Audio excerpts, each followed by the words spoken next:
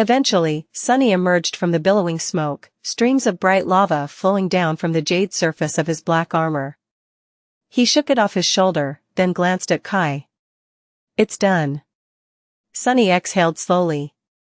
It seems like the Tyrant had been growing in the depths of the volcano for a long time. In the past, only its minions would have ventured to the surface, but with the growing population of Ravenheart, the scent of human souls must have attracted its attention. It's a good thing that we dealt with the bastard before it shattered the roof of the magma chamber trying to climb up. A corrupted Tyrant was a powerful enemy for Kai, and it could still pose some danger to Sunny, but only if Sunny did not pay attention. Since Cassie had informed him of what powers the loathsome creature wielded, he managed to kill it both quickly and cleanly. In fact, he had spent most of the time simply looking around the depths of the volcano, not battling the nightmare creature. There were plenty of interesting things to explore there. Sunny considered his words for a moment. "Initially, I was a little surprised that you did not follow me down, Nightingale. But once I dove into the lava, I understood, even with my supreme constitution, staying alive down there was not easy. I was almost cooked alive." "This is not a mundane volcano, is it?"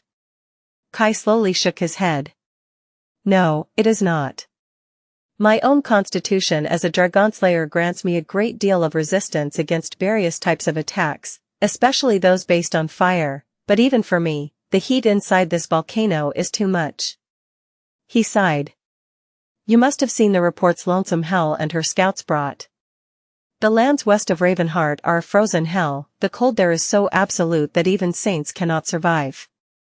But in fact, those lands had not always been frozen, and the theoretical ocean beyond them was not frozen either.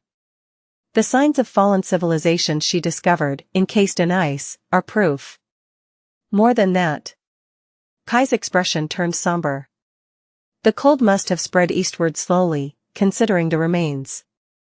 And it is my belief that it would have continued to spread, eventually turning the entire dream realm into a frigid, frozen, dead world if not for this mountain chain and its mystical volcanoes, which serve as a barrier against the slaying cold. It is because of them and the ash they expel that people can live in Ravenheart. The soil here is so fertile, and the eerie beings that dwell in the snow can't cross over from the frozen wastelands. He lingered for a moment and added with a faint smile, "It is also my belief that these volcanoes had been created, or at least enhanced, by the Jade Palace and its component." "Well, in a way." Sunny raised an eyebrow. "I don't think Nephi's ever mentioned what the component of Ravenheart is, at least not in detail." Kai considered his words for a moment. "It is a bit convoluted, isn't it?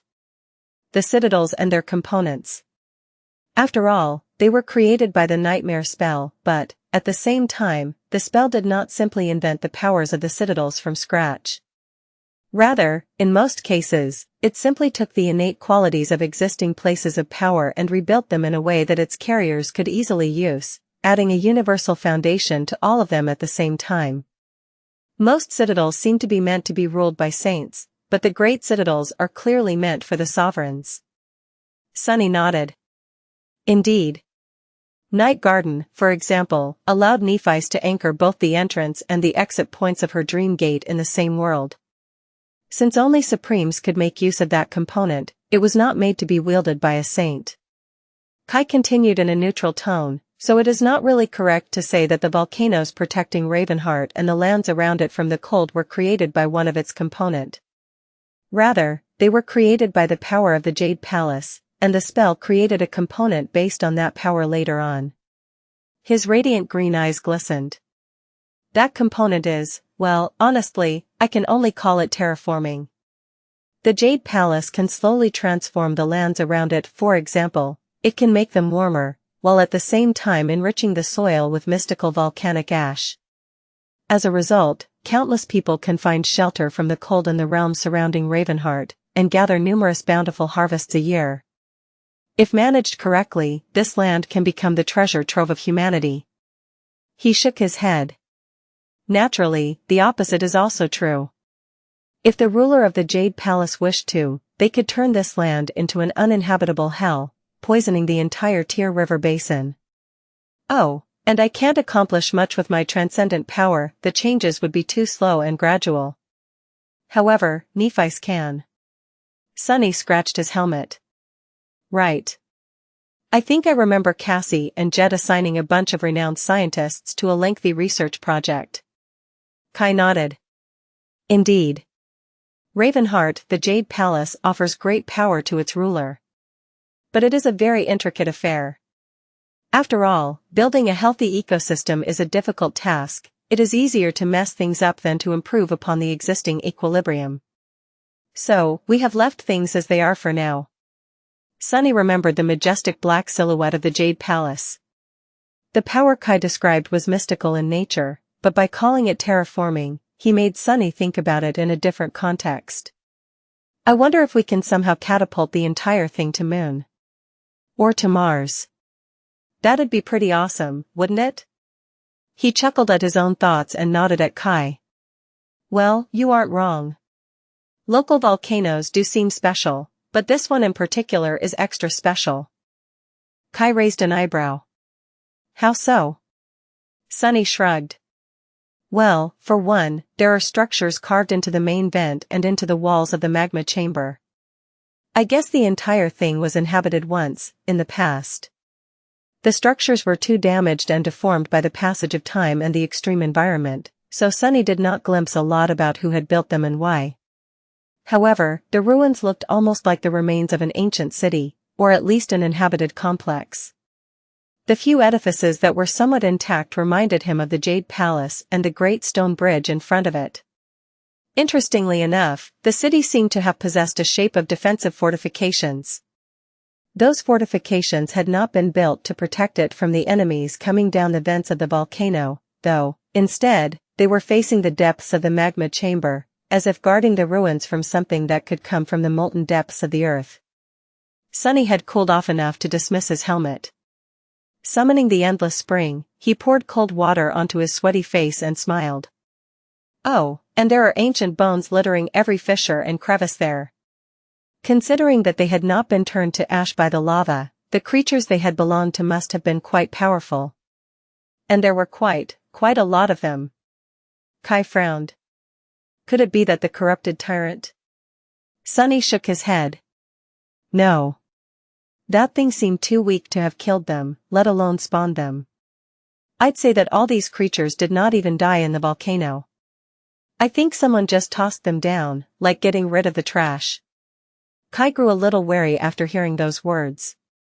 Who could have done something like that? Sunny laughed quietly, then grimaced and coughed when smoke got into his lungs. Arg, damn it, who do you think? Must have been the Jade Queen. By the way, can we get out of here? Their job done, they headed away from the edge of the abyssal chasm. As they did, Kai asked tentatively. Jade Queen? Sunny glanced at him and clicked his tongue. You know nothing, do you? Did you not research your citadel at all?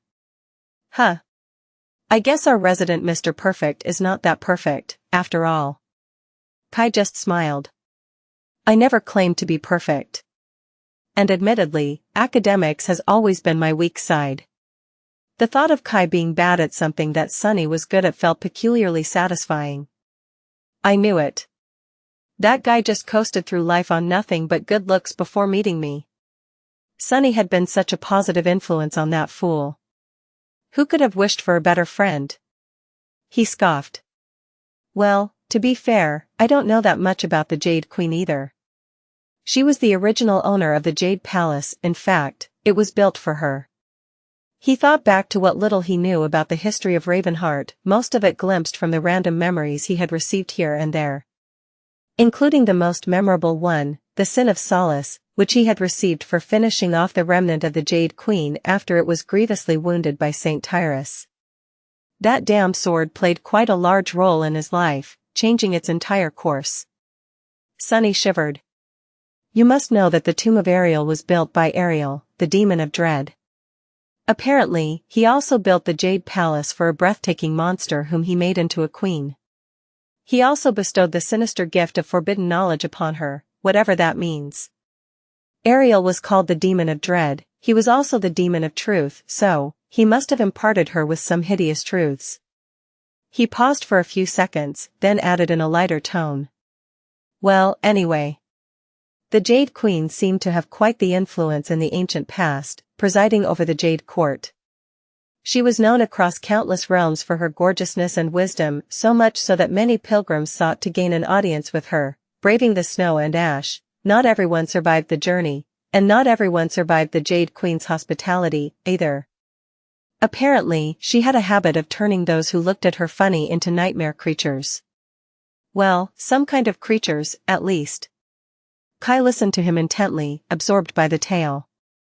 Eventually, he asked. So, that Jade Queen really lived in Ravenheart once? Sunny chuckled. Sure. You might even be sleeping in her former bedchamber, but that is pretty much all the information about the Jade Queen I have.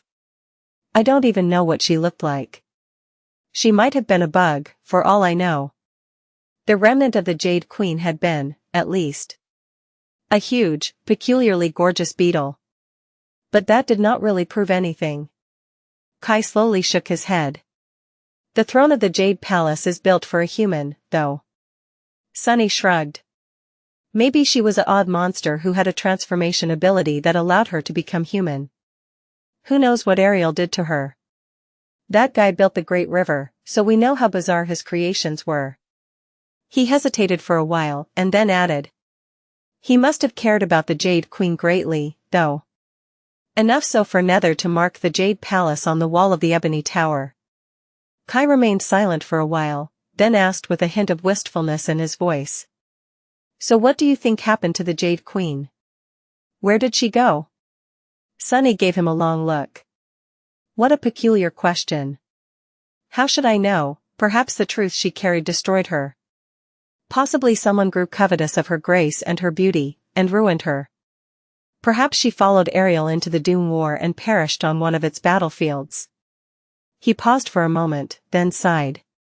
I encountered a corrupted tyrant called the remnant of the Jade Queen once. If that was what remained of her, then her end must not have been happy or gorgeous. Rather, it would have been grotesque.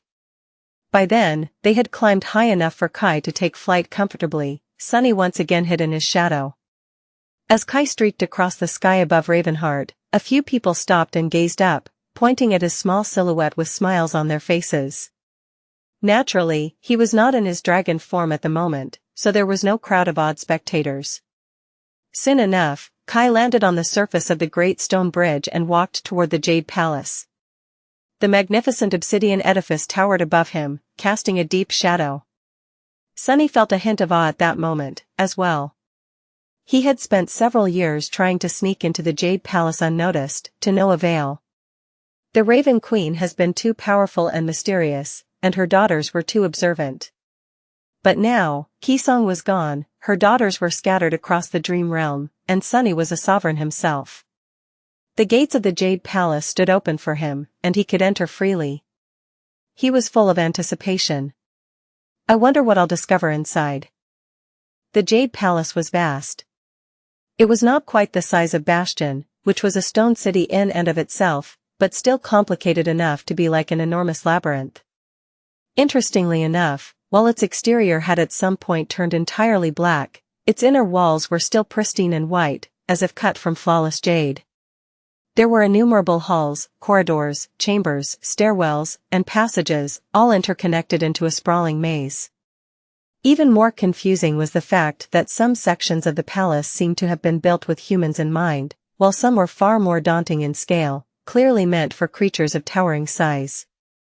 Despite the fact that the radiant palace had stood empty for thousands of years, it was still emanating a subtle feeling of elegant opulence and majesty. There were stone gardens within the black walls of Ravenheart, many statues and intricate reliefs, great pools of icy water, and even bubbling hot springs. More than that, the Jade Palace stretched far underground and lower still, its foundation opened into a vast system of ice caves that hid inside the lonesome mountain. Those caves had been where the Queen of Worms had kept her great army of dead puppets. Less than 100 awakened had made the Jade Palace their home during her mother's rule. Later, it became known as Ravenheart, serving as the citadel of the great clan Song. Tens of thousands of awakened warriors were anchored to its gateway then, with numerous masters and saints living under its roof. By now, there were hundreds of thousands of awakened anchored at the Jade Palace, and although the retainers of Clan Song had scattered to serve Xianxia and her sisters in various citadels across the western reaches of the Dream Realm, Kai's subordinates took their place. Most of them were Nightsingers, who had been following Kai since the southern campaign. The rest of his staff was composed of local awakened, government agents, emissaries of the immortal Flame clan, some of whom had been retainers of the Valor before, and assistants sent over by the daughters of Qi Song. There were a few members of the Shadow clan hidden among them, as well. The palace had been roughly divided into 3 areas. The smallest one surrounded the gateway and was open to the public. A larger area was meant for Kai and his people. It was carefully maintained and tended to, giving the feeling of a radiant and inhabited space. Finally, the largest area by far was uninhabited. Awakened soldiers patrolled it regularly, but other than that, there was usually not a soul in sight. Most of the magnificent palace stood empty, shrouded in silence. Sunny did not know what he was looking for, but he figured out that his shadow sense would discover any anomaly rapidly. Sadly, there were a few obstacles standing in his way. Damnation. I knew it. On the first evening, after Kai was done with his duties as the steward of the West, the two of them had a meal together. However, Sunny was in a dour mood. Kai gave him a curious look. Is the food not to your taste, Sunny? Sunny shook his head. No, the food is good. It's just that this place is giving me trouble. He remained quiet for a few seconds, then sighed and leaned back. First of all, my spatial ability barely works within these walls. Secondly, my senses are being blocked by something. It is like I have to fight against all this jade to perceive what is hidden behind it. Kai smiled. Ah. I experienced it as well. I can't see through the walls of the Jade Palace at all. Sunny picked up a piece of tender meat and bit it fiercely, then waved what remained in the air. I am not surprised, though. You know, one time I got pretty hungry, so I snuck inside a great monster to carve out some meat. I did procure the meat, but getting out proved to be a problem. Some of my powers were being suppressed, just like here. Because I was inside of a living being, well, a corpse of a living being. Kai sighed and raised his wine glass with a trembling hand. So it was the corpse of a great monster. Thank the gods. Sunny ignored his remark and swallowed the rest of the meat. We know that Ariel liked to use unconventional building methods and materials. Who knows how he created the Jade Palace? Its walls have no seams at all. Almost as if this entire structure had been cast instead of being constructed, or grown. In any case, exploring it will take more time than I hoped. Kai smiled. Well, there is a lot to explore. A lot of spectacular things to see, as well as things that inspire awe. I haven't had time to see most of the Jade Palace myself yet, but sometimes I stop to look around and think, great beings once walked these halls. Gods and demons once rested in this garden, just like I am resting here now. Isn't it amazing? Sunny scratched the back of his head. Well, yeah. But I am sort of used to stuff like that. One of my incarnations lives in the Tower of Hope, after all. I brushed sides with a god once. Oh, I also swallowed a piece of a demon. As for breathtaking things, you should really come explore the Shadow Realm with me sometime. The view is to die for, literally. He laughed. Kai did, too. Granted, his laugh sounded a little stifled. Yeah, possibly I should. He paused for a few seconds, then asked cautiously, so, how long do you think it will take you to find what you are looking for? Sunny shrugged. I'll start exploring earnestly starting tomorrow. After that, it is all up to luck. Why? Kai shook his head. Nothing, really. It's just that I'm expecting guests in a few days. The Song sisters are going to be in Ravenheart for business, a couple of them, at least. They don't know that the Lord of Shadows is alive, but I don't think that avoiding their gaze will trouble you. Sunny coughed. Sure. But, just in case, is Xianxia coming? Kai raised an eyebrow. I think so. Why are you asking? Sunny grimaced. That one has sharp senses. I'll be careful. He remained quiet for a bit, then shrugged. Come to think of it, perhaps I won't. After all, those Song sisters had lived in the Jade Palace the longest.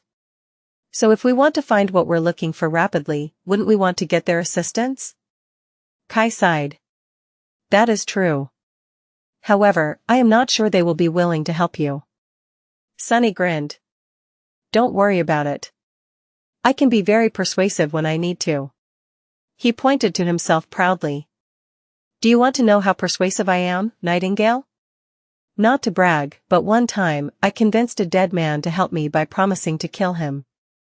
Chapter 2304 Needle in a Haystack plus, Turn off reset. Sunny spent the next few days exploring the Jade Palace as a shadow.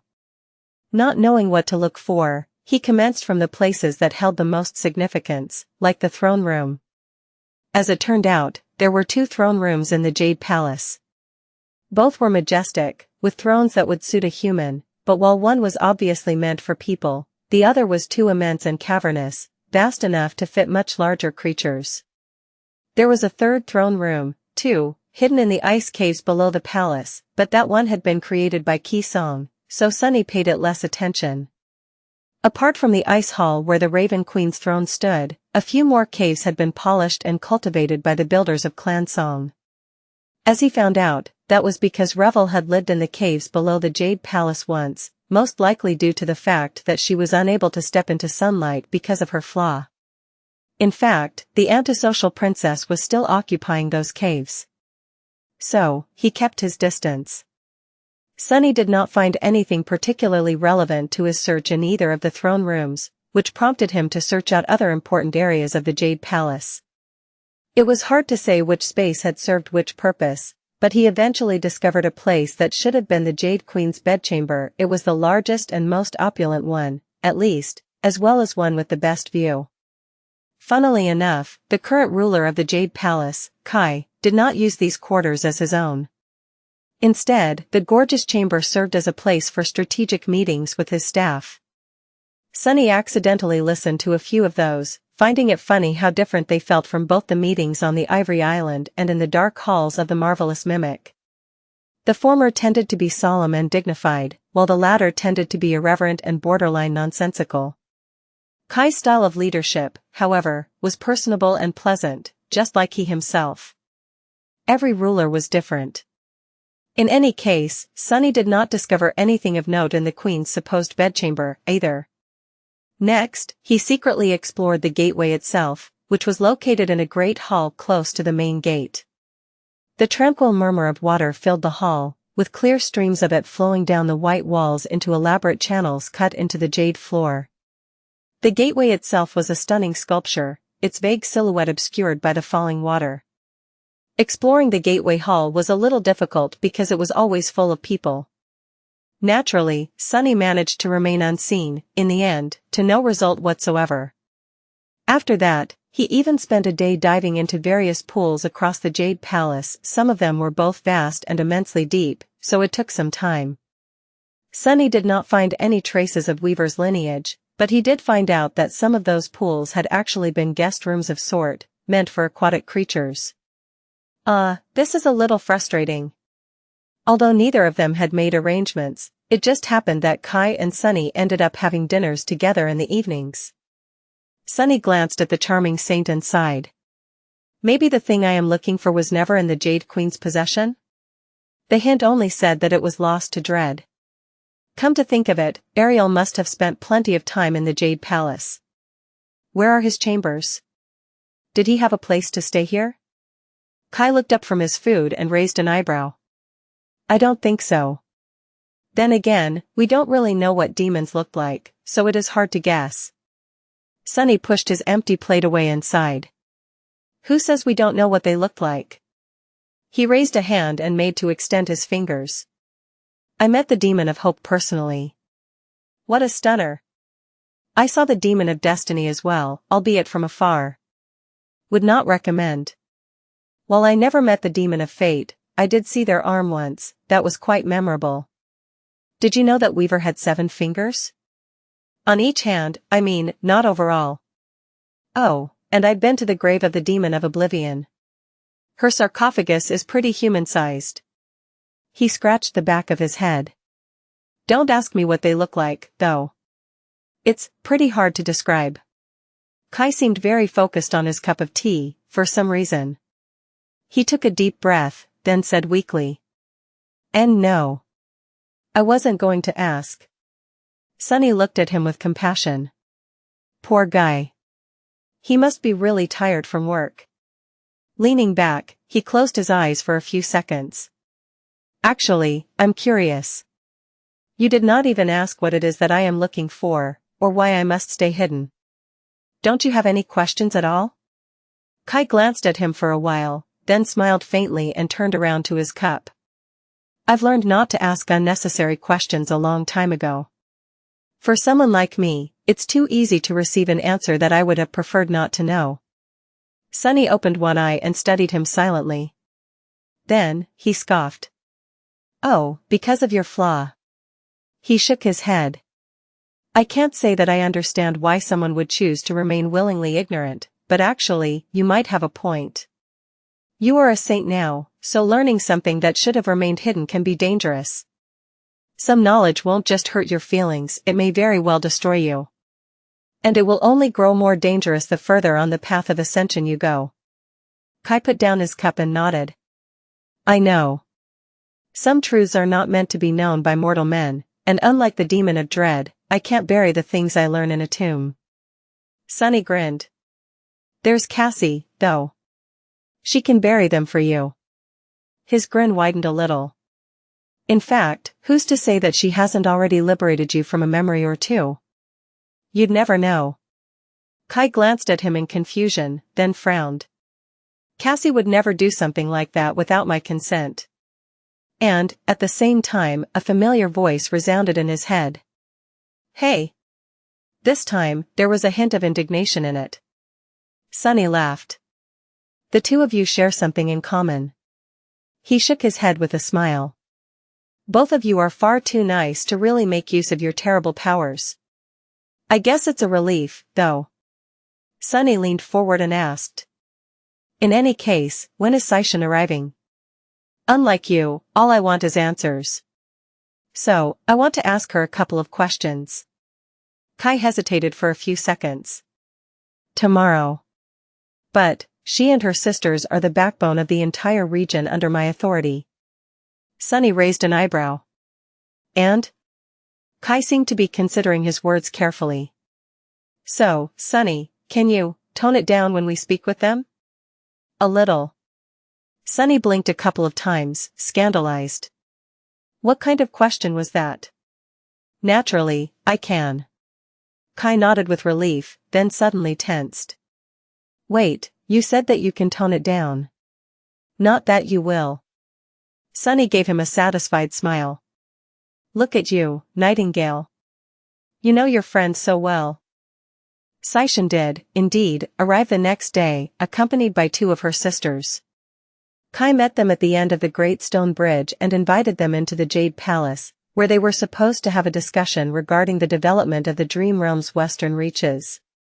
Each of the 7 Song sisters controlled a citadel in the basin of the River of Tears or in Godgrave, although some of them spent most of their time here in Ravenheart. Beastmaster was in charge of a lion's share of logistics of the human domain. For example, Lonesome Hell commanded awakened soldiers in a subjugation crusade across the wild expanse of the Dream Realm. Silent Stalker led teams of seasoned scouts to explore previously unmapped regions. Xianxia herself was somewhat of an administrator, assisting Kai in the infinitely complex task of managing the West. Today, it was 2 of the sisters that Kai invited into the Jade Palace, while the third emerged from the caves below it. The meeting took place in a room without windows, illuminated only by the light of a memory lantern. There were plenty of shadows for Sunny to hide in, but he still chose the darkest corner, wary of the 3 women bearing the lineage of Beast God. Revel was leaning on the wall with her arms crossed, her expression aloof, while Xianxia and Deathsinger took seats opposite Kai. The mood in the room was somewhat odd, after all. Kai was an usurper ruling their childhood home, and they, who should have owned the Jade Palace, had to be invited in by him. That said, the atmosphere was surprisingly cordial. The Song sisters were not exactly friendly, but they were also not hostile. Whatever emotions they felt about their mother's fate were kept private, and all they showed the world was cold practicality. Greetings. Kai smiled, ready to begin the discussion. Sunny remained hidden. In fact, he was not planning to reveal himself unless there was no other choice. Kai was supposed to serve as his proxy, asking the questions that Sunny wanted to ask. Luckily, it was quite difficult to discover Sunny if he did not want to be discovered. Not only was he a shadow, but his presence had also assumed a special quality after he attained supremacy. It was easily suppressed, disappearing completely if he wished to. I don't even have blood now, not in my natural state, at least. Surely, I won't be discovered. As soon as he thought that, Death Singer looked around with a confused expression and said, her voice sounding peculiarly excited. This room smells like death. What? Revel and Saishan spared her glances, while Kai coughed. Concerning the newest herd of nightmare creatures captured by Lonesome Howl in the south, it is being driven north as we speak and is expected to arrive at the base of the Moonriver Plains in 2 weeks. I hope that Beastmaster will be ready to enthrall the selected abominations rapidly. The selection this time is skewed in favor of construction work. Procuring flight-capable creatures has proven difficult once again. Revel looked at him darkly. Something is wrong here. Kai paused, then asked politely. What makes you say that, Saint Revel? Saishan was studying the room, her expression calm. When her gaze stopped at Kai, she answered instead of her sister. Hell says that this room smells like death. And you are a surprisingly awful liar, Kai. You always have been, ever since the Bright Castle. His smile grew a little forced. Revel raised an eyebrow, her dark eyes full of amusement. Your blood has a peculiar scent today, Nightingale. You seem stressed. Kai forced out a chuckle. Do I? Hidden in the shadows, Sunny let out a mental sigh. Total failure. These divine lineages were tough to deal with. With that, he manifested himself into the human form, took a few steps forward, and calmly sat down next to Kai. Revel suddenly tensed, while Death Singer stared at him with wide eyes. Only Saishan remained composed, studying him calmly. Sunny smiled at her. Please stop bullying my best friend. He gets shy around, well, anyone. And also, smelling someone's blood? That's creepy. Keep your beastly habits private, please. Death Singer glanced at Saishan and pointed at Sunny with a finger. Sister. I see dead people. Saishan smiled silently, while Revel smirked. So you never actually died. Why am I not surprised? Sunny looked at the Lightslayer and grinned. Oh, actually, I did die. But staying dead for too long seemed horribly uncouth. So, I snapped out of it. Kai turned his head to stare at him in resigned silence. Saishan, meanwhile, bowed faintly. We greet the king. Sunny waved a hand dismissively. No, no. The king? That is too formal. He smiled brightly. Just call me the Dark Lord. Saishan opened her mouth, then closed it, then opened it again. Finally, she spoke in a carefully neutral tone. As you wish, my lord. Judging by your company, shall I take it that Nephice is aware of your return? Sunny nodded. If you are asking if there's another domain war coming up, then no. We have no plans of wrestling for the throne of humanity, she and I. In fact, it's quite the opposite. Saishan let out a relieved sigh. I see. There was almost a hint of bitterness in her voice. She lingered for a moment, then asked tentatively. If so, to what do we owe the pleasure of meeting you, my lord? And at the same time, Death Singer pointed at Sunny again. Sister, who is this dead boy? She looked at him furtively, then added. And why is he so pretty? Saishan exhaled slowly. Hell, you promised to tone it down. For some reason, Kai looked at her with compassion. Sunny, meanwhile, stared at the delicate woman with resentment. Boy? Listen, Auntie, never mind. Why do I even care? He was irritated, a little. Our oracle is way better. And younger. Saishan glanced at him, then at Kai, then back to him. Eventually, she said. Hell, you've met him before. This is the Lord of Shadows. As much as the Song sisters were shocked to see Sunny, they speedily regained their composure. In truth, they must have suspected that there was something odd about his supposed death. The rest might not have seen it as peculiar, but several of Kisong's daughters had faced him on the battlefield. They knew that he would not have gone down easily, especially not after attaining supremacy. Needless to say, you should keep the fact that I am not as dead as everyone thinks a secret. He smiled at them pleasantly. They glanced at each other. Eventually, Revel shrugged. That should not be a problem. Sunny glanced at Deathsinger dubiously, prompting her to grin. No one listens to what I have to say, anyway. She leaned forward a little. Except for you, Lord of Shadows. You are the only one who understands. Say, since you're a sovereign now, do you need a concubine? I can cook, I can clean. I can prophesize death, destruction, and doom. Oh, and I am very good at. She suddenly swayed and gave Saishan a reproachful look. Sunny, naturally, sensed the older Song sister gave the delicate oracle a kick under the table. He barely managed to maintain his composure, his smile turning a little forced. No, I don't need a concubine. Kai nodded seriously. He's telling the truth. Then, he leaned towards Sunny and added in a whisper, she's lying, though. She can't cook or clean. Sunny stared at him flatly. I didn't need to know that. Kai blinked. Oh. Right. Sorry. Saishan let out a long sigh. So, what exactly do you want from us? Sunny hesitated for a few seconds. He did not want to reveal too much, and at the same time, there was not much he could reveal. After all, he did not know what Weaver had hidden here, in the Jade Palace. Eventually, he said simply, I am searching for something in Ravenheart. Something that must have been hidden here a long, long time ago. Your mother knew this citadel best, but I can't ask her.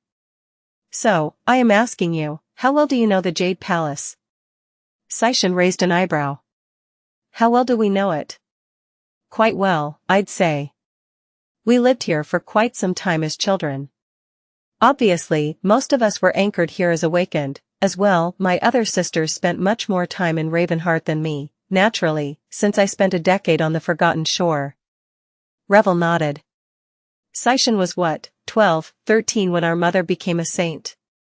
The rest of us were either the same age or younger. We would spend a few months in Ravenheart every year after that, until the spell called upon us. Those who survived the first nightmare would then come to anchor themselves in Ravenheart. So, we've been around this palace for most of our lives. Sunny remained silent for a few seconds. Were there places Kisong paid special attention to? Revel tilted her head a little. Naturally, the Jade Palace hides numerous secrets. There are all kinds of hidden passages, secret enchantments, and strange places here. It is difficult to answer without knowing what exactly you are looking for. Sunny frowned. A few seconds later, he asked tentatively, were there maybe areas that you were strictly prohibited from approaching? Saishan chuckled. Well. Howl and Stalker were forbidden from going near the deeper pools. I doubt that is what you were asking about, though. Revel glanced into the distance, thinking. The caves were mostly meant for puppets. We were not exactly forbidden from being there, though there was just no point. Other than that, nothing comes to mind. Naturally, it would have been peculiar if we loitered around the living quarters of the clan's retainers. Sunny sighed. So, nothing really comes to mind? Both Saishan and Revel shook their heads. Deathsinger, meanwhile, gave them a peculiar look. Goodness me. My sisters are really old now. They don't remember anything. They looked at her in confusion, causing the delicate beauty to sigh in exasperation. There was actually one room that we were completely, absolutely forbidden from entering. How could you forget? Xianxia and Revel frowned. Then, their expressions changed, as if they remembered something that had long been forgotten. Xianxia smiled. Oh. Right. Revel, meanwhile, scoffed. That was a long time ago, but you are correct. Sunny glanced at each of them, then leaned forward a little. Well, are you going to tell me what that room was or not? An armory? A runic chamber? Perhaps some kind of hidden space where divine soul shards that power this entire place are secretly kept. Deathsinger shook her head energetically. No. It's the toy room. Sunny blinked a couple of times. Then, he blinked a few times more. Finally, he leaned back and asked in a bewildered tone, the toy room? Xianxia nodded. Yes. The toy room, and before you ask, my lord, it is just that. It is a storage room where various toys are kept, dolls, toy knights, playing sets, peculiar oddities, and the like. Most of it has long turned to dust, naturally, because these toys are as ancient as the Jade Palace. But some of them were preserved surprisingly well, and there are too countless to count.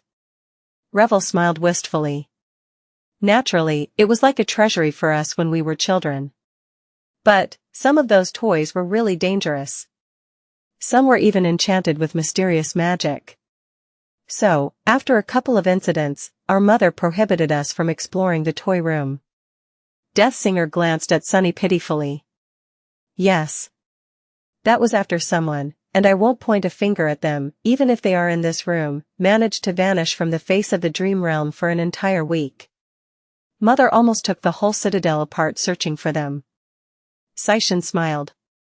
So, yes. There was a place we were forbidden to enter, and that place was the toy room. A toy room. That was not exactly what Sunny had expected to hear. A clue was a clue, though. He smiled.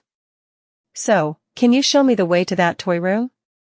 The toy room seemed to be located in a remote corner of the Jade Palace, down on one of its lowest and most desolate floors.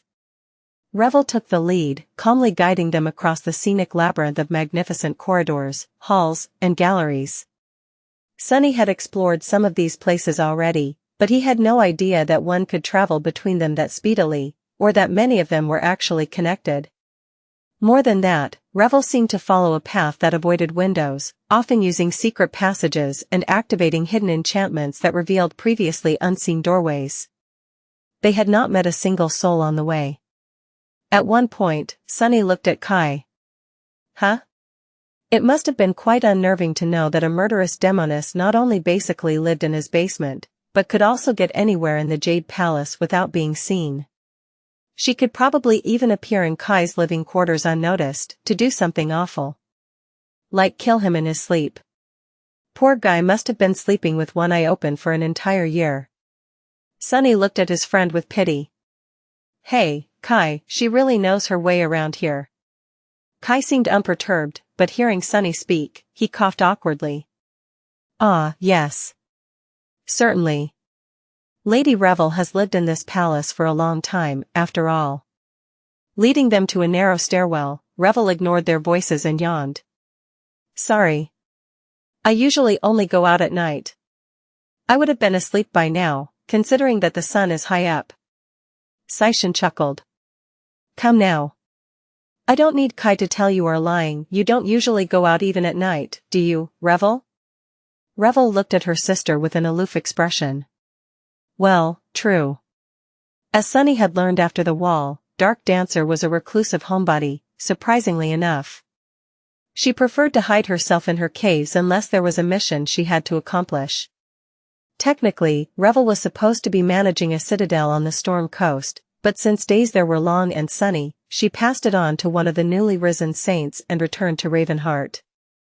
Now, she was more or less the cavalry. Whenever warriors in the western reaches of the Dream Realm encountered trouble, she was dispatched to solve it with violence.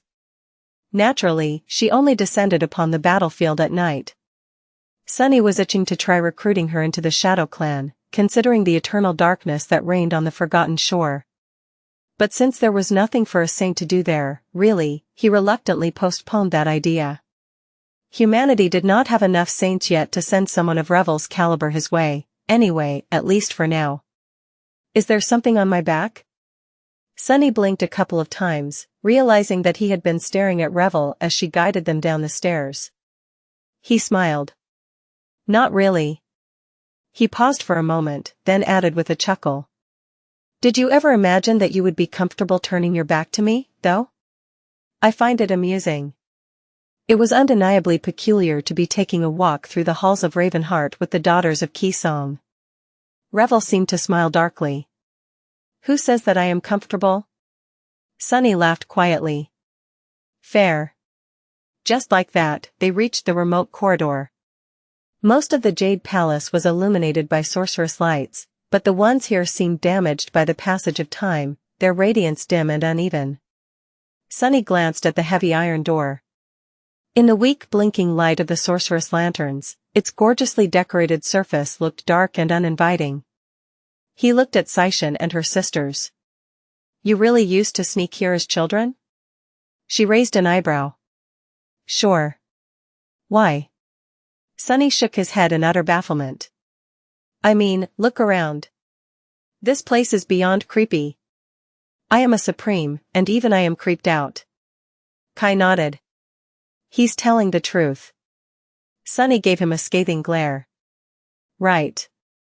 Naturally, I am. Xianxia glanced at him oddly. They're just toys, though. Some of them are a little magical, but what's the worst that can happen? Sunny and Kai winced at the same time, as if they had swallowed bitter lemons. Why did you have to say that aloud? Lady Xianxia, please, do not say things like that. The ensuing silence was broken by Deathsinger's giggle. She glanced at them brightly. Death, oh, death. I feel it. We're all going to die. Sunny flinched. Not now, damn it. Please. Deathsinger fell silent and glanced at him with a pout.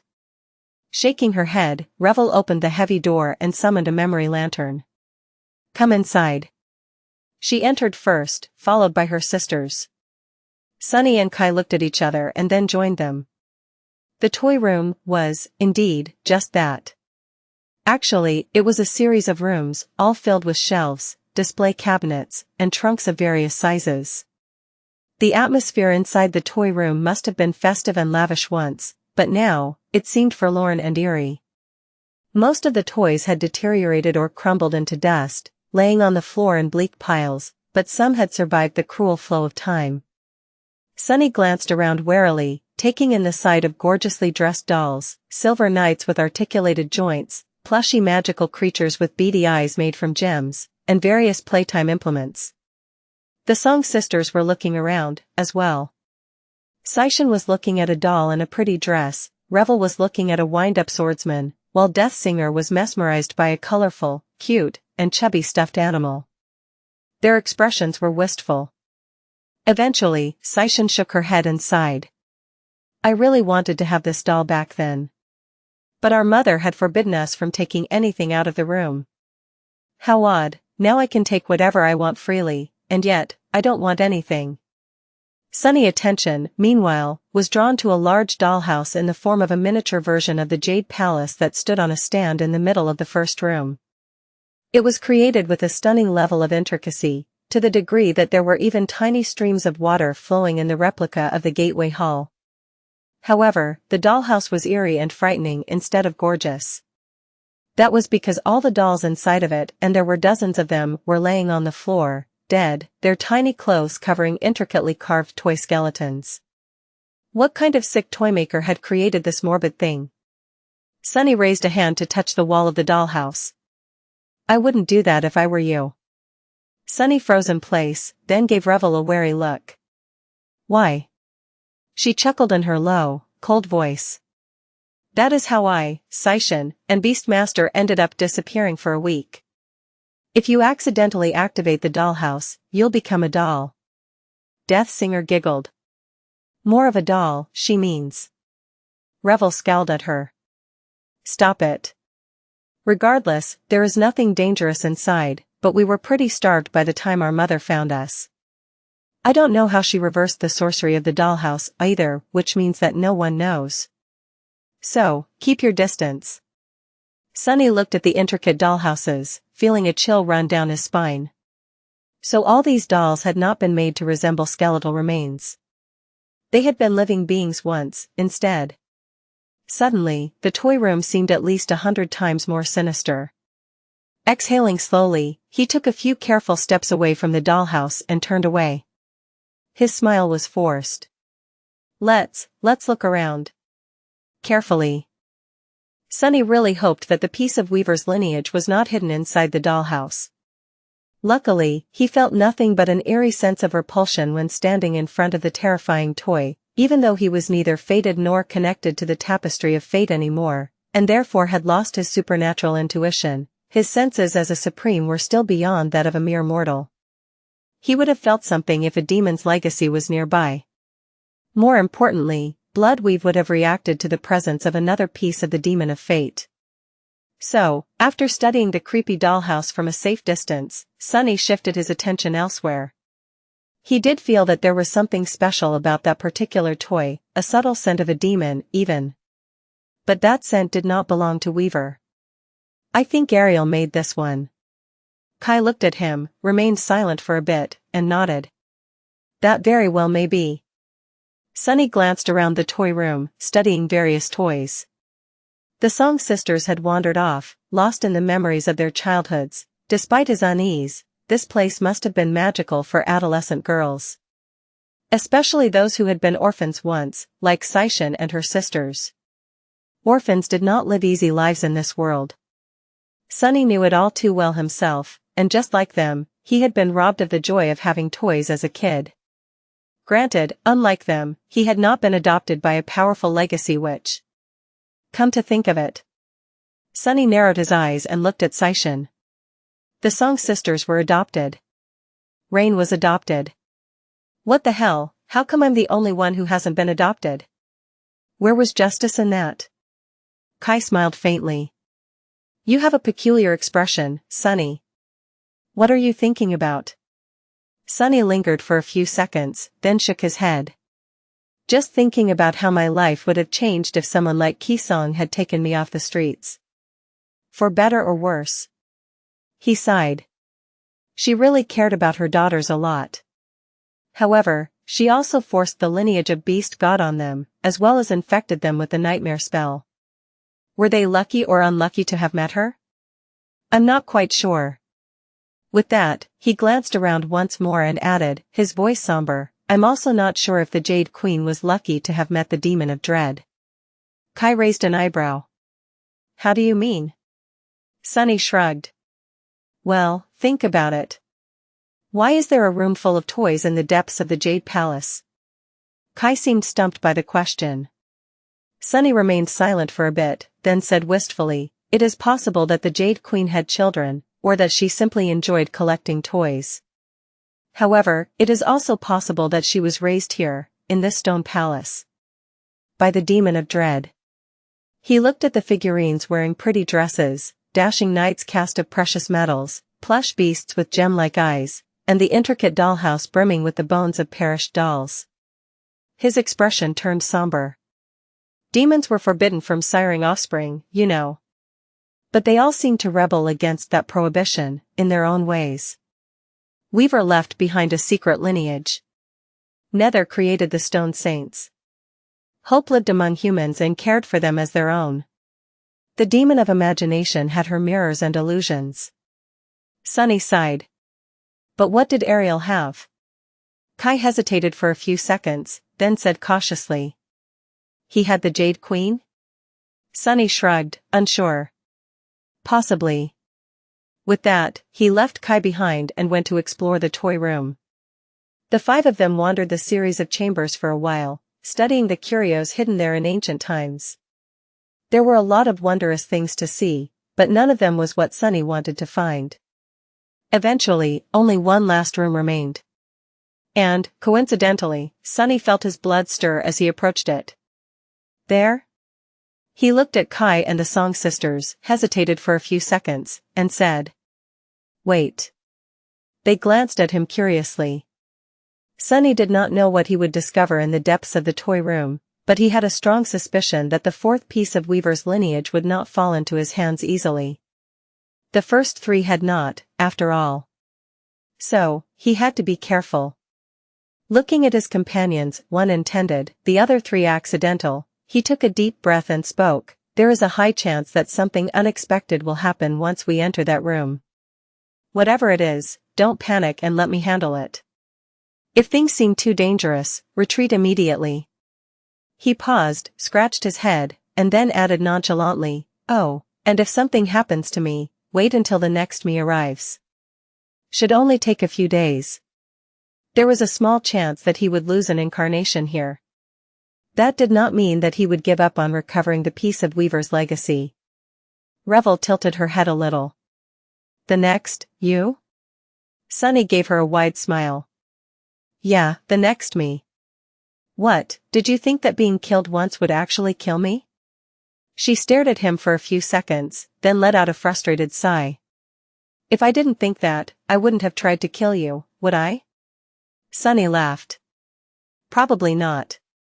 But, hey, it was an admirable attempt." "No, really, the ambush at Vanishing Lake was like a work of art. I gained so much that day." "Thank you." Revel gritted her teeth, then ground them. "You're welcome." Kai leaned toward him and whispered, "She's lying." "You're not welcome." Sunny gave him a stare, and then whispered back, "Why are you whispering, fool? Everyone can hear you." Kai coughed in embarrassment. "Oh, right. Sorry. It's a habit." Shaking his head, Sunny took a deep breath and summoned Slayer.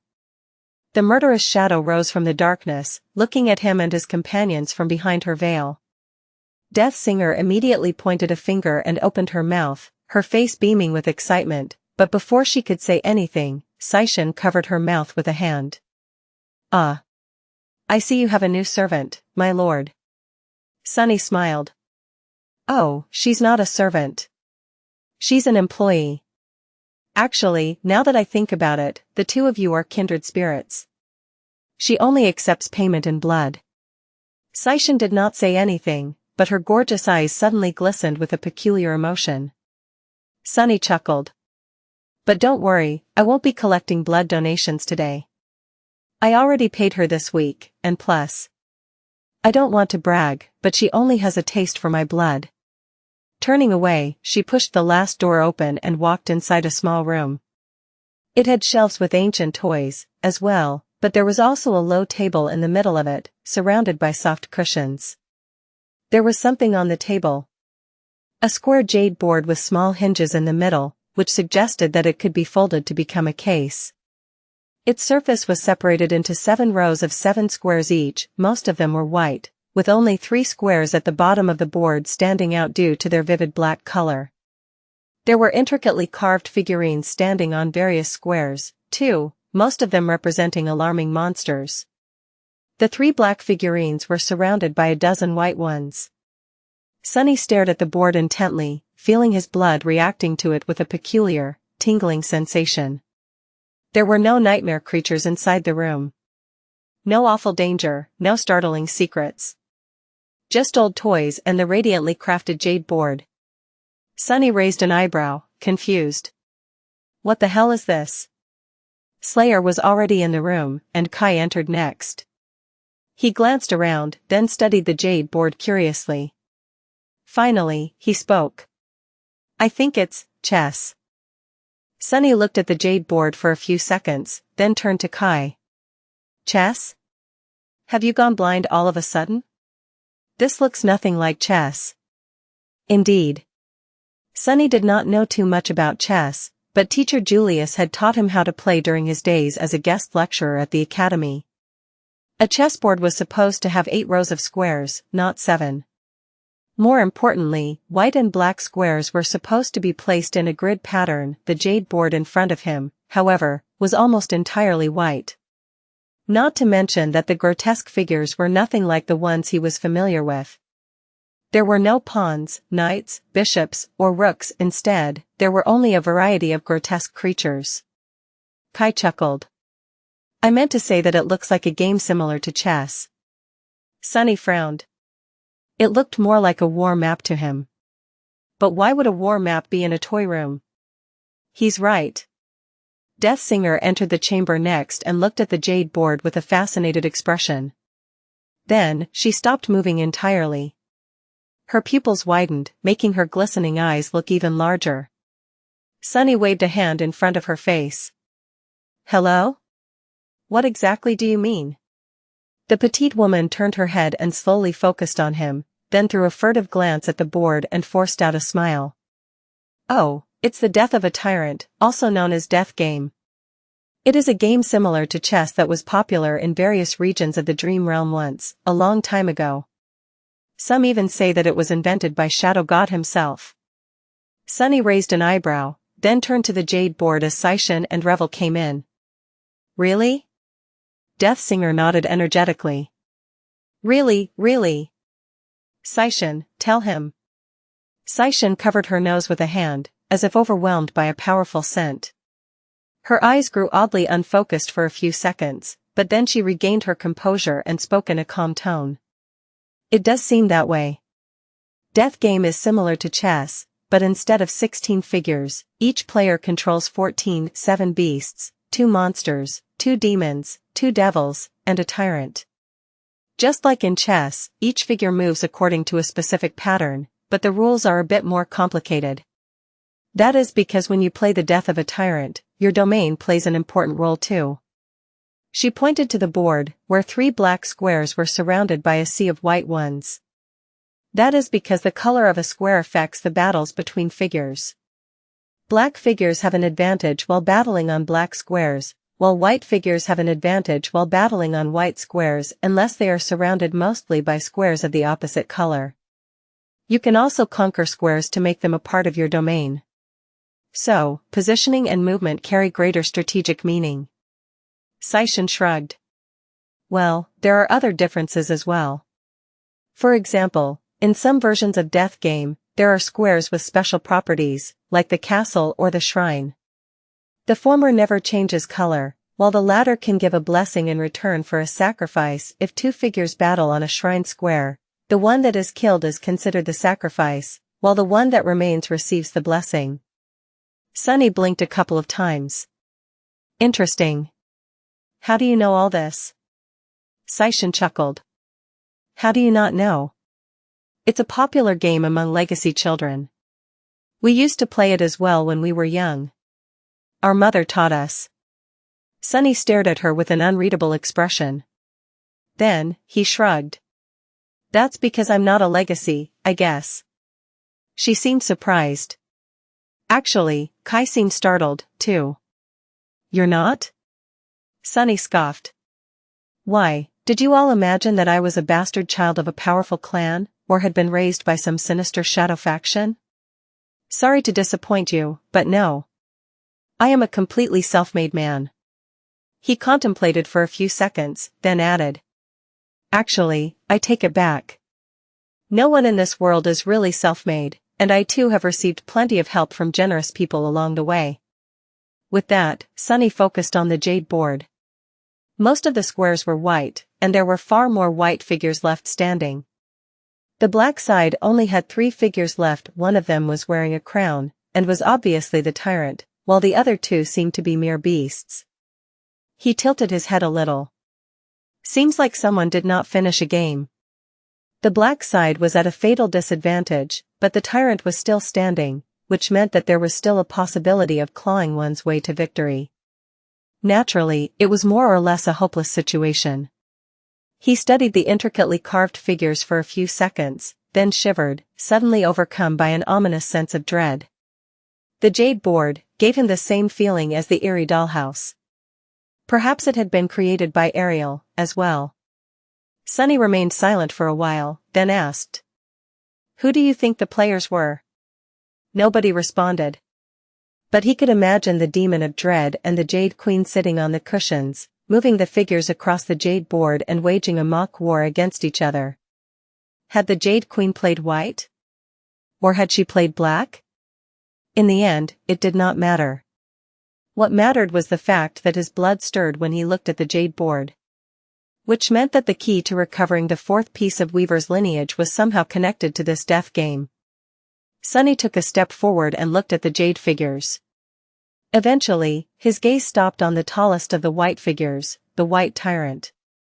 It's not the board itself. It's this one figure, in particular. His senses told him that whatever he was looking for was somehow contained in that small jade statuette. I wonder if I can find traces of divinity here. Sunny needed to understand if the Jade board was enchanted, as well. So, he shifted his gaze and peered into its depths. And when he did, the shadows populating the small chamber suddenly surged, reeling back from the game table.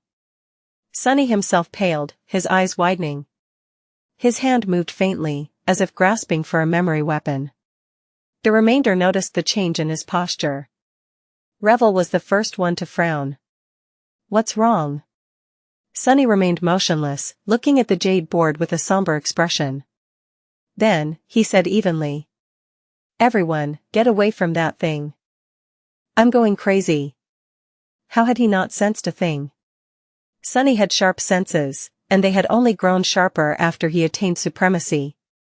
All awakened could feel certain things: presence, power, the subtle flow of soul essence. Corruption.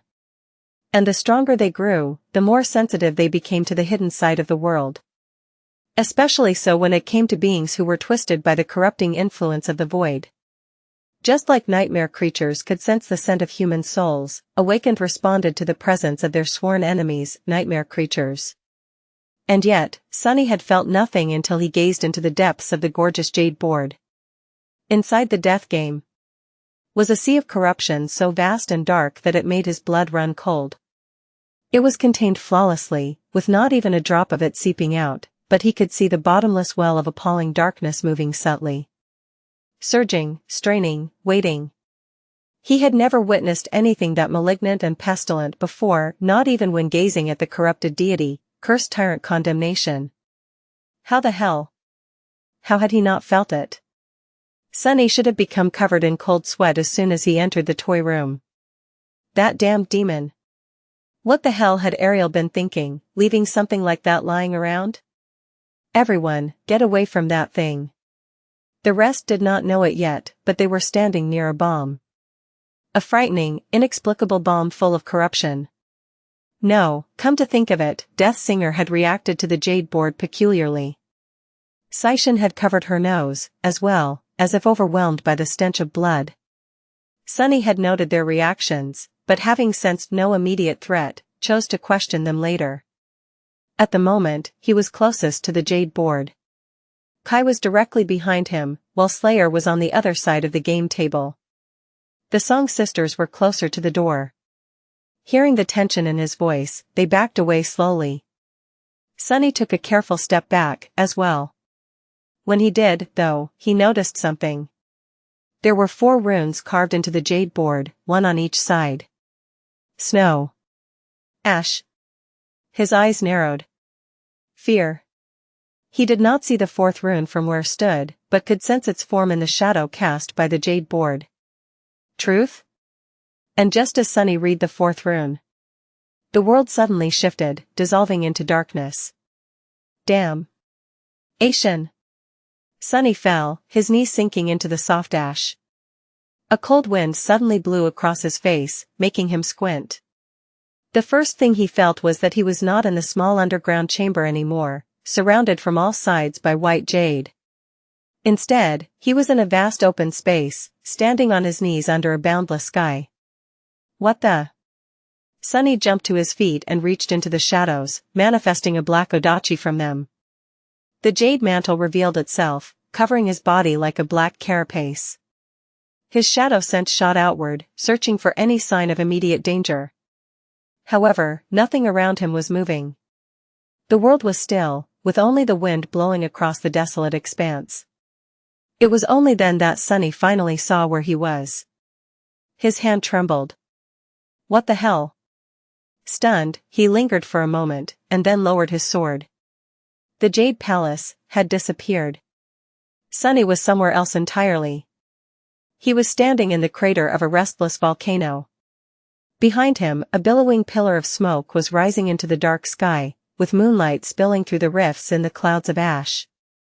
Black flakes were falling down like snow, covering the ground in a soft carpet. Sunny could not see it, but he could feel an enormous form hidden in the pillar of smoke. It was an ancient, crumbling fortress, its tall walls half buried in the ash. As his shadow sense encompassed the world, he felt the rugged form of stone slopes that fell at a steep angle, surrounding him from all sides. There was nothing else there, at least nothing he could find at a quick glance. Sunny hesitated for a moment. Am I on the other side of the bridge? He seemed to be standing in the crater of a towering volcano. The reasonable assumption would be that he somehow returned to where he and Kai had passed days before, but where was the city? Where was the bridge? Where was the Jade Palace? His shadow sense did not find any structures on the ashen slopes. More than that, the form of the volcano felt unfamiliar. Have I been teleported to somewhere else in the mountain range, then? Sunny scowled. What about Kai, Slayer, and the Song Sisters? What was going on? An ominous suspicion rose in his mind, but he ignored it for the moment. The Jade Palace might have disappeared, but his shadow sense was still being somewhat suppressed. Its range was severely limited. Sunny could only feel the top of the volcano, but not its roots or other mountains that must have surrounded it. That was troubling. The first thing he needed to do was figure out where he was. Cassie? There was no response. Turning into a shadow, Sunny glided across the ash and soon crested the edge of the crater, thus reaching the highest point of the fuming volcano. He assumed his human form once again and glanced around, his expression turning somber. The landscape in front of him was odd, to say the least. The volcano he found himself on was not a part of a mountain range. Instead, it stood apart from everything, towering above a sea of misty clouds. The sky above was obscured by ash, rare rays of moonlight illuminating the stark world. There were other lonesome peaks rising from the clouds in the distance, situated in a peculiarly symmetrical grid. There was another volcano to his right, and one more to his left. In front of them, far beyond the veil of ash, 3 snowy peaks were bathed in moonlight. There might have been more lonely mountains further still, but Sunny could not see them. Behind him, the entirety of the world was vast and empty, with only the sea of clouds swirling far below. Sunny cursed quietly. Then, he cursed loudly. 3 black volcanoes surrounded by pristine white peaks. God damn it. Sunny gritted his teeth. I knew something like this would happen. He was fairly certain that he had been sucked into the death game. This is a new one. Sunny studied the odd and magnificent landscape. The dark slopes of the fuming volcano drowned in falling ash, snowy peaks rose from the sea of clouds in the distance. Darkness and moonlight were intertwined like an elegant ink painting. A concerned expression settled on his face. Snow and ash, huh?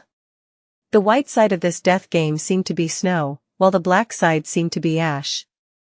Considering that Sunny was standing on the central of the 3 volcanoes, he had become a warrior of ash.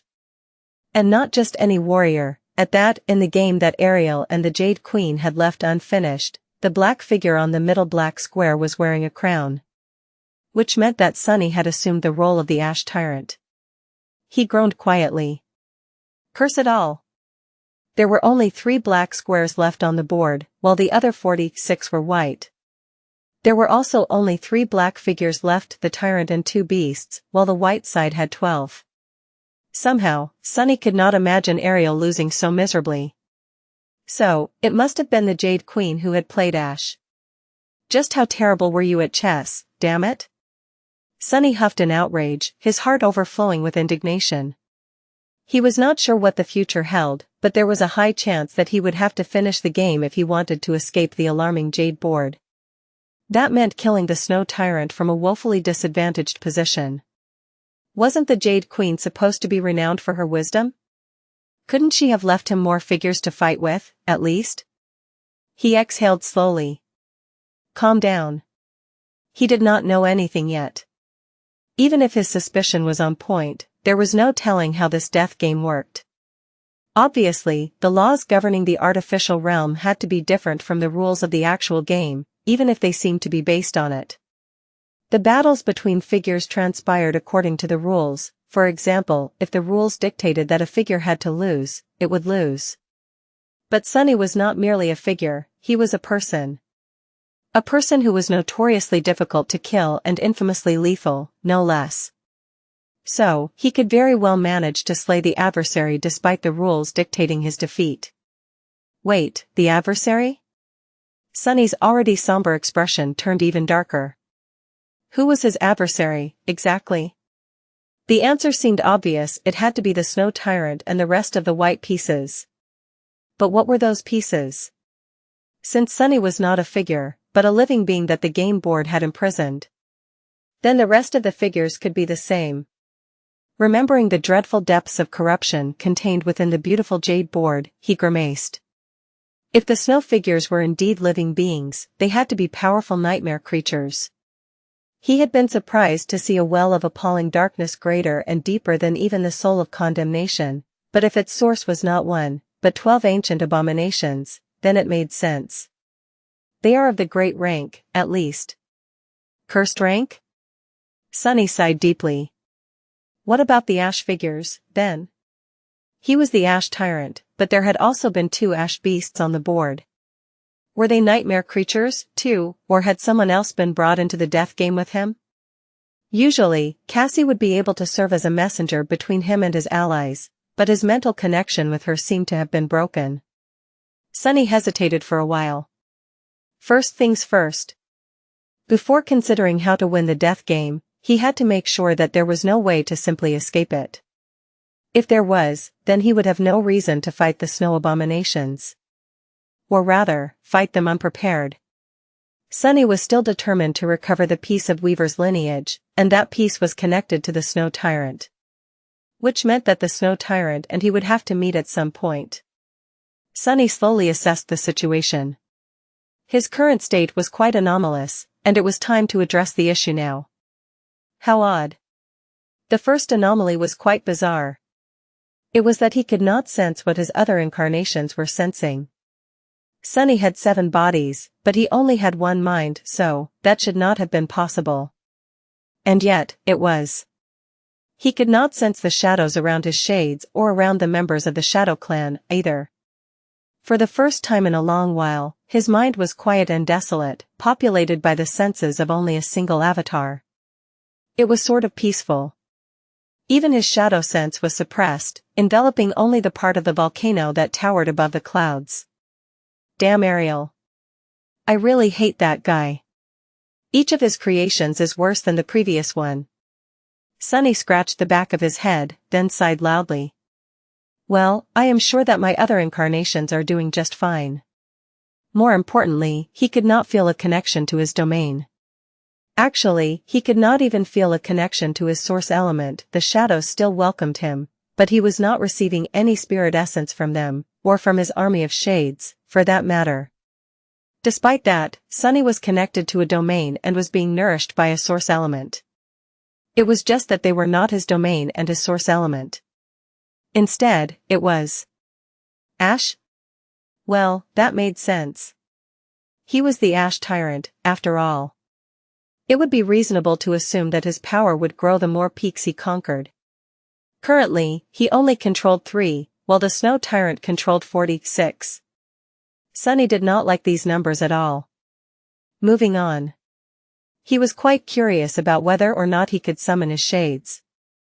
If he could, destroying the snow figures would be much easier. But, alas, he couldn't. In fact, he could not even enter his soul sea, or summon memories. He could not summon his shadows either. Oh, come on. Sunny gritted his teeth. After assessing the situation, he concluded that the situation was simply ridiculous. So, in conclusion, He was trapped in a game created by the demon of dread, stripped of his powers, his equipment, and his minions. All he had was this one body and the shirt on his back, the proverbial shirt on his back, rather, since his clothes had been actually manifested from shadows. These were the only resources available to him in order to deal with 12 ancient horrors, including the ominous snow tyrant. Sunny lingered for a while, then smiled crookedly. This is quite unfair, isn't it, for the snow tyrant, naturally. Whose bright idea had it been to invite the heir of death to play the death game? Sunny shook his head. Those fools did not know what was coming for them. Sunny could not extend his shadow sense to the neighboring volcanoes or to the snowy peaks in the distance, which meant that he could not use shadow step to reach them. Naturally, that alone could not stop him. If he wanted to, he could turn into a crow or weave wings out of shadows to fly to the lonesome mountains. He was not in a hurry to try, though. The sea of clouds below gave him an ominous feeling. The laws governing this miniature realm seemed to be based on the rules of the death game. Naturally, something as important as moving between the peaks should be subject to some kind of limitation. He remained motionless for a few seconds, then shrugged. Let's conduct a little test, then. Thrusting his odachi into the ground, Sunny let go of its hilt and crouched. His hand plunged into the shadows, and as he rose, a long javelin was formed by them, resting easily in his grip.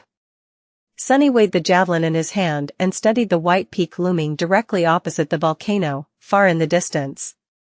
There were dozens of kilometers between the two, and the wind was quite severe. Taking a step forward, Sunny turned his body into a sling and launched the javelin into the dark sky. A deafening thunderclap rolled down the slopes of the volcano, and a billowing cloud of ash rose into the air in a vast circle around him. Below Sunny, the dark surface of the weathered rock was revealed from under the ash only to fracture immediately, a web of deep cracks spreading from under his feet. The shadow javelin shot into the sky, sundering the veil of ash that obscured it and unleashing a torrent of pale moonlight. It was as if a silver line had been cut across the dark heavens. Sunny watched it fly with a curious expression. If he remembered correctly, there were beast figures on all 3 white squares facing the remaining black ones. So, a snow beast should be resting on the slopes of the snowy mountain the javelin was aimed at. Sunny could not see that far, but the snow beast was still in for an unpleasant surprise. Even if the javelin landed nowhere near the creature, a comet charged with supreme essence was about to hit the mountain. The beast would have to react in some way. That reaction alone would let Sunny learn more about the situation. When the javelin breached about half of the distance to the snowy peak, however, he paled a little. Oh, my. It was quite difficult to rattle Sunny these days, but he had to admit that he had felt a cold chill running down his spine just then. That was because when the javelin escaped from the clouds of ash, a gigantic gray tentacle rose from the sea of clouds below, reaching higher than the mountains and the volcanoes, and easily swatted it away. Then, the titanic tentacle swayed lightly and fell back, disappearing into the milky white clouds a dozen moments later.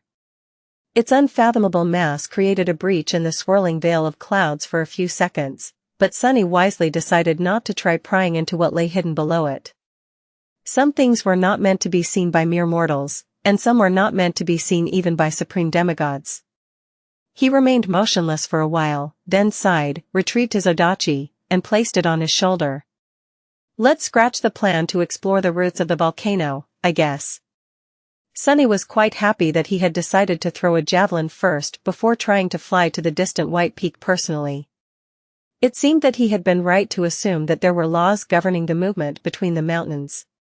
Not only that, but there was also an entity meant to enforce these laws. He remembered the harrowing gaze that had once fallen on him in the heart of the estuary of the great river, judging his soul. The corpses of innumerable great nightmare creatures, who had failed to pass the judgment, were floating in the dark water, but Sunny was allowed to pass unscathed. The alarming watcher had seemed unfathomably powerful to him as master, and now as a supreme, Sunny still had no desire whatsoever to fight against another being serving the demon of dread. He did not even want to know what that being was. Still, there should be an allowed way to move between the mountains, though. I just need to discover it. For now, however, Sunny wanted to focus on something else. He wanted to explore the volcano, and especially the crumbling castle standing in the middle of its crater. Just as he turned back, however, something unexpected happened. He sensed a new shadow appearing on the dark slopes. Huh? And a few moments later, a familiar figure landed on the ground near him. Ivory armor, auburn hair, electric green eyes, obnoxiously handsome face. Sunny blinked a few times. Kai? Indeed, it was none other than Transcendent Nightingale, the Dragonslayer. The charming saint looked no different from how he had been in the toy room, and when Sunny shifted his gaze to peer into the supposed Kai's soul, it was pure and radiant, with not a hint of corruption hiding in its depths. He did not seem like an evil doppelganger or an illusory construct, but like the real deal instead. Were you sucked into the death game, too? Kai raised an eyebrow. Oh? So that is what happened? Sunny simply stared. I'm pretty sure that it is, yeah. Why, what did you think had happened? Kai hesitated for a moment, then smiled. Well, I'm not sure. You told us to back away, and the next thing I knew, I was standing on a volcano. That one over there. He pointed to one of the 3 volcanoes and added neutrally, I was honestly a bit disoriented. But then I saw the clouds of ash part, as if cut by something, and finally noticed you here. So, I flew over. Sunny shivered. You flew over? Kai coughed. Yes. I was already in the air when that thing rose from the clouds. I guess I could have turned back at that point, but I would have had to slow down to make a turn. And honestly, seeing that tentacle made me want to fly faster than I had ever flown before. Sunny let out a stunned chuckle. No kidding. He remained silent for a few seconds, and then smiled. Well, welcome to my volcano. You don't know how glad I am to see you, Pawn. I mean, buddy. How glad I am to see you, buddy. One of the questions seemed to have been responded. Kai was a saint, a transcendent beast, so he took the place of one of the ash beasts that had remained on the death game board. He had also traveled between the volcanoes without being erased from existence by the being below the clouds, which gave Sunny a hint about the rules of this miniature realm. He would have to think about that in more detail, but for now there was a more pressing question that needed to be responded. Kai had been able to see Sunny across the great distance dividing the 2 volcanoes due to his awakened ability, which granted him unparalleled sight. So, Sunny looked in the direction of the 3rd volcano, wondering who had taken the place of the 2nd ash beast. Can you see who is out there? Kai looked in the direction of their volcano and faltered for a moment. That. I think you might want to take a step back. Sunny frowned, then did as he was told. A moment later, a black arrow plummeted from the sky and sunk into the ash, right where he had been standing. Sunny stared at the arrow for a few seconds, then shook his head. He would have been able to dodge it even without Kai's warning, probably. But definitely not without rolling on the ground gracelessly. That damn murderous lunatic. He inhaled deeply. I guess Slayer is here, too. And it seemed that her eyesight was just as exceptional as Kai's. She lacked the ability to fly, though. So, she had announced her presence in her usual barbaric way. Sunny pondered the situation. There was a small possibility that the Song sisters were somewhere here, as well, having taken the place of 3 white figures. However, Sunny rather suspected that they had not been imprisoned by Ariel's game. If so, one question remained. Where had the actual Ash Tyrant and 2 remaining Ash Beasts gone? Looking at Kai, he hesitated a little and asked. Hey, do you think that Saishan, Hell, and Revel are fighting 3 ancient nightmare creatures in the toy room right now? Kai seemed startled by the question. He looked at Sunny with wide eyes, then shivered. I really hope that they are not. Sunny inhaled deeply. Well, don't worry too much. Saishan is quite resourceful, so I am sure she'll manage somehow. After all, she had survived on the Forgotten Shore for a decade longer than anyone else who escaped it. Revel, meanwhile, was one of the deadliest saints in existence. Not only had she gone against Sunny and lived to tell the tale, but she also conquered the spine ocean of Godgrave while annihilating 7 saints of the Sword Army and their entire expedition. And while Death Singer was sort of disarming, she was actually quite alarming as well. Sunny did not forget the first time he saw her, entering the council chamber of the Song Army with the same innocent look, but also with blood dripping from her crimson hands. Plus, they were in the Jade Palace, their former home. Considering how well Revel knew the magnificent palace, they had an overwhelming terrain advantage. Noticing that Kai still seemed worried, Sunny patted him on the shoulder. Cassie is keeping an eye on the situation. You know that she always has a contingency. Kai lingered for a few seconds, then nodded slowly.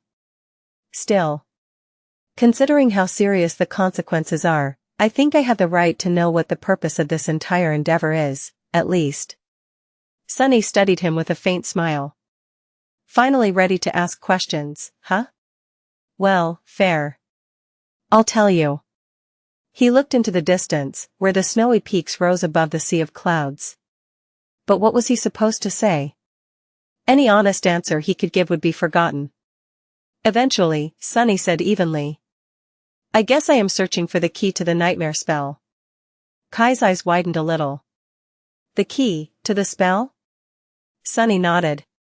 It is easy to lose sight of the big picture because of all the immediate problems we are facing.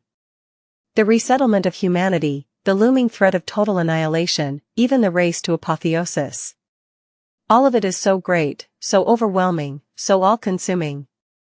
But even while we are dealing with these eschatological issues, we mustn't forget about the ultimate goal. Kai sighed. I am starting to grow tired of sounding like a parrot, but, ultimate goal? Sunny chuckled. Yes, the ultimate goal. Godhood. He turned and looked at Kai without any humor in his lightless eyes. Humanity can only survive if new gods are born from it. Which means that someone has to conquer the 6th nightmare, the final nightmare. Someone has to become divine. Even apotheosis is merely a stepping stone on the path to true godhood. Sunny shook his head. But it is not that easy, is it? Now that we are mere men, we can allow ourselves to follow the path of ascension blindly. But if we dare become gods, we have to dare look upon the gods as equals, instead of merely being their puppets. We must be willing to not only question the will of the gods, but also to endure the weight of the answers we find. Kai frowned, confused by his words. Which gods? Sunny laughed quietly. All of them, but one first and foremost. Weaver, that nebulous knave, the chief puppeteer of this whole affair. Why did Weaver create the nightmare spell? How? To what end? All of us are following the road that Weaver built, and at this point, we can't afford to ignore the mystery of why it was built, and what is waiting for us at the road's end. Kai glanced at the distant snowy peaks, lingered for a few seconds, and asked. And the answer to that question, is here? In this odd realm that Ariel created? Sunny sighed. A piece of the answer, at least. That is what I believe. He glanced at Kai and shrugged. I mentioned Weaver's lineage earlier. That lineage, you see, is a cursed thing that should have never existed in the world. And yet, Weaver scattered it across the tapestry of fate for us to find. That demon never did anything without a reason, so it is my belief that there is a reason why they unleashed this curse upon the world. There seemed to be no reason whatsoever for Weaver to have left behind a cursed lineage, unless it was for the purpose of destroying the world. There were easier ways to destroy the world for someone like Weaver, though, so Sunny did not believe that Weaver's cursed lineage existed for that reason. Flaws were seen as curses, as well, and they were. However, flaws also pushed those who carried them to grow and improve. In that sense, they were blessings. The description of his lost, fated, attribute had said that there were those who were blessed, and there were those who were cursed. However, rarely was there someone who was both blessed and cursed. But actually, every awakened was both blessed and cursed, existing in a state of fateful balance. Maybe Weavers had been forced to maintain the same balance, too. Perhaps the demon of fate had wanted to bless the world, but could only do so by leaving a curse behind as well. The nightmare spell, the forbidden lineage. Which one was a curse? Which one was a blessing? Possibly Weaver's cursed lineage was the spell's flaw. Sunny remained silent for a while, then chuckled. Well, whatever it is, we'll find out sooner or later as long as we live long enough. He considered his next steps. Kai, meanwhile, was studying him with a complicated expression. So you were searching for pieces of a demon's lineage? Sunny nodded. Yes. And one of those pieces is somehow connected to the Snow Tyrant. Speaking of. He hesitated for a moment, then asked. You saw me from all the way on that other volcano. And you can see Slayer, too. So, can you see what is waiting for us on those 3 mountains, as well? Kai opened his mouth, then closed it again and looked into the distance. After a while, he said in a subdued tone. Yeah. I see them. Bingo. Now, he would at least know what they would have to face. Sunny leaned on his odachi lazily and asked, his voice calm. There should be 3 snow beasts on those mountains. What do they look like? Kai hurriedly glanced away, as if someone out there stared back at him. He shivered, then brushed his hair back and straightened. Right in front of us, the whole mountain is riddled with caves, like an enormous ice beehive. Inside, a swarm of insect-like abominations is slowly coming to life, each of them seemingly carved from gemstones. They look frightful, if a little mindless. Sunny's face fell. Huh. So a single figure can represent a whole swarm of abominations, not just a lone beast. I see. What of the other 2 mountains? Kai frowned. The one on the right, there's a statue standing on its peak.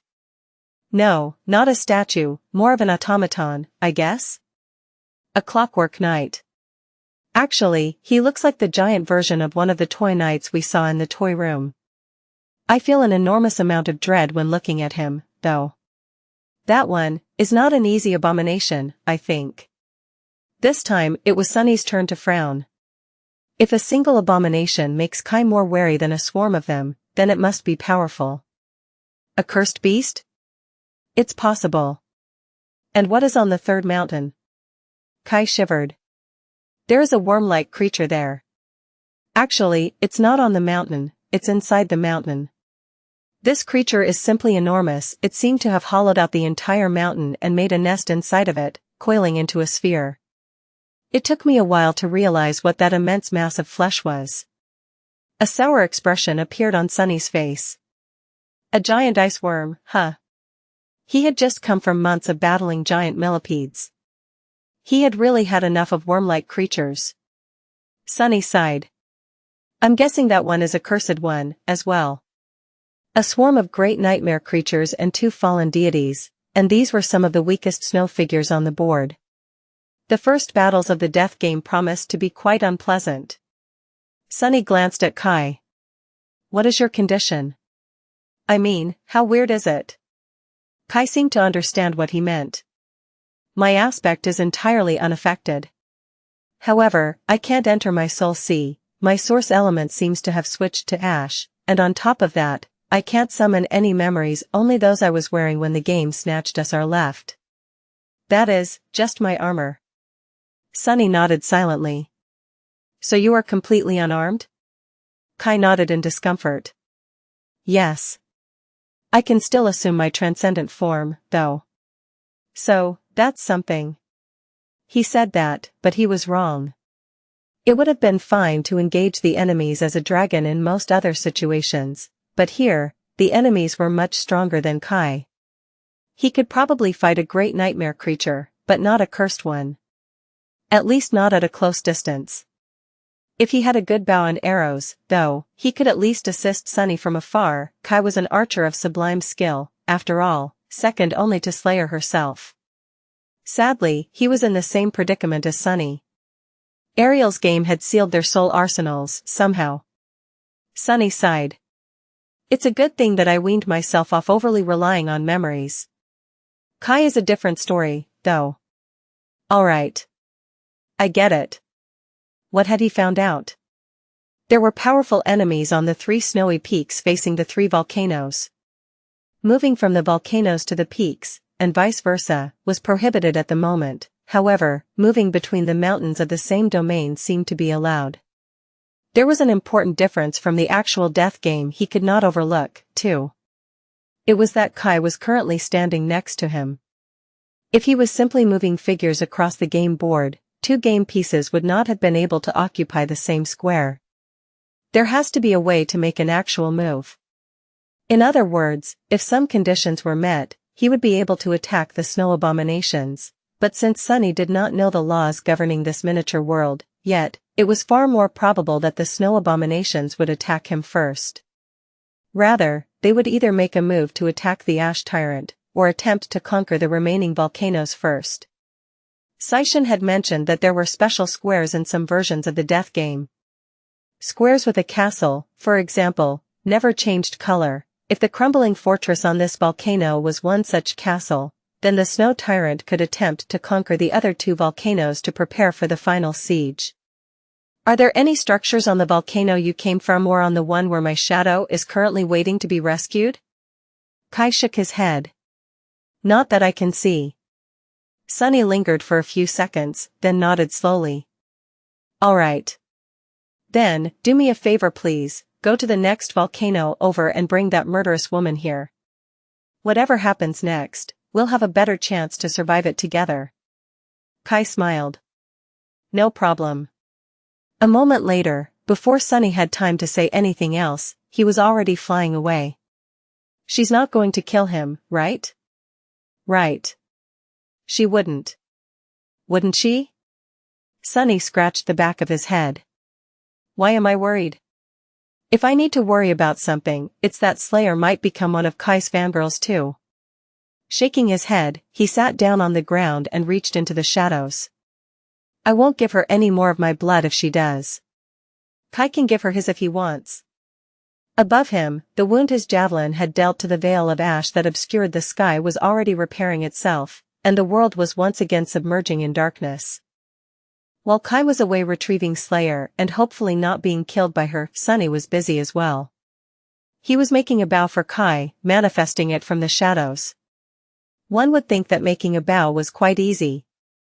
All Sunny needed was to manifest a long narrow bar and make it bendy, then string it. Naturally, manipulating the internal structure of manifested shadows to imbue them with a suitable level of elasticity actually demanded an intricate level of shadow manifestation mastery, but Sunny was more than capable of doing just that. Once, he could barely control the outward form of manifested shadows, but by now, he could make them into pretty much anything he wanted. However, there was a difference between simply making a bow and making it worthy of a transcendent archer. It was not even a matter of enchanting the bow. Before that, the structure of the bow itself demanded careful consideration. Sunny had studied that obscure craft in the past, and he delved into it even deeper while crafting bows for Rain and Slayer. For example, there was the choice between a more traditional recurve bow and a more advanced compound bow. Compound bows offered more power and convenience, but Sunny had shied away from crafting them in the past due to how difficult they were to maintain and care for in field conditions. A weapon needed to not only be deadly, but also reliable. Especially so in the dream realm, where the environment itself was often the adversary. These had been his considerations in the past, but now that Sunny was armed with the knowledge of how the nature of a weapon affected its capacity to carry will, he also suspected that wielding a compound bow would be a detriment to a transcendent archer. But even if he wanted to create a recurve bow, which was much simpler in structure and was therefore a more faithful emissary of the archer's will, things were not easy either. That was because, in his opinion, a good recurve bow had to be a composite one. Instead of a single length of wood, it had to be composed of layers of different materials, all glued together for optimal results. The simplest composition commenced with a wooden core, a softer wood used for the bending parts of the limbs, and stiffer wood used for their tips. Then thin plates of horn, which stored energy better when compressed, would be glued to the belly of the bow. Finally, animal sinew, which possessed greater elasticity than wood, would be glued to the back of the bow. All of that allowed for more energy to be stored when the bow was drawn, and for that energy to be released in a more optimal way when the string was released, resulting in more powerful and deadly shots. So, Sunny had to carefully manipulate the manifested shadows to imbue them with qualities that resembled different types of wood, horn, and sinew. Actually, since he did not have to limit himself to only reproducing naturally existing materials, he could play around with these qualities to achieve the best result. Luckily, he had already done his research when crafting a bow for Slayer. He also had a good idea of how strong Kai was, exactly, so he could create a truly powerful weapon for his friend. Additionally, there was a matter of how he wanted to manifest the shadows. Making them permanent would be easier, since he would not have to maintain their form either consciously or constantly, but that way, the bow would be much weaker, somewhere between the ascended and transcendent ranks. So, Sunny decided to sustain the manifestation personally. That way, Kai would be wielding an ostensibly supreme weapon, something he would need desperately before too long, no doubt. Manifesting the varied types of shadows into proper shapes and fusing them together was an intricate task. Sunny worked meticulously, using his 2 hands to craft the weapon. At the same time, he used 4 more hands to weave strings of shadow essence. He could not enchant the bow just yet since there were no soul shards in his possession to anchor a weave, but a few would hopefully fall into his hands soon. Sunny wanted to be prepared for when that happened. Look at me, am I not the most benevolent of tyrants? Who else would sit on the ground and personally craft weapons for their pawns? He chuckled. But that was simply the first step.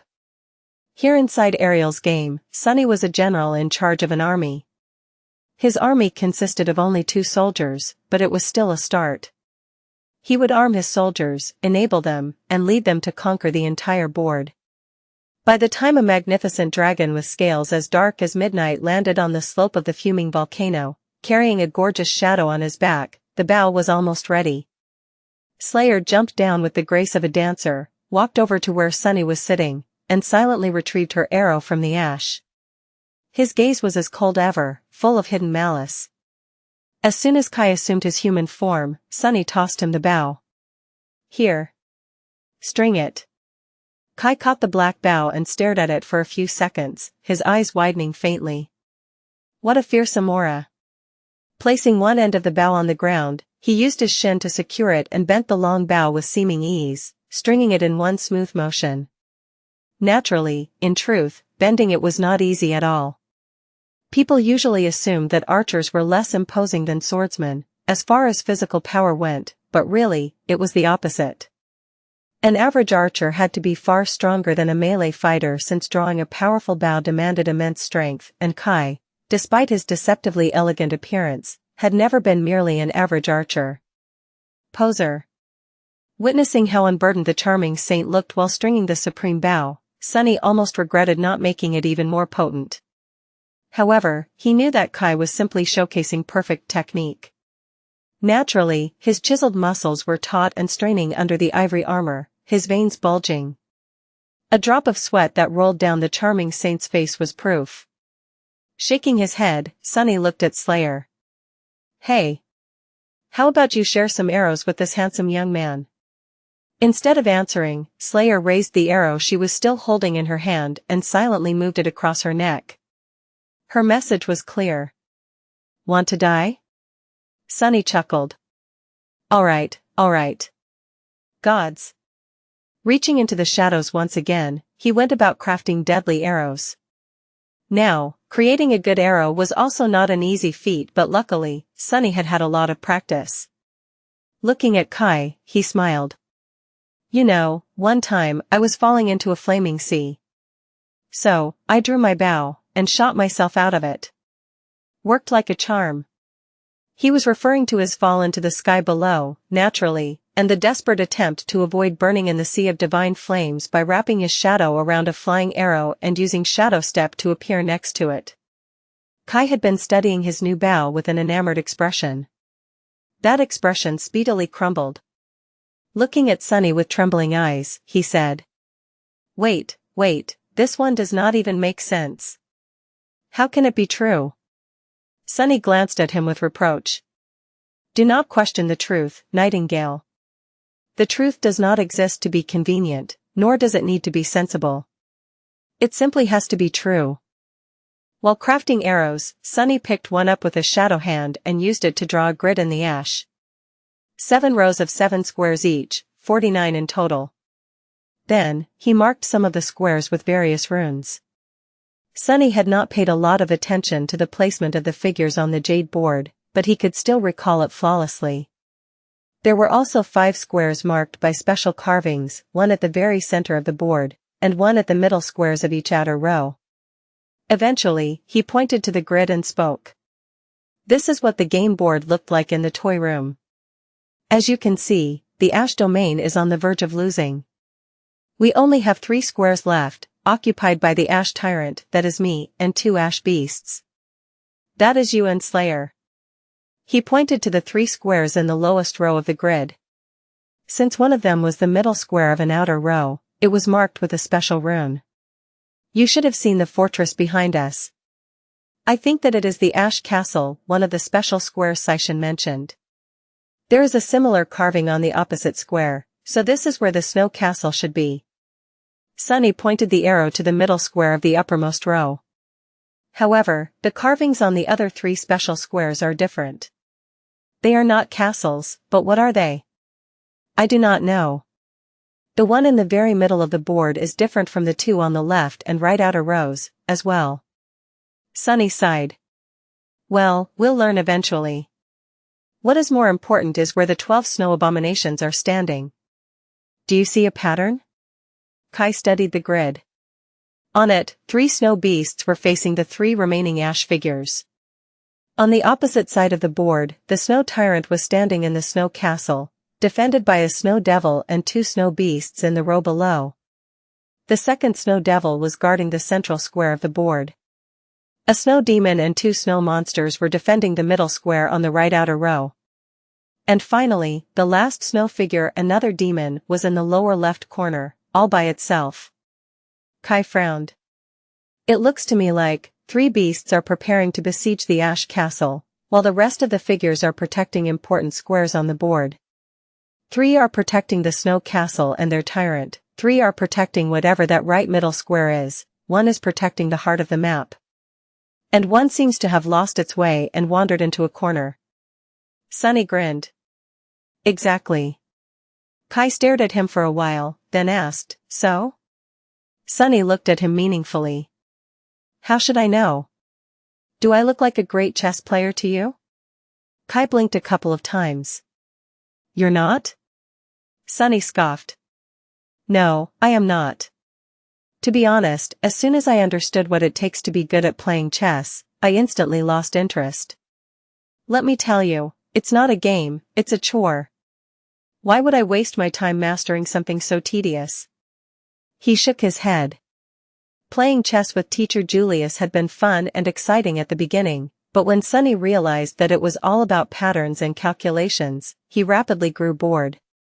After all, he did enough calculating in his actual life already. The chaotic mayhem of checkers seemed more fun. And naturally, nothing beat the noble king of games, backgammon. Because there were countless ways to cheat when throwing dice, which was the funnest part. Sunny looked at Kai. Why? Are you good at chess? Kai scratched the tip of his nose. Not really. To be honest, being serious about chess takes a lot of time. And I, always had better ways to spend my time. Sunny looked at him with suspicion. Did he just politely point out that he had a life?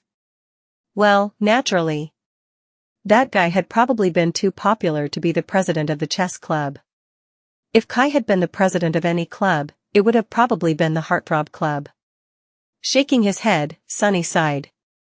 So, none of us knows anything about how to win at chess. Plus, this is not even chess, this is death game.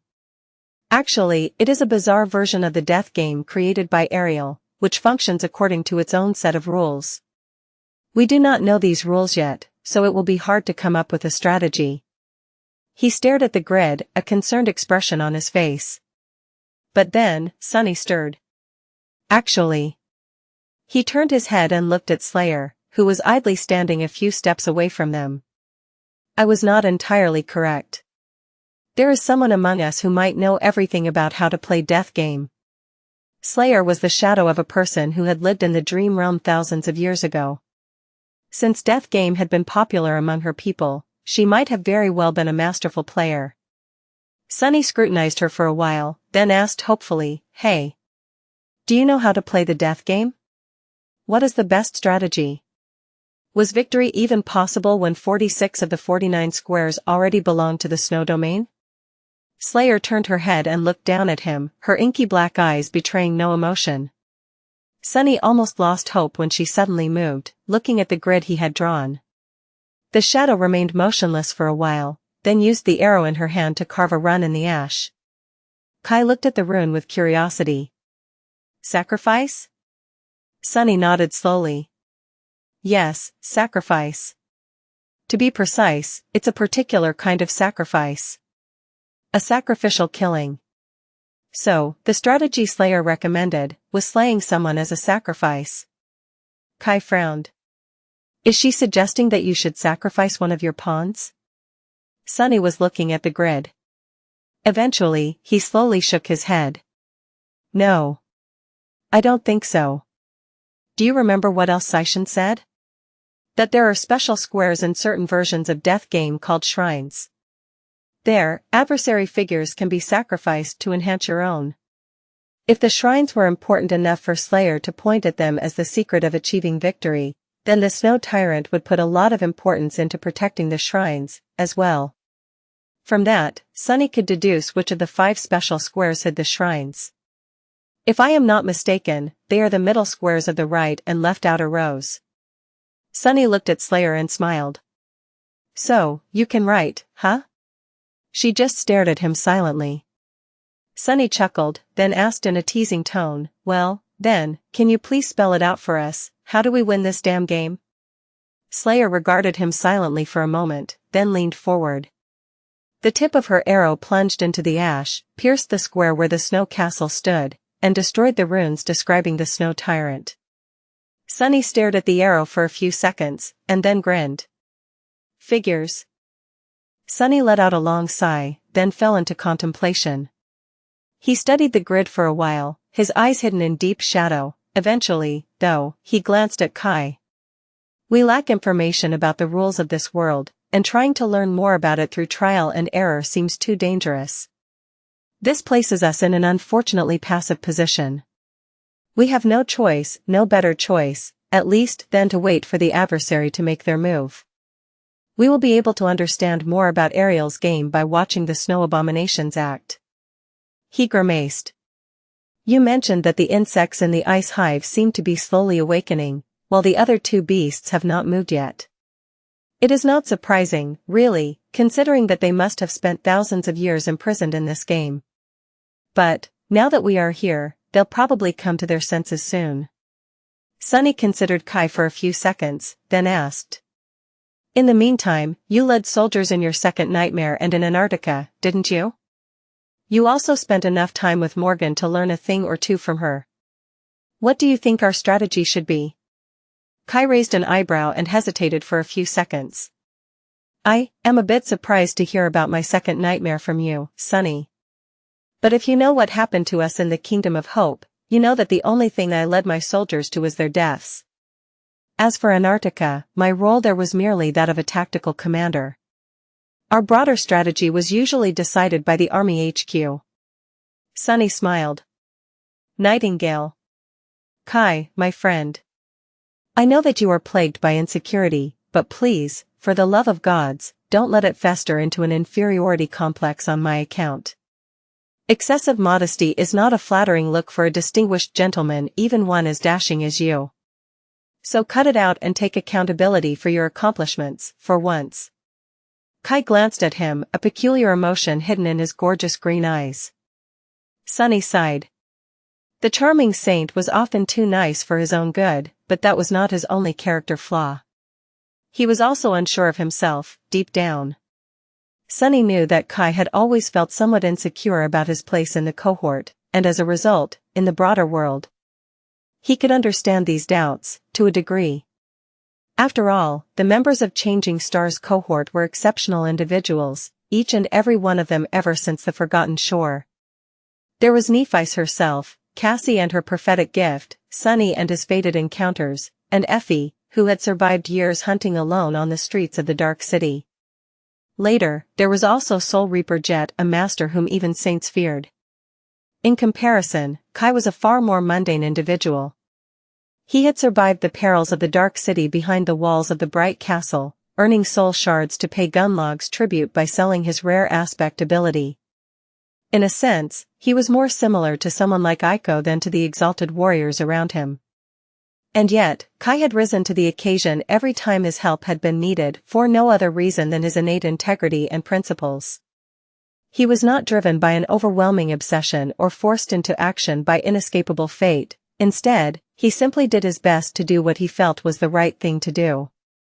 From the harrowing reaches of the Forgotten Shore to the dark expanse of the Tomb of Ariel, he elevated himself step by step until there was hardly a handful of people in the world who could say that they had accomplished more, and endured more, than Saint Nightingale, the heroic Dragonslayer. It was just that Kai's opinion of himself never seemed to catch up to his accomplishments. Sunny may not have liked that his friend was always selling himself short, but there was little he could do about it. After all, there was some truth to what Kai thought about himself. It would have been hard for anyone, not just him, to contend against inexplicable monsters like Sunny, Nephice, or other powerhouses in their orbit. But now, Kai's insecurity was not merely undeserved, it was an actual problem. Sovereigns were arrogant by nature, after all, they had to be. Only someone supremely confident in their cause could be bold enough to force their will upon the world.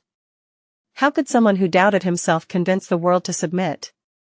So, Sunny hoped to disabuse Kai of the preposterous notion that he was somehow less deserving than the rest of them. I'm really not the right person for this job. Actually, he was arguably the worst choice after all. Sunny had never been great at dealing with people. He was so atrocious at it, in fact, that he had even ended up living alone in seclusion and slowly losing his mind multiple times in his life. But at the same time, he was also the best choice. Because Kai was keenly aware of lies and insincerity, while Sunny never lied. Kai glanced at him with a peculiar expression for a while. Eventually, he asked in a cautious tone. Sunny, you think that I'm dashing?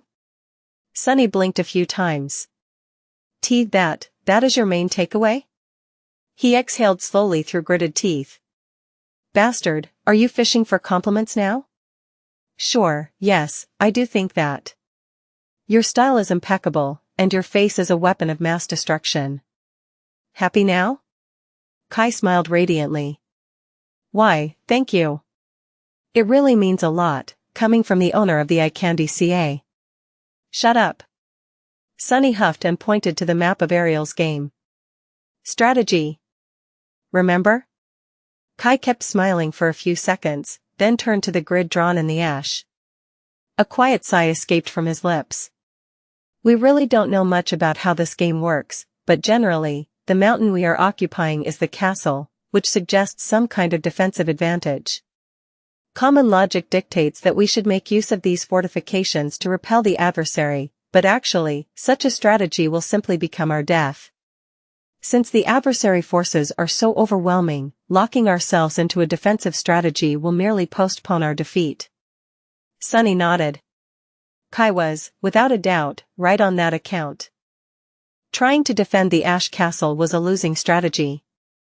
They could potentially deal with the 3 snow beasts, but that would take time. And in that time, more powerful figures would most likely reach the Ash Castle, leading to a checkmate. Sunny had grown used to dealing with problems by using overwhelming strength as of late. But here in Ariel's game, he was once again weak. He did not have his shades, his shadows, his memories. He did not even have a single shadow to augment himself. If a couple of demons of a high enough rank showed up, surrounded by monsters and beasts, his end would be swift and inevitable. In order to survive, Sunny had to act with cunning and foresight. He narrowed his eyes and asked Kai calmly. So, what should we do? Kai shrugged. The same thing Kisong did at Greater Crossing, I guess. Abandon the fortified position and attack instead, aiming to crush the adversary forces while they are isolated from each other. He glanced at Sunny with curiosity and asked. Am I correct? Sunny remained silent for a few seconds. You are not exactly wrong, but you are also not exactly right either. He sighed and pointed to where Slayer's arrow was sticking from the ash.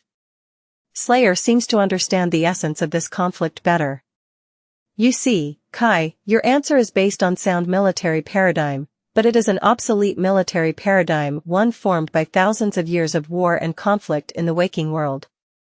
The reality of our world has changed, though, but our thinking has not been quick enough to adapt. He pointed to the grid. I hear that chess is a game that is supposed to represent a military conflict, a mundane military conflict.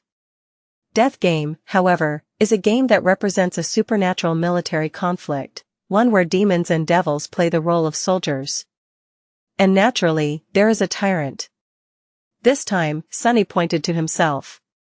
In a mundane war, destroying the adversary army is a primary goal. After all, it is tantamount to victory. But in a world infected by the nightmare spell, an individual can possess greater power than an army. The army is merely a tool that the tyrant uses.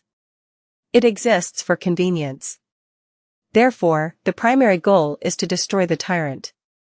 Sunny glanced at the runes describing the 3 snow beasts. In other words, your very premise is wrong, because you see the act of destroying the adversary forces as inherently valuable. But in fact, it is not. It is only valuable if killing them brings us closer to slaying the snow tyrant, and if it doesn't, then there's no point in fighting with them at all. He smiled. Which is not to say that killing them is entirely useless. It's just, of minor importance. Or it would have been, if not for one detail, a detail that makes killing these beasts actually detrimental to us. Kai raised an eyebrow. I can somewhat follow your logic in that fighting the snow abominations might not have any value for our current situation. But, detrimental? Surely, removing them from the board will at least give us more breathing room. Plus, no matter how powerful the snow tyrant is, the snow tyrant surrounded by the snow army would still be more powerful. Sunny nodded. Sure. But you are forgetting the initial point Slayer made. He gestured to the rune the silent shadow had drawn in the ash. Sacrifice.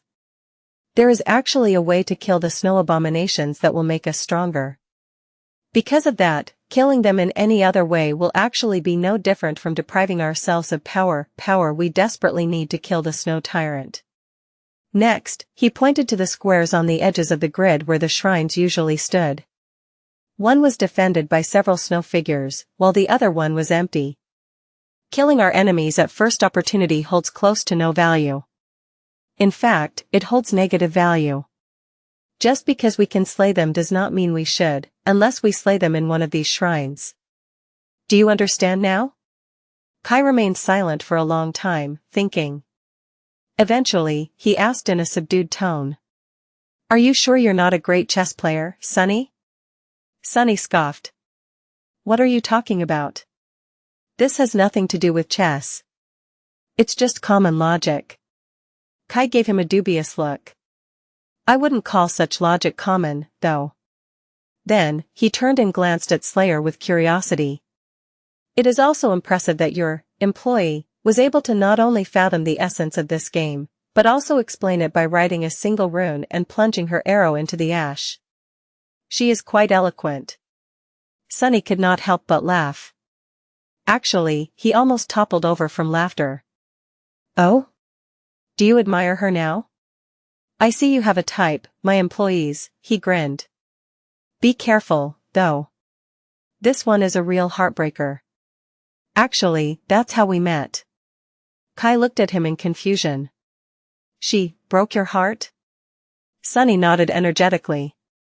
Exactly. Well, to be precise, she put an arrow through my heart. Hurt like hell. Turning to Slayer, Sunny smiled pleasantly. But don't worry. The next time we met, we tussled inside a dead god, who was walking around inside the corpse of another, greater dead god, and when the dead god crumbled, I returned the favor. By killing her. Oh, and after I killed her, we fought for about another year, this time inside my own soul. I even died myself in the meantime. Quite a rigorous selection process, as you can see. But how else can one find good employees? Kai stared at him blankly. Meeting his hollow gaze, Sunny raised an eyebrow. What?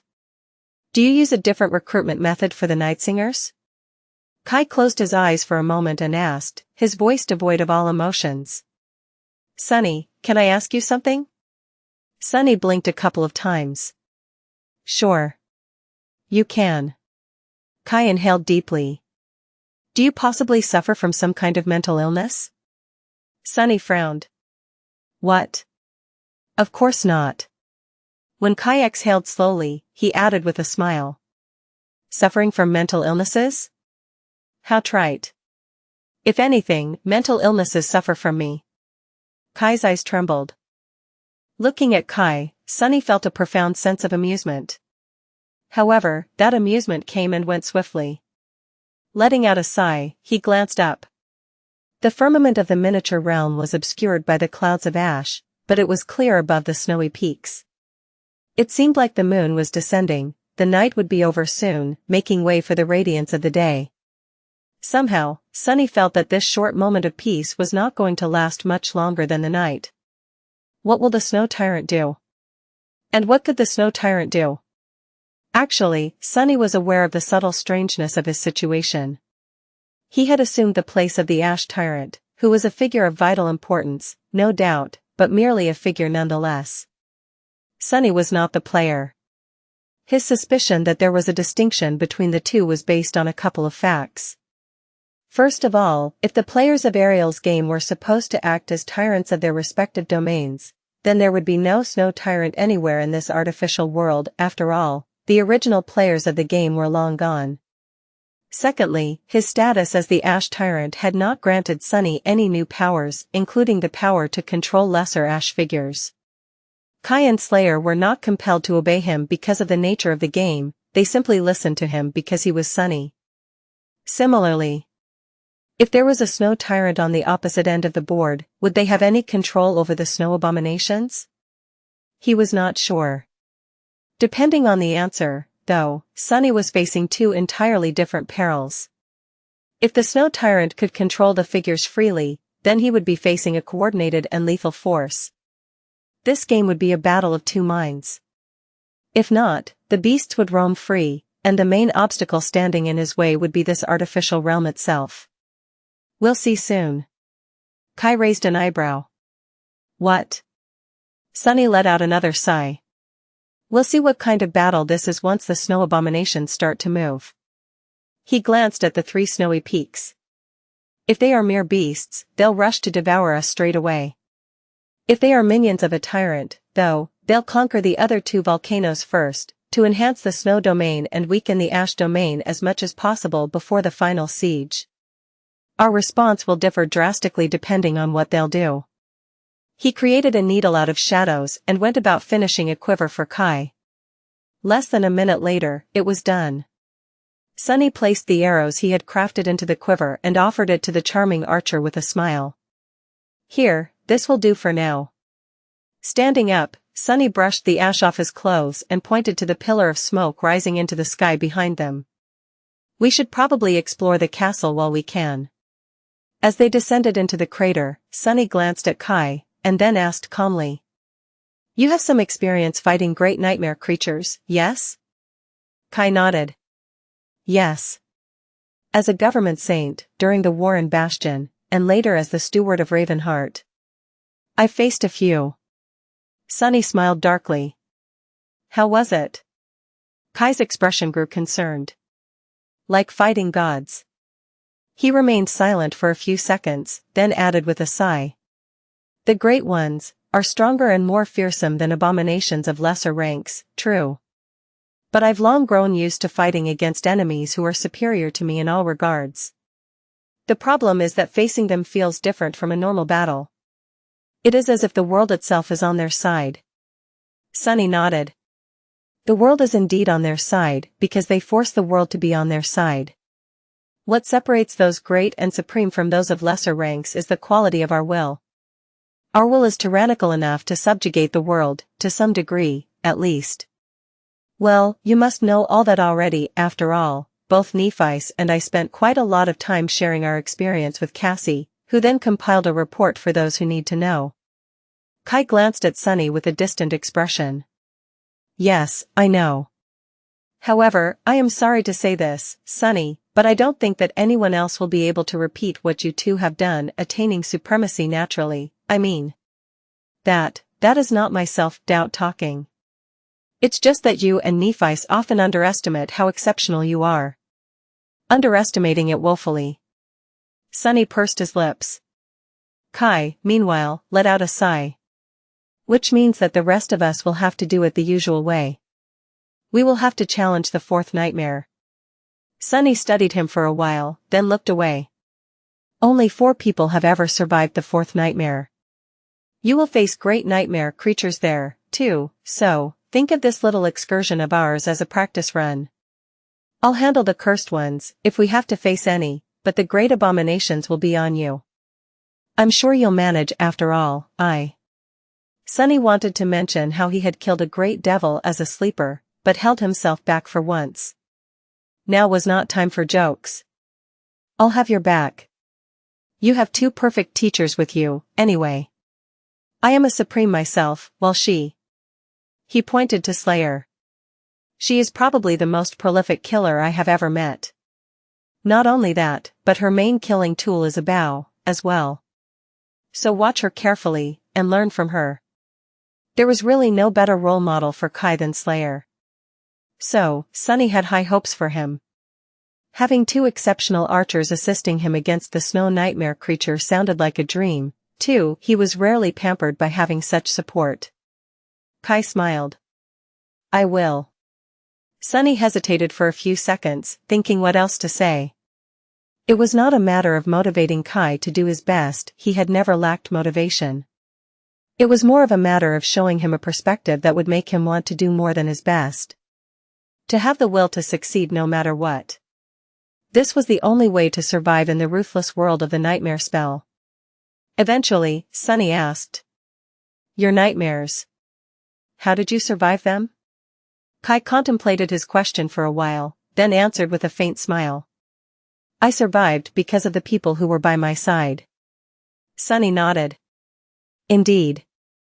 Because no one survives in the dream realm alone. He glanced at Kai and added evenly. But to those people, you were and will be the person by their side. Their survival will depend on you, just like your survival will depend on theirs. Kai's expression changed subtly, and his smile disappeared. Witnessing that change, Sunny looked away. So, how many more people will survive the fourth nightmare in the future is up to you.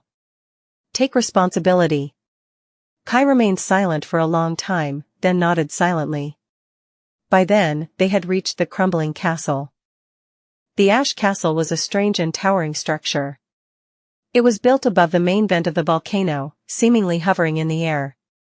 At first glance, it seemed as if its immense weight was supported by nothing except the rising torrents of smoke, but at a closer glance, Sunny saw enormous chains biting into the dark rock of the crater, covered in thick layers of soot. The castle was hanging above the abyss, the smoke-filled emptiness serving as its moat.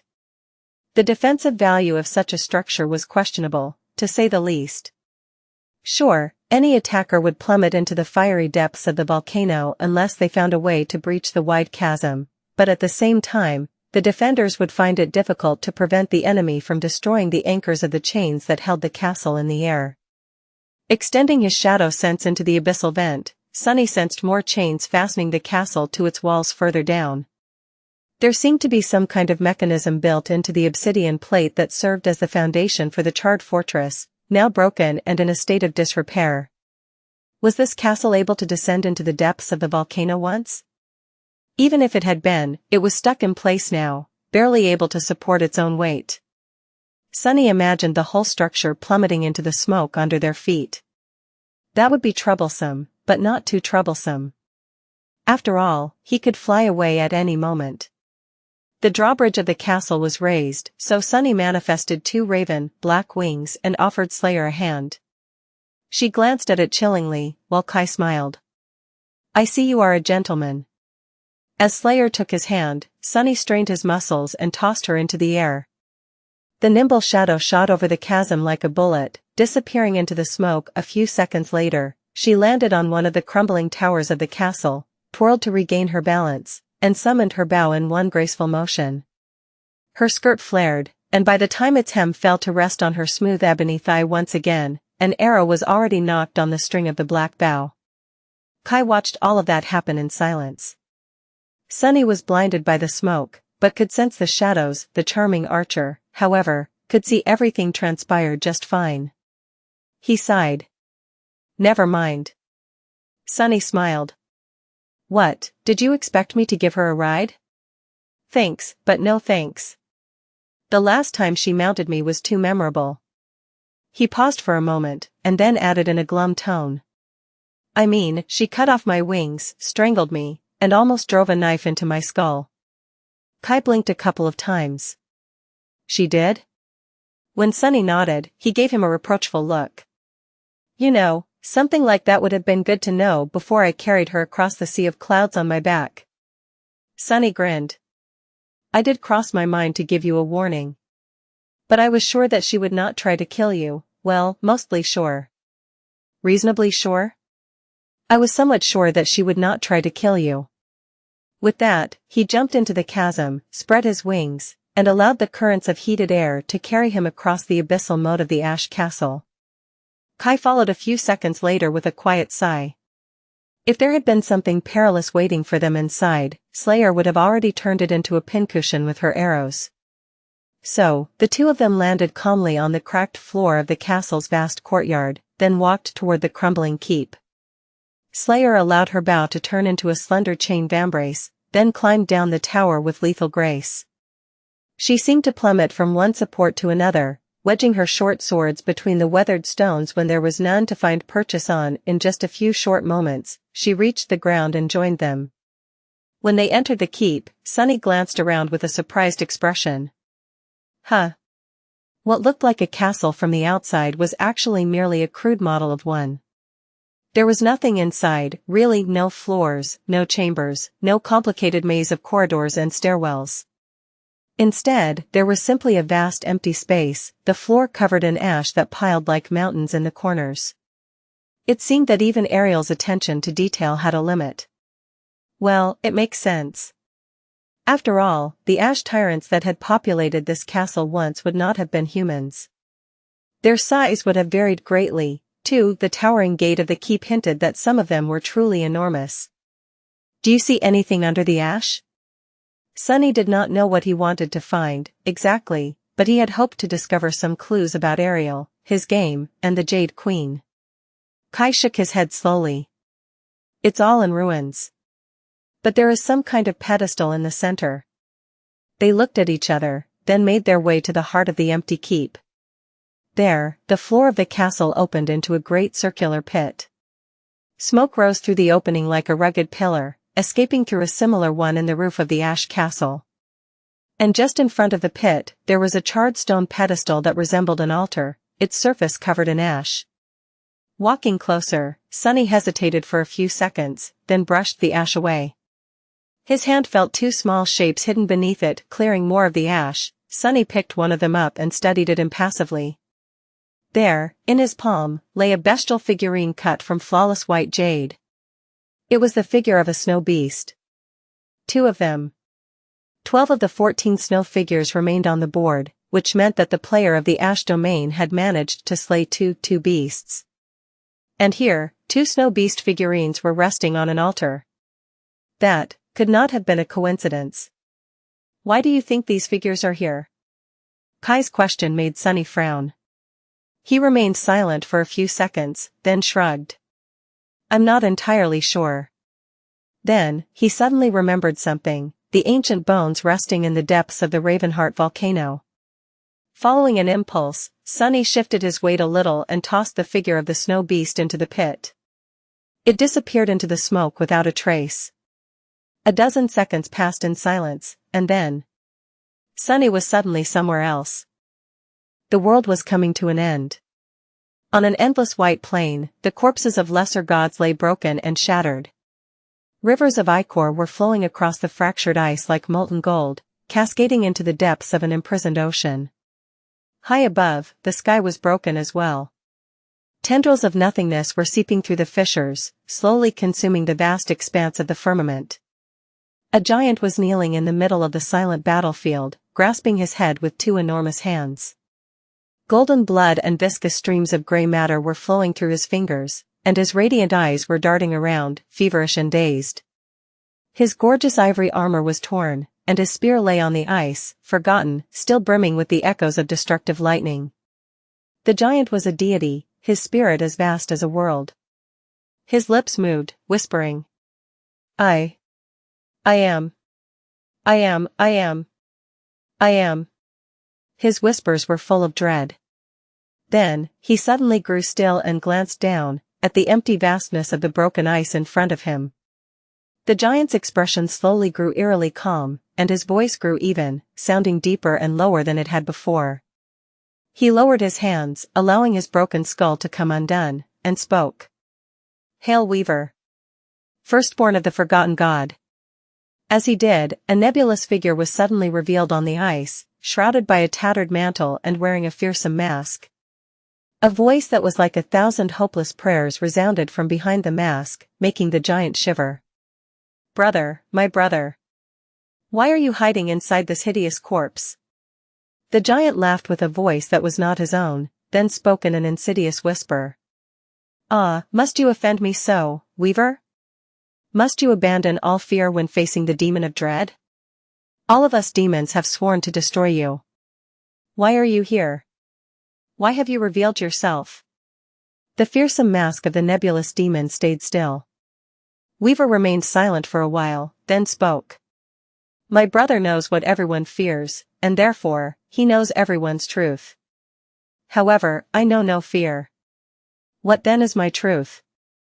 The wind moved the tattered mantle, revealing nothing of what was hidden beneath. I thought I'd offer you to play a game. The dying giant gazed upon him, light dimming slowly in his golden eyes. A game? Ah, what kind of game? The demon of fate responded to the dying deity. A game of death, naturally.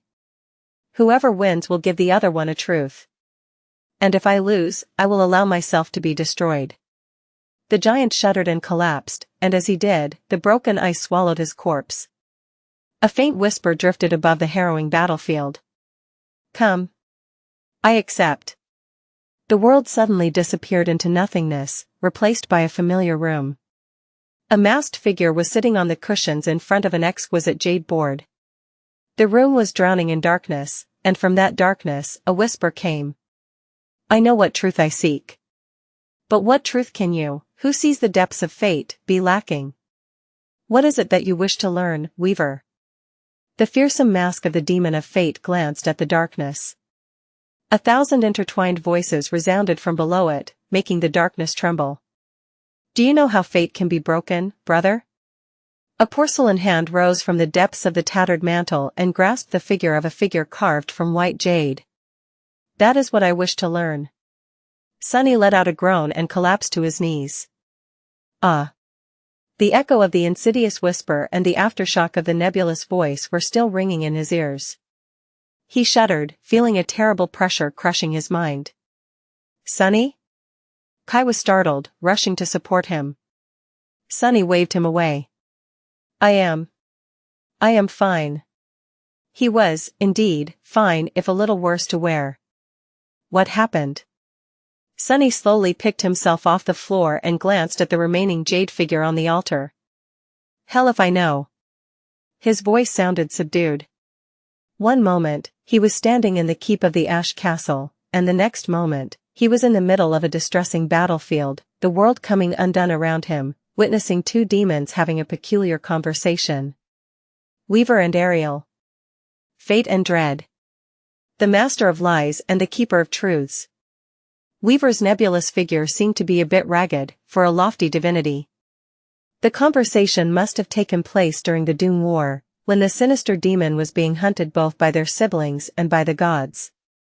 That porcelain hand looked familiar, as well. It must have been the one Weaver had assembled from the parts of the broken mannequins in the Ebony Tower.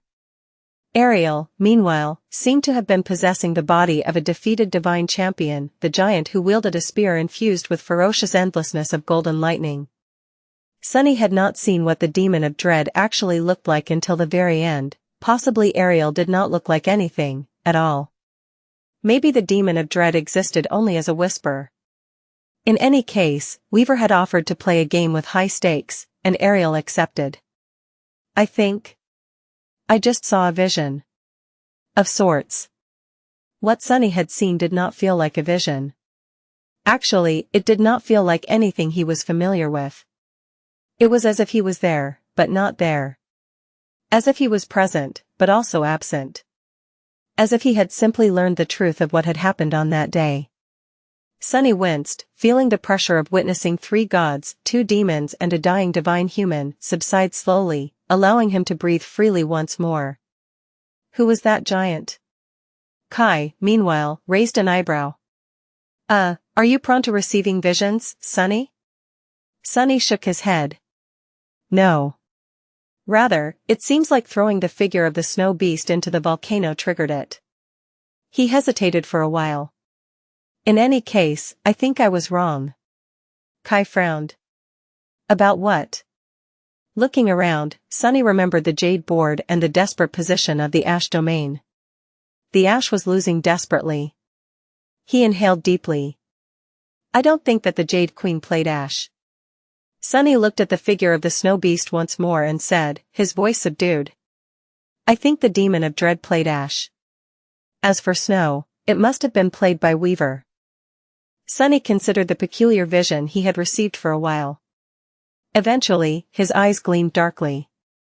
They were playing for truths. Ariel had been a collector of truth, but one mystery he could never solve was Weaver. Weaver, meanwhile, seemed to have been interested in finding a way to change fate. That truth alone was priceless. Sunny had suspected that the demon of fate had a complicated relationship with their own source element? Domain? Aspect? In any case, the nightmare spell seemed to have been designed with the explicit purpose of training its carriers to defy and twist fate. Sunny firmly believed that the appraisal the spell gave to those who conquered nightmares was connected to how much they strayed from the original flow of fate, at least. But having a strong suspicion and hearing it with his own 2 ears were 2 different things. Granted. Sunny only learned that Weaver was searching for a way to change fate, not why. He did not know what the demon of fate had discovered, either. In any case, the 2 demons had played death game, the winner was supposed to be rewarded with the truth. And Weaver had utterly crushed Ariel, in the end. Rewarded, huh? Was that what had happened to him? He had sacrificed the figure of a slain figure, and received a truth as a reward. But why that truth, in particular? Sunny stared at the remaining snow beast figure, then at the pit opening into the main vent of the volcano. Wait, was it simply because he wondered who the players of this game had been? My head was full of questions, though. Why this one in particular? Was the answer given at random, or did the strength of a sacrificed figure play a role? Would he learn something far more important if he sacrificed a snow monster figure? A demon, a devil. A tyrant? Suddenly, Sunny was very glad that there were 12 whole snow abominations left on the board. He had many questions. Sunny had spent a decade slowly learning the secrets of the world. By now, he knew more about the truth of existence than almost anyone, but he still desperately needed to know more. Why had the Doom War started? How did it end? How did the gods die? How did demons perish? Was the forgotten god still imprisoned in the void? Where had the nightmares and the dream realm come from? What had been Weaver's goal? Why was the nightmare spell created? To what end? And countless less grandiose questions, as well. For example, what did he need to do to kill Uris? What lay at the heart of Shadow Realm? When had the demon of Oblivion died? How could she have been dead before Nether and his siblings rebelled against the gods? I think. A strange smile slowly bloomed on Sunny's face. I think that coming here may have been the best idea of my life, Kai. 12 snow abominations, and the snow beast figure in front of him. Sunny had just discovered a way to pry 13 truths from Ariel's game. Kai gave him a peculiar look. Sunny, can you please snap out of it? You're scaring, your elegant shadow over there. Yeah. Sunny blinked a couple of times and glanced at Slayer. Slayer seemed perfectly at ease. Kai, however, looked a little nervous. Sunny chuckled. Alright. It's just that I discovered a use for the figures of slain snow abominations.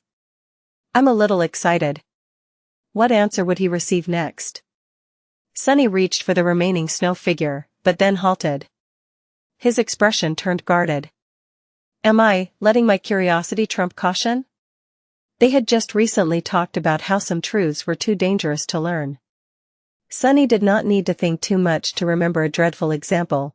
They were the runes containing the knowledge of the void that Ariel had left behind in the estuary of the great river. The closer one's soul was to being divine, the more resistant it was to the corrupting influence of the void.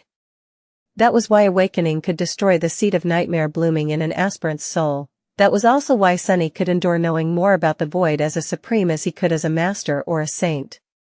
But that did not mean that he could endure much of such knowledge, not at all. And he definitely could not endure what Weaver and Ariel could. Even they had not been entirely immune to corruption, so what hope did Sunny have? If Ariel's game granted him a truth that he could not endure, what was he going to do? Sunny hesitated for a while. Wait. Isn't it wonderful, though? This incarnation of his was currently separated from the other 6. Their minds and memories would fuse once again after Sunny escaped Ariel's game, but not before it. So even if his mind was infected by corruption as a result of learning something he was not supposed to know, he could simply kill himself. That way, his other incarnations would never come in contact with the forbidden knowledge. Kai frowned a little. What are you thinking about? Sunny shrugged absent-mindedly. Killing myself. Kai was suddenly standing very near, looking at him intensely. No, you mustn't. Sunny glanced at him in confusion. Huh? Kai grabbed his shoulders, a rattled expression on his face. We don't know each other that well, and I won't presume to know what scars lay hidden in your heart, but you must not, Sunny. In this world we live in, a human life can be lost in an instant.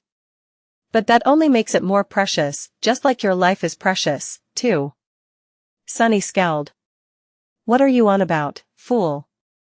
Then, realizing how his words must have sounded to Kai, who could feel their sincerity, he winced. Oh, you misunderstood. I wasn't really thinking about killing myself, just this version of myself, should the need arise. It's not that big of an issue. Plus, this wouldn't even be the first or second time I killed myself. As you can see, I'm still perfectly alive. Kai stared at him silently for a while, then slowly let go of his shoulders, turned away, and coughed a couple of times. Oh, I see. Never mind, then. Then, his expression turned cold and wary, full of concerned apprehension. Sunny sighed. This guy, such a handful, really. Listen, why would I kill myself? I am filthy rich, drop-dead gorgeous, have an awesome castle, and my girlfriend is literally the most gorgeous woman in the world. Who would want to die and leave all that behind? Kai glanced at him and shook his head. No, it's not that. I just looked beyond the castle. Sunny raised an eyebrow. And? A dark expression appeared on Kai's face. Do you remember saying that we'll have to wait for the adversary to make the first move? Well. He sighed. I think they're making the move now. A second later, Sunny was standing on the edge of the volcano's vast caldera. He had stepped through the shadows while pulling Slayer and Kai with him. Slayer remained impassive, long used to such treatment, while Kai seemed a little startled. Sunny remained silent for a moment. Come to think of it, that castle is a really awful fortress, isn't it? The ash castle stood above the main vent of the volcano, at the very heart of the caldera, which meant that its walls and towers were lower than the surrounding slopes. One could not see the snowy peaks even from the roof of dungeon, while the adversary would be above the castle as soon as they scaled the volcano and reached the caldera. It was a truly terribly designed defensive fortification. With respect. I don't think now is the proper time to ponder the merits and flaws of an old castle's design. Kai's voice sounded tense. Sunny glanced at him and raised an eyebrow. What do you mean? We are about to be attacked, so when would there be a better time? Smiling faintly, he turned to face the 3 snowy peaks towering in the distance.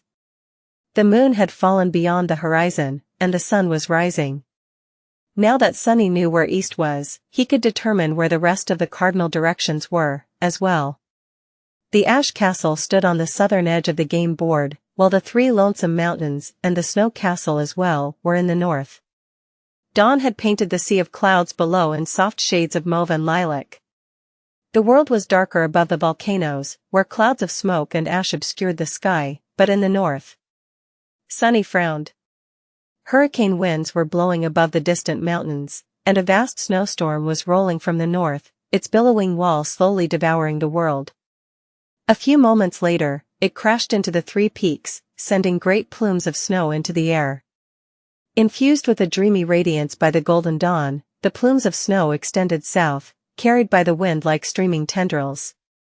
There is something peculiar about the wind. Sunny looked at Kai. How do you mean? The charming archer hesitated for a few moments, then shrugged. I'm not sure how to describe it. Awakened archers always pay attention to the wind. The speed and direction of the wind matter a lot when making long-distance shots, after all, so it becomes an instinct. And my instinct is telling me that there is something wrong with the wind. He hesitated for a few moments, and then added with a sigh. Actually, we tend to rely on instinct a lot. Many things affect the flight of an arrow: altitude, temperature, humidity, even the Coriolis effect, anything that has to do with ballistics.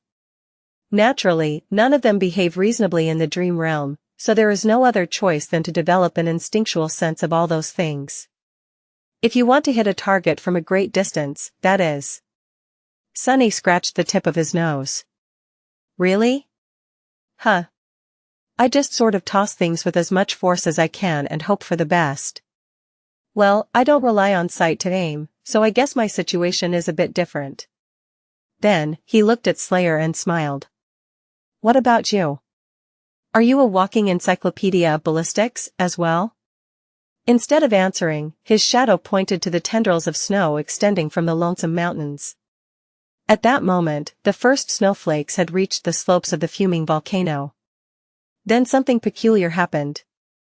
The snowstorm swallowed 3 mountains, and at the same time, the tendrils of snow glistened, seemingly absorbing the golden light of dawn. A ripple spread through the sea of clouds below, and the snow seemed to solidify, turning into glass. Soon, unimaginable, ethereal bridges of frozen glass arched above the vibrant sea of golden, pink clouds, spanning dozens of kilometers as they glistened with dreamy light. It was a gorgeous and fantastical view. What mattered the most to Sunny, though, was that the crystal bridges were connecting the snowy mountains to the volcanoes. Are they making a move? He scrunched his face faintly, then looked at Kai and Slayer.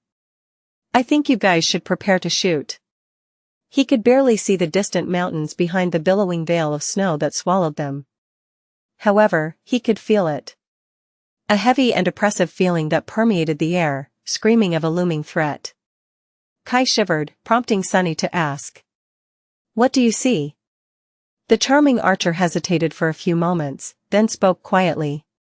On the eastern mountain, the clockwork giant is coming to life. Ice is falling from his joints, and he is reaching for an enormous sword that was thrust into the snow. On the western mountain, the huge worm is slowly unfurling its long body. It's slithering through a tunnel, its head is, at least. That thing is even more enormous than I thought. His gaze shifted a little. And on the mountain right in front of us, the hive of the crystalline insects is in a frenzy. They have already awakened from their slumber and are rushing outside, clearing the entrances of the ice caves from the snow and ice that had blocked them. There are much more of them than it seemed. Sunny frowned. Each of the mountains was connected to one of the volcanoes. So, it was reasonable to assume that the clockwork giant would conquer the eastern volcano, the snow worm would conquer the western volcano, while the crystalline hive would attack the ash castle. He had expected the snow abominations to either go for the empty squares or attack the castle together. But it seemed that they were going to act independently, going for both targets. So, what does it say to me? He had no idea. What Sunny did know at the second was that a swarm of great beasts would soon descend upon him and his companions. He gave Kai a long look, then outstretched a hand. Nothing happened. Damn it. Sunny had wanted to summon the shadow chair, but alas, he had no access to his memories. So, instead, he brushed the ash from a nearby boulder, sat down, and gestured at the ethereal glass bridge. Noticing a confused expression on Kai's face, Sunny smiled. They're all yours. Sunny wanted to see how Kai would fare in a battle against great abominations. The crystalline insects seemed like good practice. Naturally, there was a possibility that the entire hive consisted of cursed ones, instead. But if that was true, the three of them were already dead. There was nothing much to do. Kai stared at Sunny with a stunned expression. You're really not going to do anything? Sunny smiled pleasantly. How can you say that, buddy? I'll do plenty, naturally, enjoy the view, relax, appreciate the weather. Oh, I'll craft new arrows while you waste the ones I already made, too. So make every shot count. Kai kept looking at him for a few more seconds, then turned to look at Slayer. He did not say anything, but his expression was quite telling. It was as if Kai wanted to ask. That's what you're dealing with on a daily basis? Slayer spared him a short look and shrugged. Sunny, meanwhile, leaned back and closed his eyes. Let me tell you, Saint Nightingale, my previous disciple set quite a high bar. Ah, she was such a joy to train. What other teacher can boast that their student earned a true name before even becoming an aspirant? So, no pressure, but please don't disappoint me. I have high standards because of her. Kai sighed and knocked an arrow on the string of his bow. She is my student, as well. Sunny blinked a couple of times. Huh? Kai smiled faintly. A girl who earned a true name before becoming an aspirant, you mean Rain, right? The only person in the world who awakened without the nightmare spell. I was her archery tutor for a short while back in NQSC, numerous years ago. I think Effie introduced us. Small world, huh? Sunny cleared his throat. Right, oh. I see. I think she mentioned knowing you. I was the one who convinced you to give her lessons, fool. Naturally, Kai did not remember that. He took a deep breath, raised his bow, and slowly drew it. Then, he spoke evenly, strike true. His clear voice was not loud, but it somehow managed to drown out the howling wind. The stalwart authority contained within it moved the world, making the world listen. Sunny sensed a faint flow of essence, and the arrow he had crafted suddenly seemed much more than it had been before. As Kai allowed the string to escape his relaxed fingers and sent the arrow flying, Sunny remembered his battle against the Dread Lord. Actually, I might have been wrong. Kai seemed to be plagued by doubt, which did not lend itself well to being a sovereign. But, on the other hand, the very nature of his aspect forced him to constantly practice exerting his authority, in a way. A supreme like Sunny could bend the world to his will. But Kai did not have to, the world simply listened to him, following his commands voluntarily. Was that preparing him for supremacy, or was it a detriment instead? Sunny was not sure, and he had no time to ponder this issue at the moment either. What he was sure of, though, was that a giant tentacle would not rise from below the clouds to destroy Kai's arrow, not this time. His certainty was based on the fact that when the tendrils of snow turned into crystal bridges, he was suddenly able to extend his shadow sense forward, to the lonesome peak that was now hiding in the embrace of a snowstorm. Sunny could sense the entire ice hive, now. And what he sensed did not make him happy. Oh, they are great beasts, all right. There were about 100 of them. Each was the size of a bull, with a small thorax and a large abdomen. Their legs were thin and delicate, but frighteningly powerful. The bodies of the insect-like abominations seemed like they were made out of glass, and glanced deceptively fragile. They were strangely breathtaking. Sunny knew that they would glisten gorgeously in the sunlight. He also knew that once they drew closer, he would see gnawed bones in their transparent bellies, possibly even a human skull or two. Gods only knew what these nightmare creatures looked like soon after feasting on the flesh of their enemies. The sight of the bloody paste sloshing inside their crystal stomachs had to be indescribably gruesome, and Sunny hoped to never learn what nectar these creatures produced, and what kind of hives they built when not trapped in a desolate realm made by a demon. Had it been Ariel who turned the crystalline insects into a figure, or weaver? Whoever it was, they had done a great favor for the world by imprisoning these abominations here. Kai's arrow was still flying when Slayer raised her bow. Sunny saw lean muscles roll under her ebony skin, drawing taut like steel cables, as she pulled the string. Her graceful figure was like a work of art sculpted from smooth obsidian, with every little detail carved with obsessive care. A moment later, she released the string, and a powerful gust sent her long braid fluttering in the wind. Sunny shivered, feeling a cold killing intent wash over him. Reaching into the shadows, he went about crafting another arrow. "Did you feel that?" Kai responded without looking at him. "Feel what?" Sunny smiled faintly. How utterly focused on one thing and one thing only our killer gorgeousness is, on killing whoever it is that her arrow is aimed at. Kai frowned. In the next moment, his arrow hit the target. It was an amazing shot. Really, very few people would be able to hit a moving target from dozens of kilometers away, despite the raging wind. However, it was all for naught. Because Kai's arrow simply bounced off the crystalline insect's gorgeous carapace. His expression dimmed. Then, suddenly, Slayer's arrow struck the exact same nightmare creature, piercing its gem-like compound eye and making its head explode into a million glistening shards. Sunny pursed his lips and glanced at his shadow with reproach. "Listen, with you aiming for the eye, it is hard for me to illustrate the point. Couldn't you have pierced its carapace, instead?" Slayer gave him a cold, murderous look. Her inky black eyes were quite expressive, saying, "How about I pierce your caprice, instead?" Sunny coughed. "Fine, fine." He outstretched a hand, but then remembered that he could not summon the endless spring either. Sunny sighed. "What are you guys waiting for? Keep shooting. There's 100 hungry great beasts out there, you know. They'll be here in less than a minute. How numerous do you think you can kill before then?" No matter how many it was, he knew that it would not be enough. Although Sunny insinuated that he was not going to join the battle, in truth, he knew that he would have to. His carefree demeanor was nothing but a facade. The situation was quite bleak.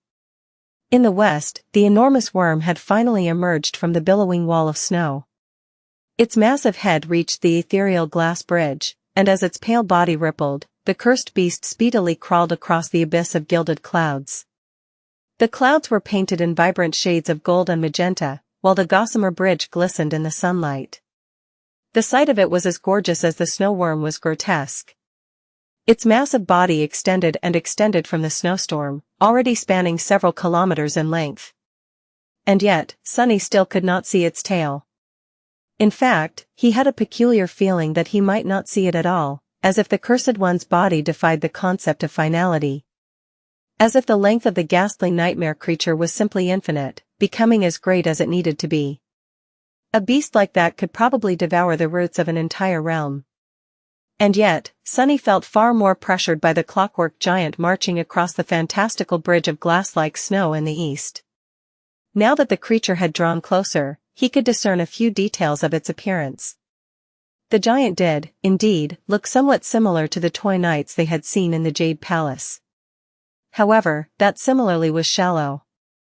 The nightmare creature was clearly a construct, its massive body assembled from wood, brass, and weathered hide, shaped to resemble a mighty warrior wearing a suit of heavy armor. Thousands of scars marred its surface, as if the giant had survived a myriad of terrifying battles, as if it had survived every war that had ever been waged, felling myriad enemies with its sword.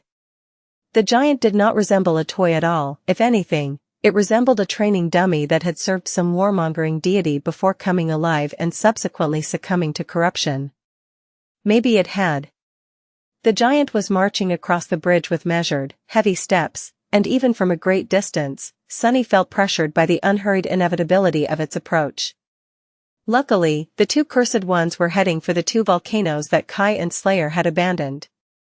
The detestable ice hive, however, was heading directly for the Ash Castle. By now, the first of the crystalline abominations were already emerging from the vast network of caves they had perforated the mountain with. Their transparent bodies seemed to ignite under the sun, shining with reflected light. The first few were already on the glass bridge. They stopped, shook the snow and ice of their crystal carapaces and then leaped into the air. Translucent wings unfurled behind them, glowing like golden panes of stained glass. Great. So they can fly, too? Behind a veneer of nonchalance, Sunny felt concerned. He continued to craft arrows while observing the adversary through the shadows. As soon as the first of them rose into the air, its wing shattered, broken by Kai's arrow. The nightmare creature plummeted down, doomed to disappear into the sea of clouds. Before it could, however, two of its kin swooped in, tearing the struggling beast apart and devouring its crystalline flesh. Sunny frowned. Not quick enough. Kai and Slayer were like a two-man, well, one man and one shadow lady, artillery battery. The amount of devastation two transcendent archers could unleash was truly frightening. With each shot, hurricane winds rose and ravaged the slopes of the towering volcano, making the ground shake. Roaring thunderclaps tore apart the silence, making Sunny's ears ring. And they were rapid, too. When he imagined what the two of them could have done to the great alloy ramparts of Falcon Scott, he felt a chill run down his spine. Slayer rapidly killed several abominations, piercing their crystalline bodies without discrimination. Kai, however, had learned his lesson and tried to aim for more vulnerable spots, like the wings or the eyes. He managed to send a few insect-like beasts plummeting into the clouds, as well. Two of them were torn apart by their siblings, while the third landed on the ethereal bridge and scurried across its surface, only to die half a dozen moments later when Slayer's arrow pinned it to the glistening glass. Thinking back to the battle against Azures of Condemnation, Sunny was surprised by how efficient the two archers were in slaying great beasts. And yet, their startling lethality was nowhere near enough to prevent the ice hive from reaching the volcano, let alone annihilate it. At best, they would dispose of a couple dozen of the eerily gorgeous crystalline abominations before being forced to engage them in melee. And once the swarm of great beasts descended upon them, they would be overwhelmed in a matter of moments. Sunny had to prevent that from happening. However, even Sunny himself was not sure that he could contend against scores of great beasts. Perhaps if he had his shadows with him and could amplify his body, he would have stood a better chance. Alone as he was, however, Sunny was only marginally stronger than each individual crystal nightmare creature. He had some advantages thanks to his aspect, naturally, but while it was enough to face a dozen or two great beasts, fighting the entire hive could easily get him killed. Fighting against overwhelming odds, a hair's breadth away from death, ah, how nostalgic. Sunny's expression crumpled. He would rather not revisit this particular part of his tumultuous past. There had to be some trick, some strategy he could come up with. There was about half a minute left before the dwellers of the ice hive reached the volcano. Great beasts could move with startling speed, but Kai and Slayer were aiming for the swiftest ones first, so the abominations were slower to reach their target than they would have been otherwise.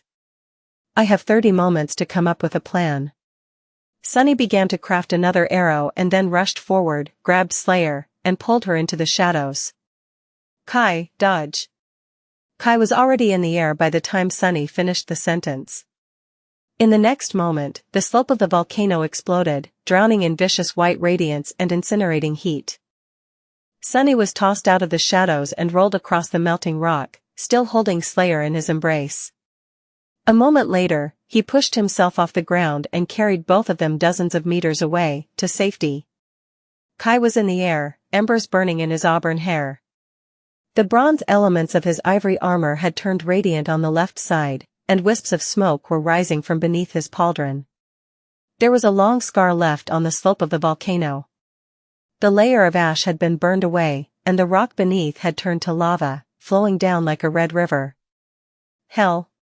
Sunny came to his senses when Slayer's elbow connected with his ribs, pushing him away. A moment later, she was already drawing her bow without sparing him a look. Kai was doing the same in the air, using only the strength of his core to pull the string. Far away, the crystalline swarm was speedily devouring the distance between the snowy peak and the volcano. The insect-like abominations had assembled into an odd formation in the sky, their translucent wings almost touching each other. These wings were like lenses, focusing the light of the rising sun into a beam of pure white destruction. Each individual beast might not have been too dangerous, but when scores of them worked together, the defenders of the Ash Castle could very easily be turned to ash themselves. Sunny blinked a couple of times, appalled. It seemed like the crystalline nightmare creatures were not as easy as they looked. 15 moments, perhaps. Cursing under his breath, he called out. Kai, are you all right? The archer responded from above, his voice sober. Yes. I am not easily burned. It seemed that his words were both an answer and a command. As soon as he finished speaking, the fiery embers shining in his hair were extinguished, and the smoke rising from beneath his armor was blown away by the wind. Sunny smiled darkly. Keep dodging, then. Another beam of incinerating light illuminated the slopes of the volcano, but this time, all three of them evaded out of the way in time. None of them were burned, however. Slayer and Kai had to slow down their barrage for a brief moment. Sunny frowned. Are we actually going to die here? Even if they had more time, Kai was running out of arrows. Slayer, meanwhile, was recalling hers, but each one took some time to return. After all, these arrows were not memories. Unlike Saint, Slayer could not summon and dismiss memories, so her armaments were merely enchanted in ingenious ways to resemble them. Her bow could turn into a slender chain and wrap itself around her arm like a vambrace, while her quiver was enchanted to summon arrows back through a special spatial storage. Actually, quite a fascinating piece of sorcery went into marking the arrows and connecting them to the hidden dimensional layer of the quiver, as well as into making sure that they could be summoned back from a distance.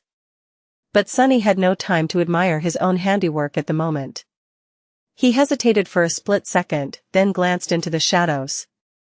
What Sunny wanted to do was reach his hand into them and retrieve the corpse of the first great beast that Slayer had killed, which was still laying on the slope of the distant mountain. However, as he moved faintly to do just that, he suddenly was overwhelmed by a cold, dreadful sensation. It was as if something vast and frightening was looking back at him from the shadows, warning him to stay back. What is going on? Sunny was startled. This was the first time he had felt something like that. The dark expanse of shadow was supposed to be his home, so encountering something far deadlier than him there was an unwelcome novelty. It almost felt as if a titanic tentacle would rise from the darkness to grasp him if he dared to step foot or even lay a finger on the snowy mountain. Are we prohibited from attacking the enemy peak? Why would the being hiding beneath the clouds allow their arrows to land, but forbid them from moving across the sea of clouds personally? Sunny shifted his reasoning, forcing himself to think about what was happening as a game. The snow domain was attacking, so the ash domain was defending? That made a peculiar kind of essence. Shooting at the attackers was considered an act of defense, but moving to the snowy peak seemed to be against the rules. What happened to offense being the best defense, though? Sunny's gaze turned darker. While he was considering what to do next, Kai and Slayer had managed to slay a dozen more abominations. The crystalline beasts were quite near by now, enough so that Sunny could actually see shattered crystals and ancient bones resting inside their transparent bellies. If there was one good piece of news, it was that the insect-like abominations had dove under the clouds of ash by now. The rising sun was obscured by the dark clouds, so there were no devastating beams of focused sunlight blasting the slope of the volcano anymore. Still, time was short. Sunny inhaled deeply, preparing himself for the battle. Hey, Kai. Remember how I said that our castle was absolutely horrible? Kai landed on the ground near him, sliding on the ash and knocking another arrow on the string. Sure. Why? Sunny glanced at the approaching swarm of great beasts and smiled. I changed my mind. Let's retreat into the castle, right now. Kai sent his arrow flying, looked at him briefly, then shot toward the ash castle without saying another word. Slayer followed, rushing into the caldera with breathtaking speed. For a few seconds, Sunny was left alone on the pinnacle of the fuming volcano, looking at the swarm of snow beasts chillingly. Weaver, you bastard. Had Weaver known that someone would come to retrieve a part of their legacy from Ariel's game, one day? They had to, otherwise, it wouldn't have been hidden here in the first place. So why the hell couldn't that damned demon make retrieving their legacy a little easier? Cursing the demon of fate, Sunny called upon the shadows. In the next moment, hundreds of long spikes grew from the slope of the volcano, each ending in an awfully sharp tip. And then, all of them shot into the dark sky, rising to meet the descending swarm like a welcoming salvo. Using the barrage of shadows as a cover, Sunny retreated toward the ash castle. By the time Sunny reached the main keep of the crumbling fortress, Kai and Slayer were already there. The vast interior of the castle was just as they had left it, vast, dark, and filled with nothing but smoke and ash. What's the plan? Kai tried to sound calm, but there was a hint of tension in his voice. Sunny hesitated for a moment. Now, might be a good time to start praying. The gods were dead, though, so there was really no point. He flashed the charming archer a grin. Hey, don't be too worried. This is not even one of the top 10 worst situations I've been in. Kair forced out a pale smile. Oh, that's a relief, then.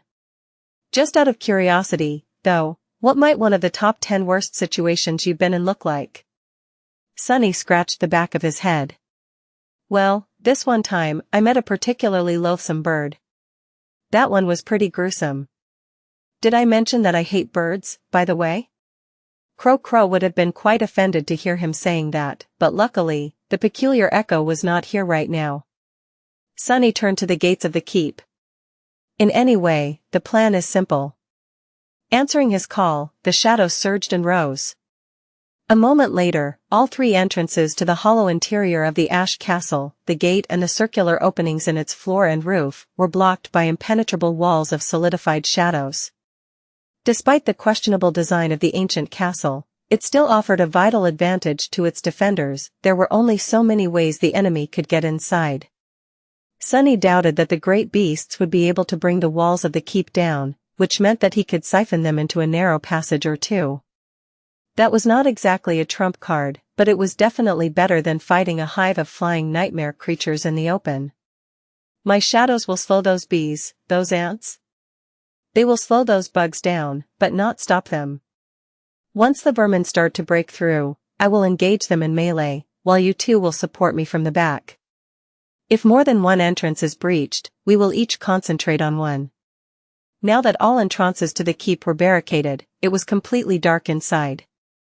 Luckily, none of the defenders required light to see, Kai due to his awakened ability, Sunny and Slayer due to being shadows. Kai counted the arrows in his quiver and frowned. I must say, as far as plans go. He did not get to finish, however, because at that moment, something crashed into the roof of the keep. Then, something scraped against the ancient stone. And then, more and more scraping sounds surrounded them, echoing in the darkness. Kai's face paled as he glanced up, his gaze penetrating the walls of the ancient fortress. Sunny could sense what was happening outside, as well. His expression dimmed. The muffled impacts and the dreadful scraping fused into a strange litany, and then, the castle shook again as a deafening thunderclap made him wince. The crystalline abominations had landed on the walls and the roof of the keep and were now ramming their bodies into the wall of shadows barring its main entrance. The first crack appeared on the surface of the manifested shadow.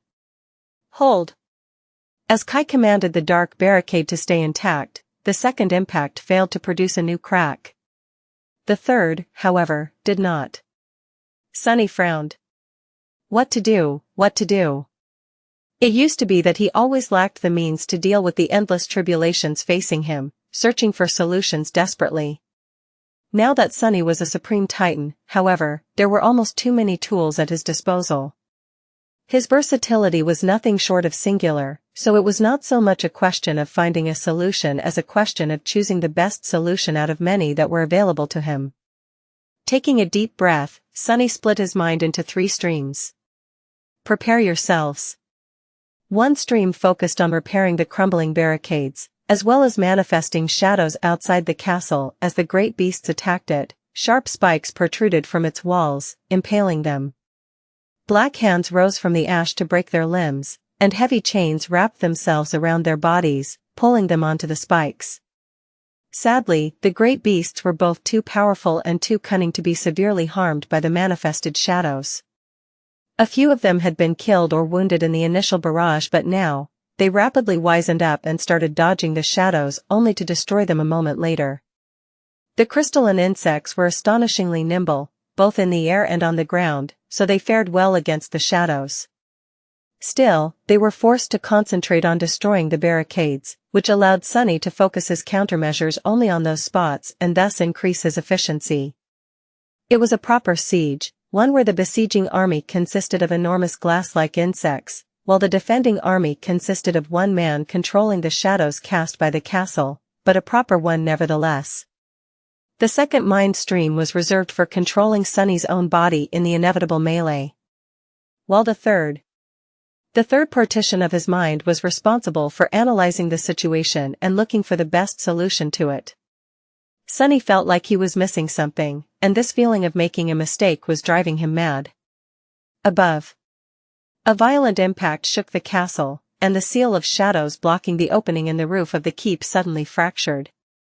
A crystalline body exploded from the rain of black debris, but before it could lunge at the 3 defenders, 2 arrows hit its head. Kai pierced its left eye, while Slayer pierced its right eye. The body of the enormous crystal insect plummeted down, while another got stuck in the quickly mending barricade. It would have freed itself a second later, but a split second later, a black arrow slid in the crack between its thorax and abdomen, severing the great beast in 2. Slayer had killed it, and therefore, the handy bracelet spoke into Sunny's ear. "You have slain an enemy." He scowled. "What am I missing?" Just then, the largest of the barricades, the one blocking the gate of the keep, was torn open by a wide fracture. Crystalline bodies filled the breach. Grasping his odachi, Sunny rushed forward. "Whatever it is, I hope I'll figure it out soon." He dove into the familiar cradle of battle. Sunny rushed forward as the first of the crystalline insects burst through the breach. These great glass-like horrors glanced like grotesque bees, but also somewhat like dreadful ants, considering their warlike behavior. However, he decided to call them the crystal wasps. The crystal wasps were great beasts, while he was a supreme titan.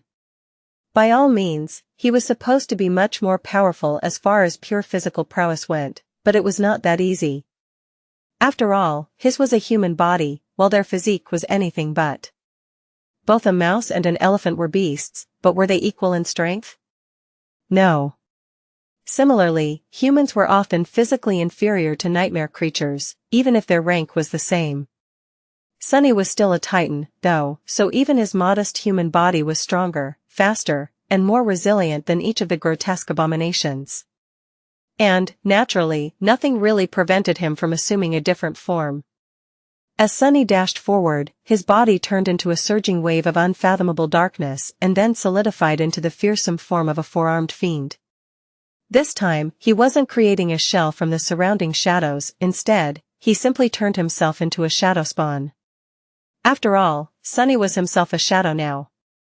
His human appearance was merely a form he assumed, so if he was familiar with a different one well enough, he could just as easily become something else. His shadow spawn form glanced pretty much exactly as the devil he had been in the second nightmare, towering at 3 meters in height, encased in the fearsome black carapace of the Jade mantle, and with 4 hands ready to tear and rend the flesh of his enemies. If there was one difference, though, it was that 7 horns were crowning his head now instead of 4. Suddenly, the crystal wasps did not dwarf him anymore. Neither were they as threatening anymore. But they were still great beasts. Even if Sunny was stronger than them, he was still vulnerable to their malice. And, there were a lot of them, numerous more than he would have chosen to face, if there was a choice. No being of the great rank could be taken lightly. He poured more shadows into his odachi, increasing its length to nearly 3 meters. Almost at the same time, the crystal wasps ignited with blinding radiance, chasing the darkness away as if sunlight had been stored in their glass-like bodies. A wave of scorching heat washed over him, making him frown. Curious. That ability of theirs, was that how they built their hives? By melting tunnels in the ice? There was no time to ponder. The first of the abominations was already upon Sunny, or rather, he was upon it. Slicing off its crystalline leg, which was poised to pierce his chest, Sunny rammed the creature with his shoulder and at the same time grabbed its frightening, razor-sharp mandibles with 2 of his 4 hands, pushing its head to the side and preventing it from biting a huge chunk of his flesh off. A split second later, he spun his odachi and slashed downward. The nimble nightmare creature easily dodged his strike even while reeling from being slammed into. However, it still convulsed and toppled, its lifeless body suddenly growing brittle and shattering into many shards with a melodious ringing. That was because Sunny had never aimed for the crystal wasp, to begin with. Instead, his black odachi had severed its shadow from its glass-like body, thus destroying its soul. It wasn't easy to destroy the soul of a great beast in one strike, even when striking its shadow. However, Sunny's killing intent was especially deadly, because his will to kill was especially firm. The touch of his black blade carried uncompromising lethality, as if imbued with an echo of death itself. The crystal wasp died instantly, unable to offer much resistance. That said, Sunny had not expected its body to crumble into innumerable shards. He had been planning to toss the corpse of the great beast at the other abominations rushing at him, thus slowing them down. Instead, another insect-like abomination was already lunging at him through the cloud of falling shards, a split second away from biting into his neck. Sunny reeled back to block the glass mandibles with his odachi, holding the hilt with 2 hands and bracing the flat of its blade with 2 more. The impact was tyrannical enough to push him back, but instead of falling and being buried under the mass of the nightmare creature, Sunny collapsed into the shadows and shot out of them behind the adversary almost at the same moment, his odachi falling down to split the adversary in 2. You have slain an adversary. Spinning to face the next crystal wasp, Sunny saw that the barricade of shadows he was fervently repairing was continuing to crumble, and that 4 more abominations had made their way inside the keep in the time it took him to kill 2. Nevertheless, he was surprised by something. Huh? Why were the crystal wasps weaker than he had expected? They still possessed the dire power one would expect from great beasts, but it was significantly lower than it was supposed to be, than it had been, back when they were escaping the ice hive on the slopes of the snowy mountain. 2 abominations lunged at him at great speed, their radiant bodies creating a dizzying movement of light and shadows. The ash covering the floor rose like a whirlwind in the wake of their violent passage. The ash. Sunny moved, raising his odachi to impale one of the abominations and at the same time catching the second one in the air. This time, he did what Nephi's had advised him to do, wrapping his will around his entire self instead of focusing primarily on his weapon. It was easy to feel the difference. Despite being outnumbered, Sunny did not feel like the world was fighting against him just as hard. The willpower of the ice hive was pressuring him like a crushing wave, but strangely enough, Sunny was like a fish, cutting through it almost with ease. He slammed one of the crystal wasps into the floor, causing the entire ash castle to tremble and for a web of cracks to appear on its transparent carapace.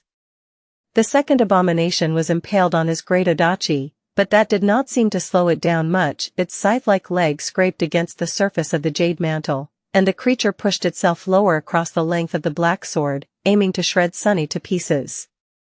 The weight of its body was immense enough to make him stagger. His armored foot descended upon the crystal wasp on the floor, shattering its already cracked head, and at the same time, his tail wrapped itself around the second nightmare creature's thin neck. You have slain an adversary.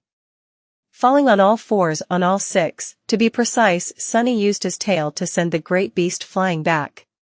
As if shot from a sling, the nightmare creature flew through the air and crashed into its advancing kin. That's 4. In the time it took Sunny to kill 4 crystal wasps, 8 more had breached the barricade.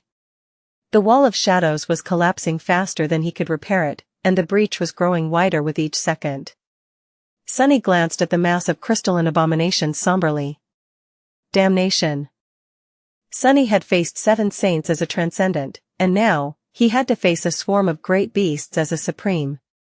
The crystalline bodies of the eerily radiant abominations were shining blindingly with imprisoned sunlight, and shadows danced as they moved. Flakes of ash swirled in the air. Ash. Moving between shadows, Sunny suddenly had an epiphany. He had noted that the crystal wasps seemed weakened, and now, he suddenly understood why. The answer lay in the rules of death game. As Xianxia had mentioned, positioning and territorial conquest played an important role in this ancient game. That way, the power of domains was expressed through rules. Figures had an advantage while defending squares of the same color, and were disadvantaged when attacking squares of the opposite color. The disadvantage diminished the more the besieged square was surrounded by the adversary domain. Ariel's game was based on the same rules, so the Ash Castle bordered 2 volcanoes and 1 snowy mountain. Actually, was it 3 snowy mountains? Did diagonal borders count? In any case, it was not entirely surrounded by the snow domain, which meant that Sunny was supposed to have some kind of advantage. He had not felt any boost to his power, though, which meant that his advantage lay elsewhere. To be precise, it was the abominations of the snow domain who were weakened by the surrounding ash. That is good to know. Another piece of the puzzle was solved, and armed with that knowledge, he would be able to plan his subsequent moves better. For now, however, Sunny had to survive the enemy move. His mastery of Shadow Step, which had long been woven into his battle art, allowed him a supreme degree of mobility on the battlefield. That was why the crystal wasps could not immediately overwhelm him despite their superior numbers. Sadly, Sunny was not entirely free to move however he wanted either. After all, he was supposed to serve as an impenetrable wall between the abominations and his allies. Therefore, he could not allow the great beasts to advance too far into the interior of the Ash Castle, meaning that he had to spend most of his time in front of the advancing swarm. The issue was further exacerbated by the fact that in a battle between great nightmare creatures and a supreme being, the distinction between tangible and intangible was less meaningful than it would be for weaker creatures. In other words, the attacks of the crystal wasps were imbued by their rabid will and could therefore pursue him into the shadows. Curse it! The shadows shifted again, pushed around by the radiant abominations, and Sunny was forced to step out of them a few meters away from where he wanted to be. Unwilling to let the opportunity pass, Sunny transformed his odachi into a long spear and thrust it forward, piercing the joint of a crystal wasp's leg. He wrenched his spear, destroying the joint completely, and immediately leaped back. In the next moment, another nightmare creature was already in the spot where he had been before, its terrifying mandibles closing on nothing but emptiness. Sunny did not miss the chance to bring the butt of his spear upward, slamming it with ferocious force into the underside of the creature's head. Its skull cracked, and one of the mandibles shattered. Continuing to retreat, Sunny turned his torso and pushed his spear forward, piercing the eye of a different enemy, then spun it to drive 2 more a step back. With how overwhelmed he was by the enemy numbers, Sunny only managed to kill 2 more crystal wasps after the initial 4. The rest of them were battered and bore gruesome wounds, but were very much alive, and more were already entering through the breach, as well. Just then, however, a black arrow slid into the crack on the skull of the nightmare creature he had struck with the back of his spear. The great beast died instantly. Another arrow struck the crystal wasp, who was moving slower than the rest due to the joint he had destroyed, making its massive body explode violently into a cloud of glass shards. You have slain an enemy. Having already finished off a few abominations, Kai and Slayer were helping as best they could. But there were just too many beasts. Sunny could sense them scurrying across the exterior of the Ash Castle, forcing their way inside. His artillery support had managed to keep the crystal wasps off his back until now, but things were rapidly turning from bad to worse. That was because, apart from the main barricade, the other 2 seals of shadows were crumbling too. The crystalline abominations were ramming their bodies into them with harrowing force, making the entire castle rattle and shake. Slayer was already splitting her attention between the main entrance and the lower seal. Kai would have to concentrate entirely on the upper seal, soon. It was unclear how long the two of them would be able to hold the crystal wasps back. Catching his spear with his lower hands, Sunny moved it in a wide horizontal arch to behead a wounded nightmare creature, and at the same time caught another one with his upper hands. As the claws of his gauntlet sank into the crystalline carapace, he strained his muscles and viciously ripped the gigantic beast in two. That cost him. Not a second later, something slammed into his back, and he felt a sharp pain permeating his body. Roaring, he spun, grabbed the attacking crystal wasp by the neck, and then slammed its head with his own. The nightmare creature's head exploded into a rain of shards, and it fell into the ash, lifeless. You have slain an enemy. This can't go on much longer. What was he missing?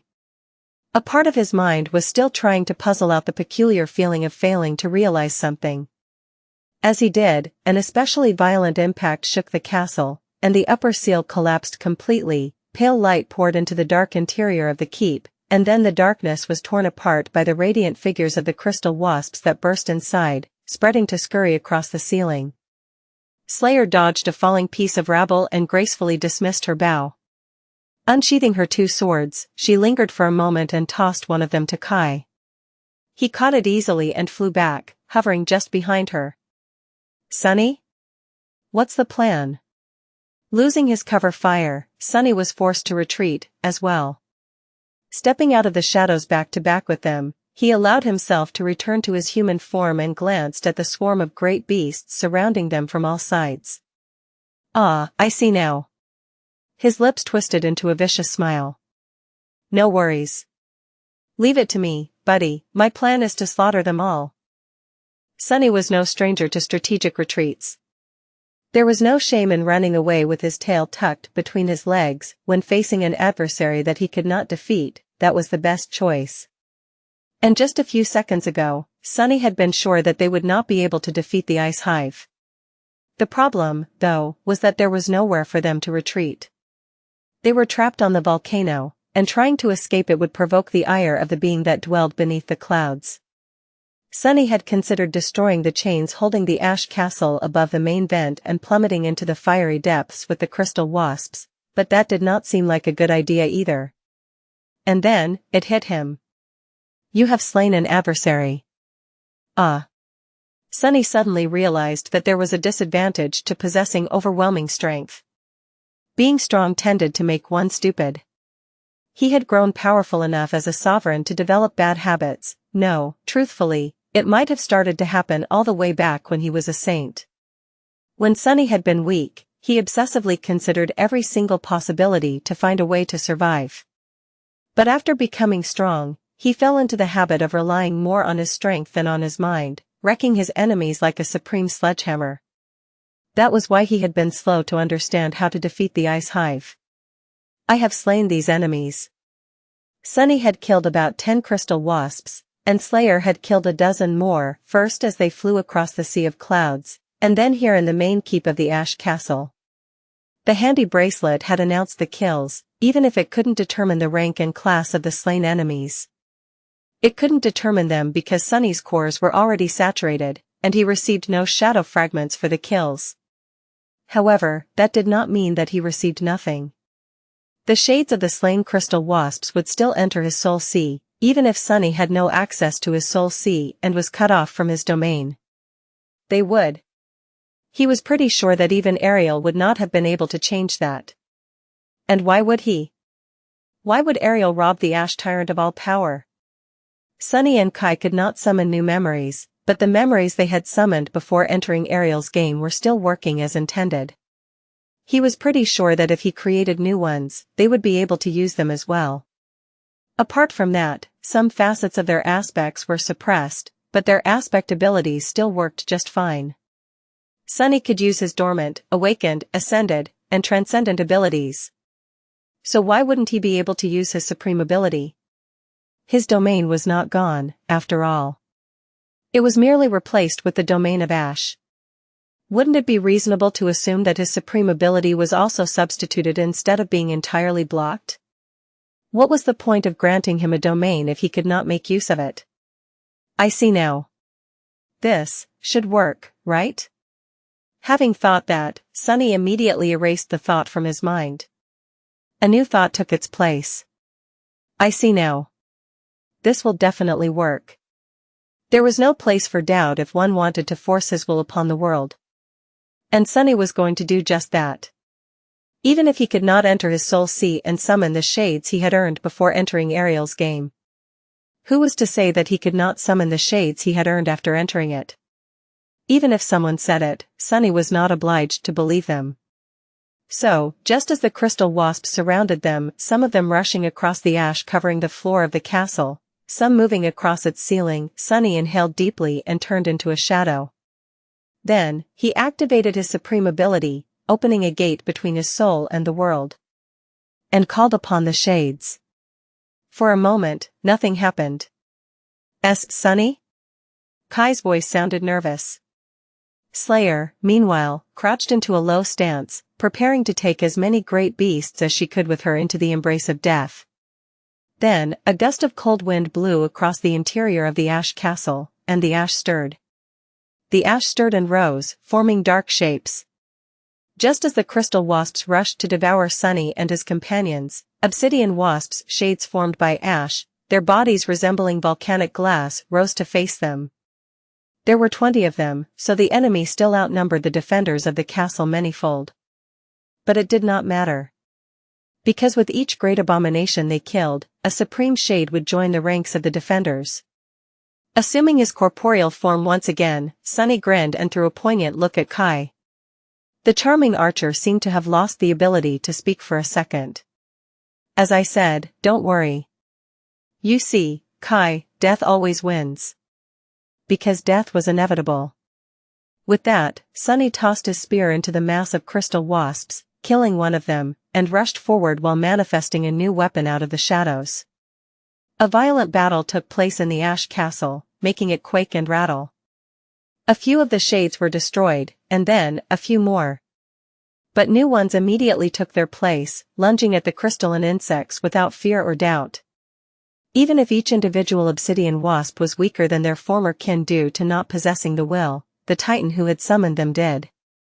Sunny could also fight much more freely now that he was supported by a small army of shades. As a result, his lethality increased explosively. Kai and Slayer did not waste any time either. Soon enough, the outcome of the battle hung in precarious balance. The ice swarm had been reduced almost by half, and the number of the ash shades swelled. Victory was not decided yet, but Sunny felt that the odds were in their favor.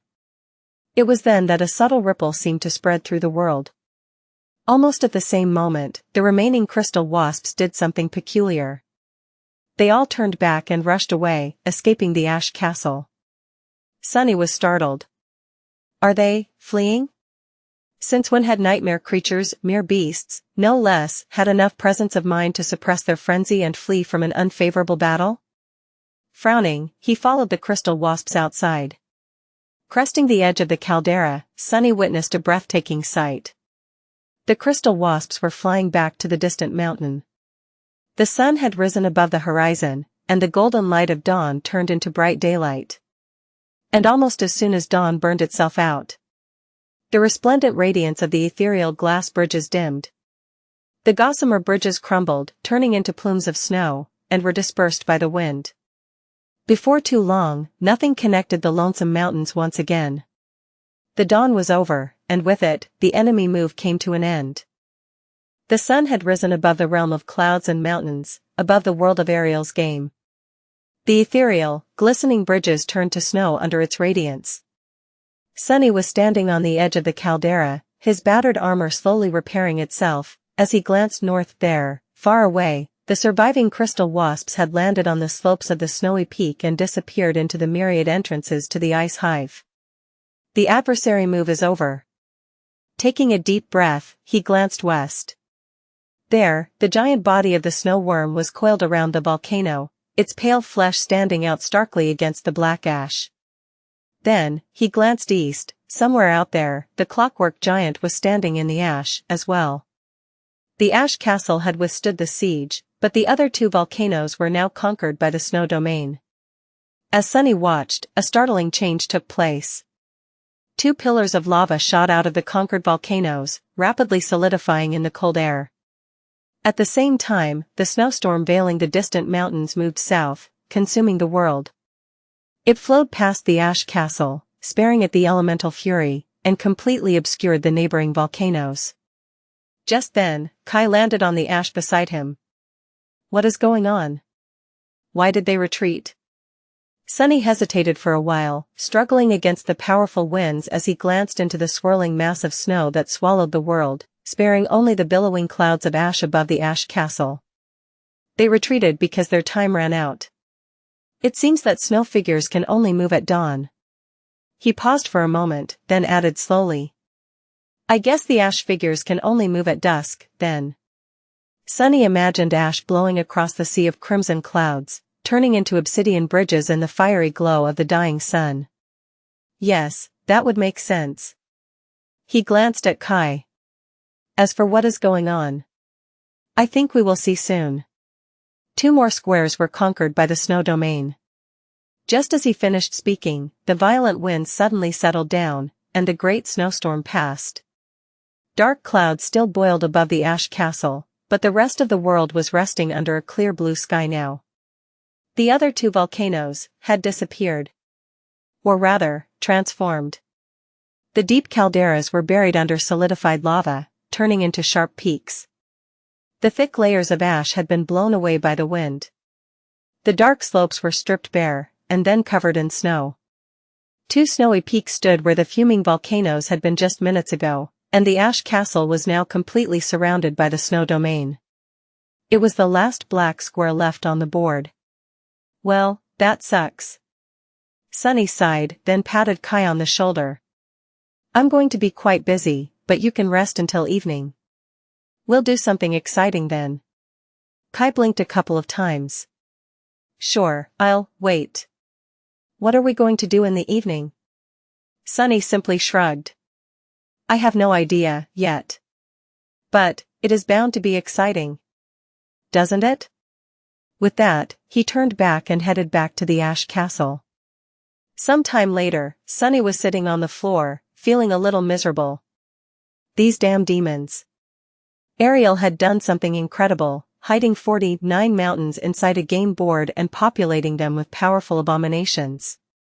The demon of dread was truly great and awful. But, that godly bastard. Did he not think to provide the poor nightmare creatures imprisoned in his game with basic necessities? There was no food to be found anywhere, unless Sunny wanted to dine on an infinite amount of worm meat. Much worse, there was no water.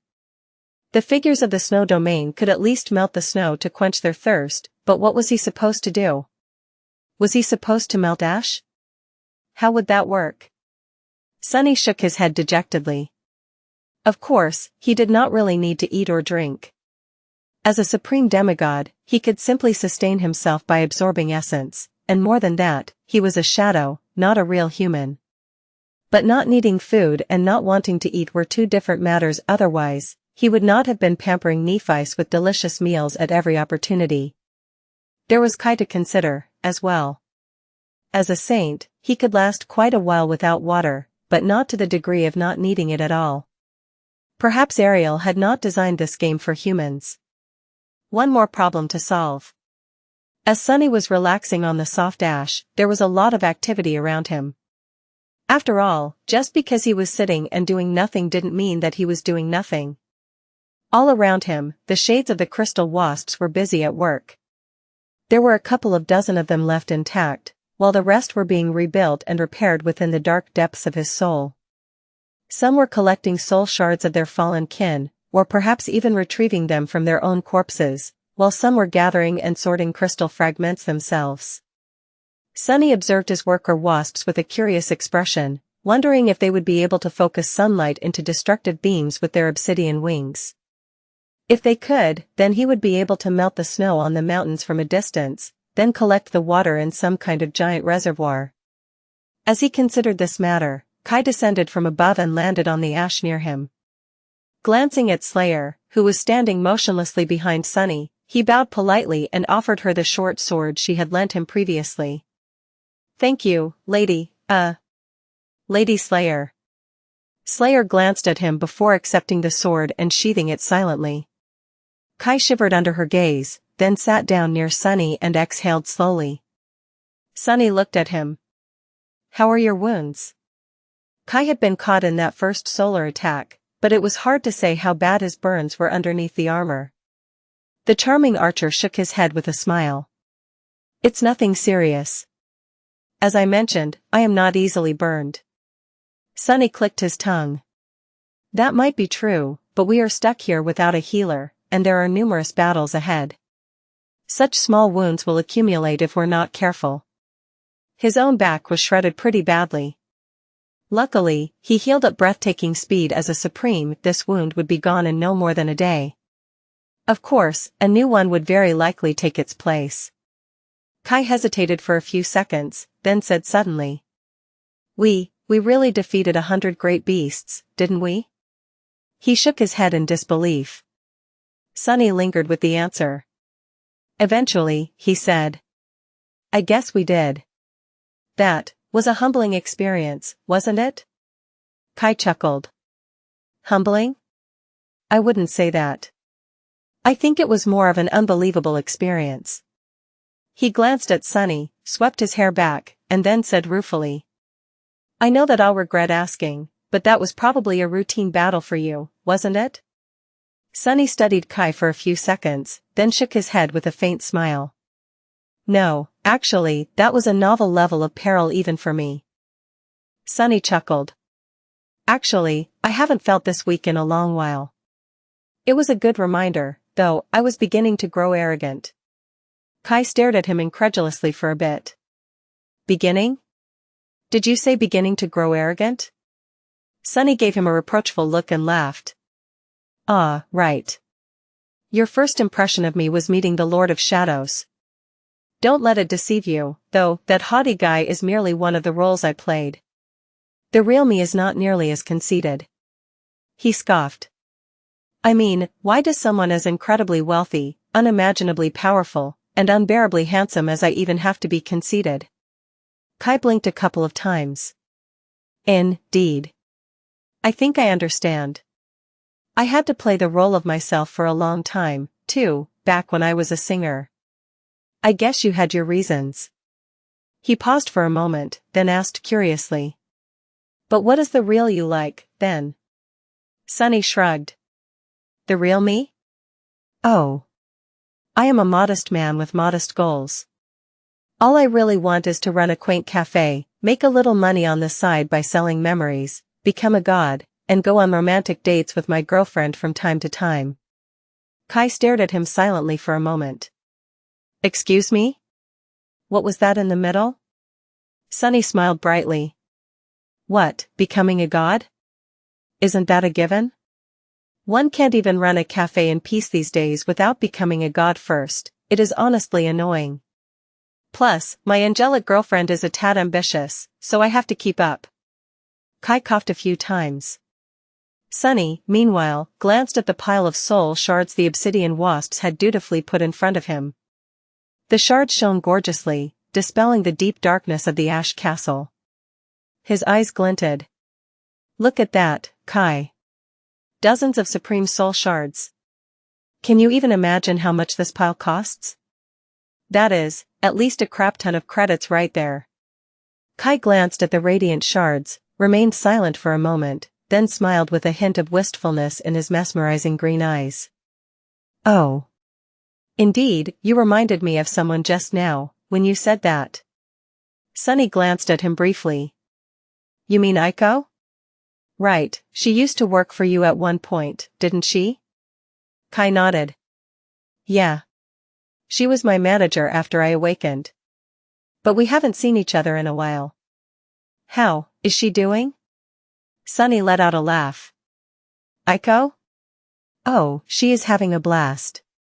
It is a bit funny, she used to run a gambling den in the Bright Castle, but now she pretty much runs the entire Dark City." She also manages Shadow Clan's network all over both worlds. Running a secret organization of that scale is a complicated affair, so she spends a lot of time in Bastion. Kai let out a quiet sigh. That's good. I'm happy that she's happy.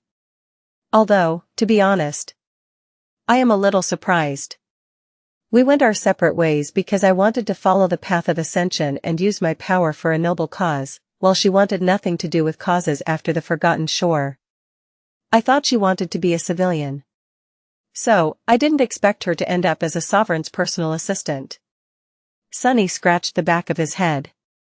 Well, it just ended up like that. I didn't set out to exploit her that way initially, I simply hired her to help me run a memory shop. But one thing led to another, and before I knew it, she was in charge of my entire operation. He blinked a couple of times. Come to think of it, wait, have I been conned? Did she hoodwink me into bankrolling her shady underground empire with my fortune? Kai laughed. No, no. I am sure you are exploiting a mere awakened like her, Supreme Sunless, and not the other way around. Definitely. Sunny grinned. Yeah, naturally. Obviously. Finishing enjoying the view of the soul shards, he turned to several piles of crystal fragments instead. The obsidian wasps had chosen only the suitable ones, separating them into several large piles by form and size. He picked one up and traced his finger along its edge. His jade skin was instantly cut, which was impressive enough. No blood seeped out of the cut, and a few seconds later, it had already healed itself. Wonderful. The soul shards would become the anchors for weaves of the memories he wanted to create, but the remains of the crystal wasps could serve as an excellent medium for the enchantments. After all, memories had to be crafted from something, and materials harvested from great nightmare creatures were superior to permanently manifested shadows. These crystalline shards were especially sharp and durable, making them perfect for crafting arrowheads. Actually, there was someone here who was quite amazing at crafting arrows from similar materials. Slayer had spent thousands of years making her own weapons from what she could find in the Shadow Reel, and the most readily available resource there was obsidian. Sunny glanced at her and raised an eyebrow. Hey. How about helping me with this? She stared at him chillingly, which made him clear his throat. Oh. Right. It was time for another payment. Sunny used the same shard of crystal to slice open his forearm. This time, the cut quickly swelled with blood. Slayer finally moved, lowering herself to one knee beside him under Kai's startled gaze.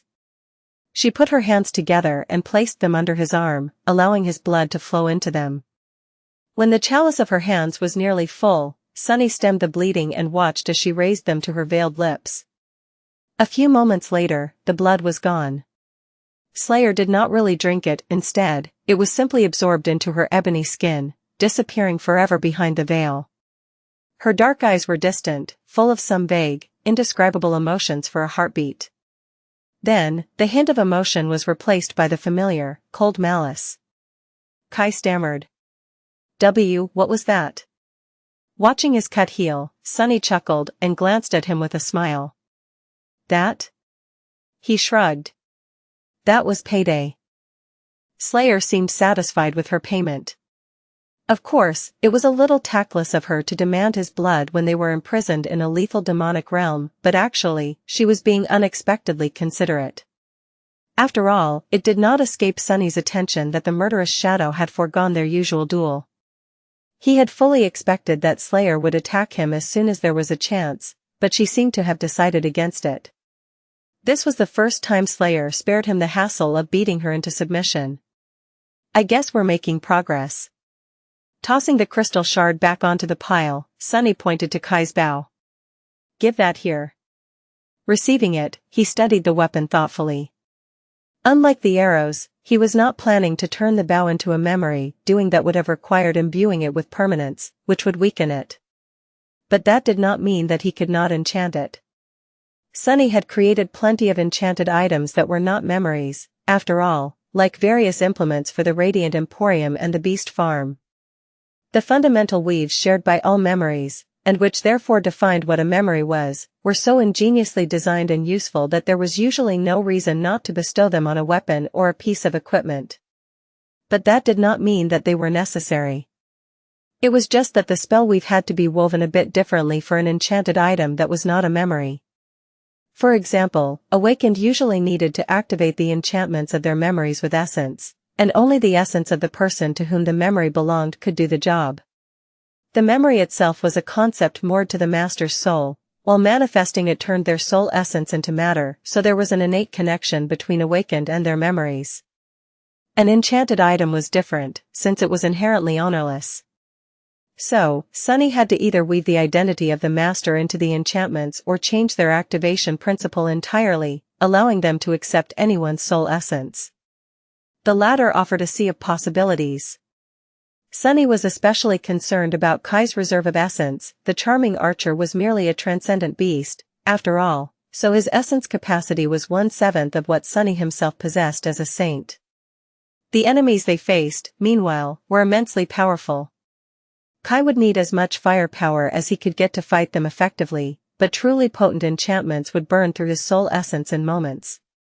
There would be no time for him to fully replenish it either, considering that they might need to enter battle twice a day. Sunny had to strike a careful balance between potency and sustainability. If the bow could accept anyone's essence, however, he could assist Kai by using his own. He could even make the bow an essence vessel and saturate it with powerful supreme essence in advance. Sunny sighed. Now that he had become the ruler of the Ash domain, which was reduced to a single volcano, he felt like a pauper again. His tens of thousands of shades were gone, and the seemingly boundless river of spirit essence that constantly flowed into his soul had run dry. Compared to what he usually enjoyed, there was merely a trickle. So, he couldn't go all out and supply Kai with an ocean of his essence. Additionally, Sunny did not know how to make his essence follow the charming archer's commands.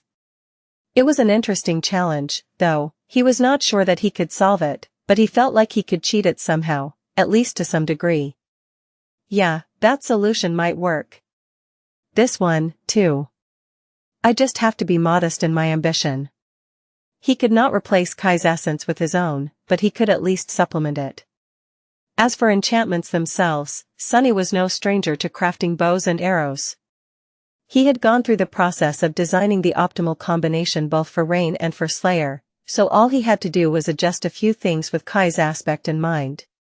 For example, unlike most archers, Kai could see through solid objects. So, wouldn't it be prudent to design him an arrow that could phase through matter? Wait. Such an arrow would be amazing in the hands of any skilled archer. Why had he not made one before? Well, it was probably because making things pass through matter was not that easy. He could potentially play with tangible and intangible states, possibly even use an altered version of the unseen enchantment of the Moonlight Shard, but there were a few obstacles to overcome. Making an arrow pass through solid matter was easy in theory, but in practice, there was no such thing as easy matter in the dream realm. All materials had their own mystical properties, especially so the bodies of living beings. So, as much as Sunny wanted to make an arrow that would phase through the armor of a nightmare creature and strike directly at the tender flesh beneath, he couldn't, for now. Making an arrow that could phase through a mass of rock and strike an adversary hiding behind it, though? That was a possibility. Oh, my. I'm inspired. Summoning 4 shadow hands, Sunny lamented the absence of Weaver's needle and got to work. He would work on the bow first, then the quiver, and finally craft a few arrows. Kai needed some kind of melee weapon, as well. The weapon could be crafted from the larger pieces of shattered crystal left behind by the slain wasps. There were supreme materials and supreme soul shards at Sunny's disposal, so he would be able to create something truly destructive. The only limit was time. He had until sunset to prepare Kai for battle, so he had to be modest in his ambition. That's all right. I can take it one step at a time. He could weave a basic enchantment for the bow and create a couple of arrows today. Then, he could continue to improve the bow and add new arrows to Kai's arsenal after each battle. There would be more dead abominations and more materials for him to work with, as well, his beasts would continue to grow stronger with each day. His army of shades would continue to grow in number, as well. Which was a good thing. Because, at the end of it all, they would have to face the Snow Tyrant. We are going to need all the power in the world to kill that thing, for sure. Sunny became engrossed in weaving. As Sunny worked, Kai remained silent for a while, resting. It did not seem like he was ready to sleep, and there was nothing really for him to do on the barren volcano. The charming archer glanced at the walls of the crumbling fortress for a while, or rather, through them. He was observing their enemies, most likely. The remaining crystal wasps, the snow worm, the clockwork giant. Stop staring at the frightening nightmare creatures, Kai. That will only wind up more, not help you recover. Kai slowly glanced away from whatever horror he was observing and focused on Sunny. Eventually, he asked. That is a strange form of sorcery. I don't think I've ever seen anyone enchant something in that way before. Sunny nodded. I don't think there's anyone else capable of performing this form of sorcery in the world, anymore. I'm the only one. Kai had to have an idea of what his aspect abilities were. So, he would know that creating memories was a skill Sunny possessed, not an ability. The charming archer glanced at him with interest. How did you learn it? Sunny responded without looking up, his 6 hands forming the spell weave inside the black bow, one string of shadow essence at a time. Oh. One of my attributes allows me to see the spell weave of memories, while another one allows me to touch it. One time. I was in a pretty desperate situation. So I figured out how to create a rudimentary memory to escape it. He smiled faintly. Then, it was just a lot of research, study, and experimentation. I slowly taught myself how to do more by watching what the spell does. He glanced at Kai briefly. What about you? You seem to be perfectly suited for shaping, with that aspect of yours. Have you not tried to master it? Kai chuckled. Oh. I tried. I seem to be a special case, though. Some people have a talent for shaping, while some people don't. What I have, however, is negative talent. Sunny raised an eyebrow. How so? Kai shrugged with a smile. Because of my aspect, the true names I invoke are extremely powerful. In exchange, however, it is especially difficult for me to master them. Lady Nephice thinks that it's the way for the world to balance things out. He sighed. I can't even speak the names as a human, at least not yet. I can invoke them pretty easily as a dragon, though, almost as if a dragon's maw is meant to bellow them. But it's of no use, really, since I can barely keep the names in my mind. Even after years of effort, I've only mastered a meager few. Sunny contemplated his words for a few seconds. I'm not buying that someone like you is not meant to be a shaper. Maybe you just have not met the condition to master the sorcery of names, yet. Things will probably change dramatically when you reach a higher rank. Alternatively, it might be connected to your aspect legacy. Or not. You have not received it yet, have you? Kai shook his head. No. But I don't see how an aspect legacy can help me become a better sorcerer. Aren't legacy relics usually just powerful memories? Sunny chuckled. Usually, yes. But not always. Oh, and technically, legacy relics do not need to be powerful, they just need to complement your aspect greatly. He pointed to himself with one of his 42 fingers. Take me, for example.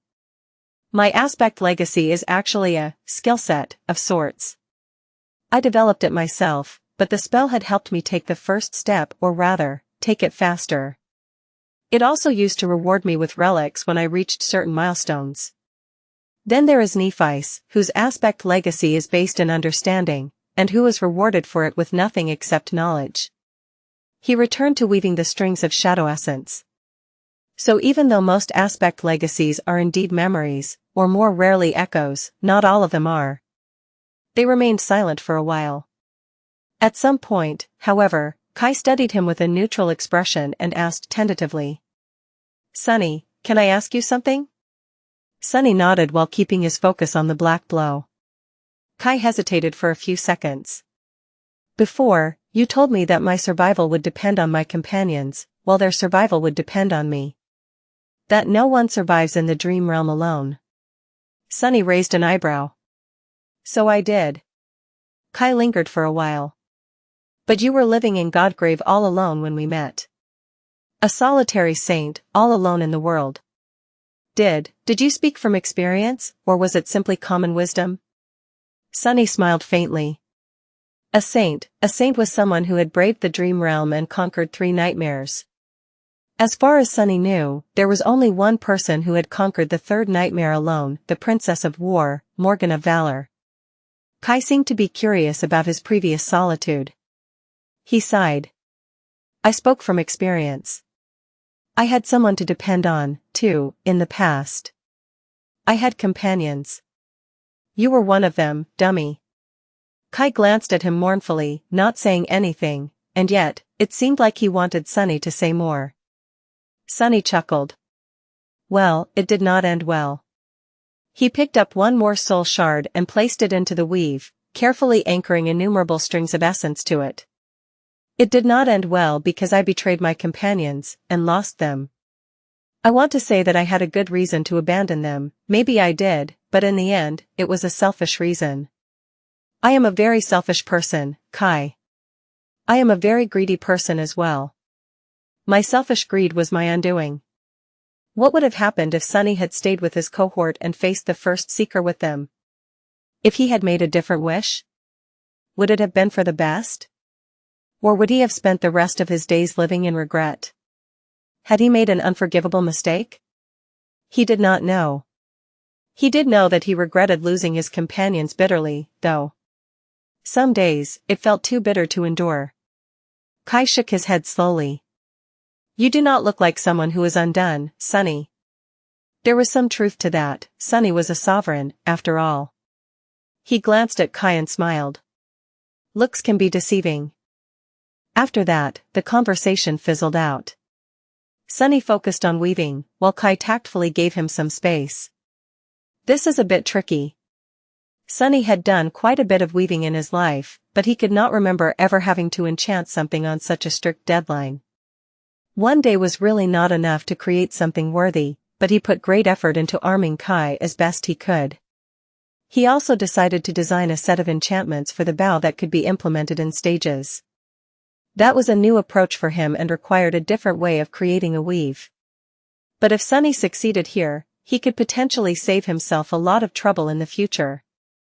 After all, up until now, he always had to complete the entire weave in one go, otherwise, the unfinished pattern of shadow strings would quickly collapse as soon as Sunny released his hold on it. If he could come up with a way to prevent that from happening, he would have far fewer headaches while tackling truly complicated enchantments. Necessity was truly the mother of invention.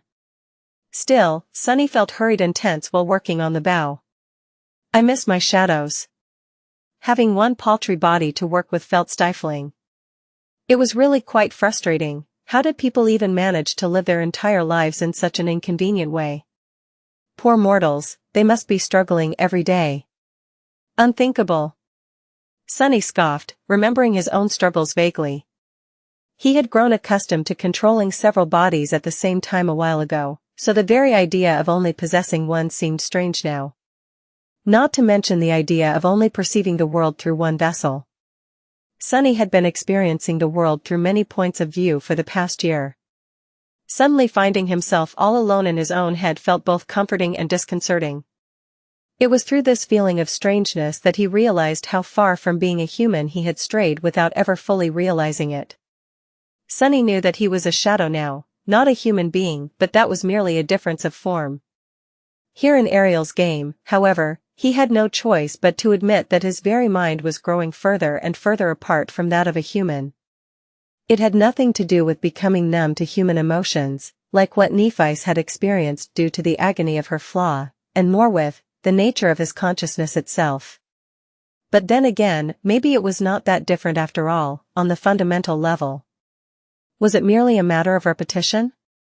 Sunny remembered how vivid and horrifying his first encounter with an abomination had been. But after facing and slaying a myriad of them, he barely felt anything when encountering yet another ghastly horror. He had grown callous to their presence. The same held true for human experiences.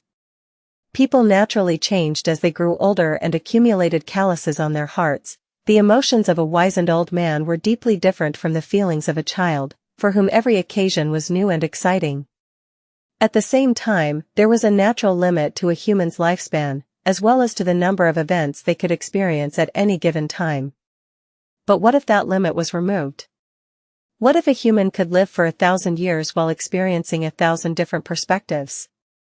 How different would the mind of such a being become, and would it still be even remotely human? Sunny sighed. I'm changing. He was still young, and he had already changed so much. What kind of person would he become in a decade? The fact that his consciousness was slowly transforming to resemble that of a deity was both a promising sign and an eerie omen. It was good to know that he was well on his way to apotheosis, but still.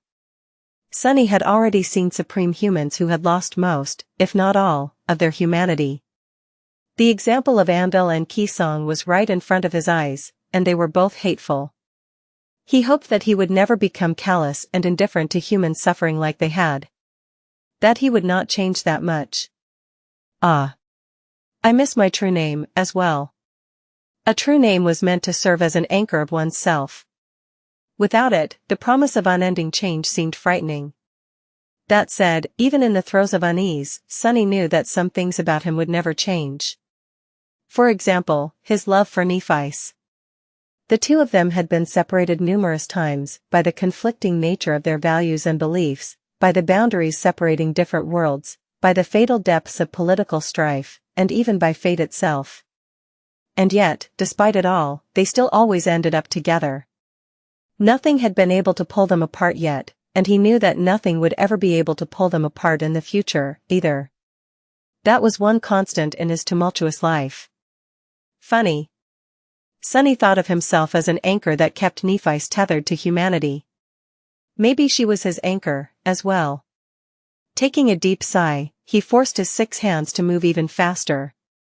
In the end, he succeeded in placing the first enchantment on Kai's bow, as well as crafting 2 powerful arrows from the crystal shards.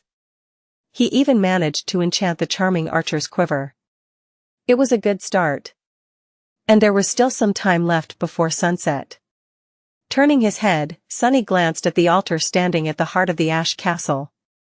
And at the jade figure of a snow beast laying on it. His eyes narrowed. Shall I? Letting Kai experiment with his improved bow and new arrows, Sunny rose from the ash and walked over to the altar. Slayer followed behind, her steps soft and quiet. Picking up the figure of the snow beast, Sunny hesitated for a while. I wonder what truth I will learn this time. How about learning why the world had ended? Taking a deep breath, he focused on what he wanted to learn and tossed the jade beast into the billowing smoke. The sun was rising above the wine-dark sea.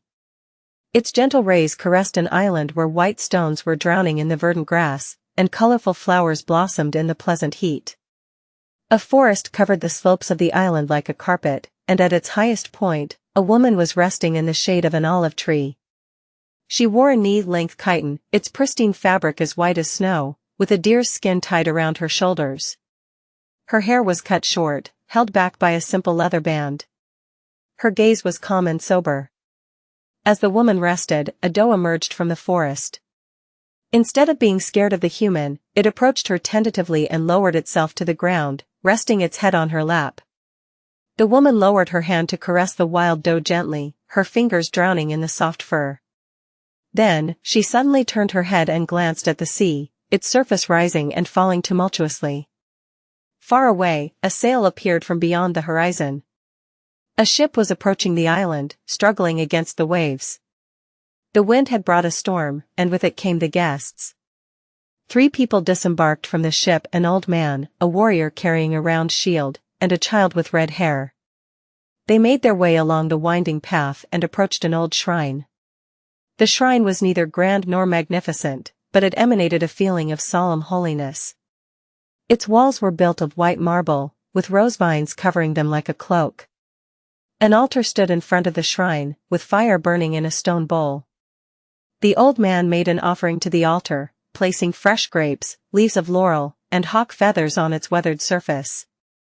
Finally, he burned incense in the bowl and stepped back, kneeling reverently on the ground. The warrior stood behind him, leaning on his spear.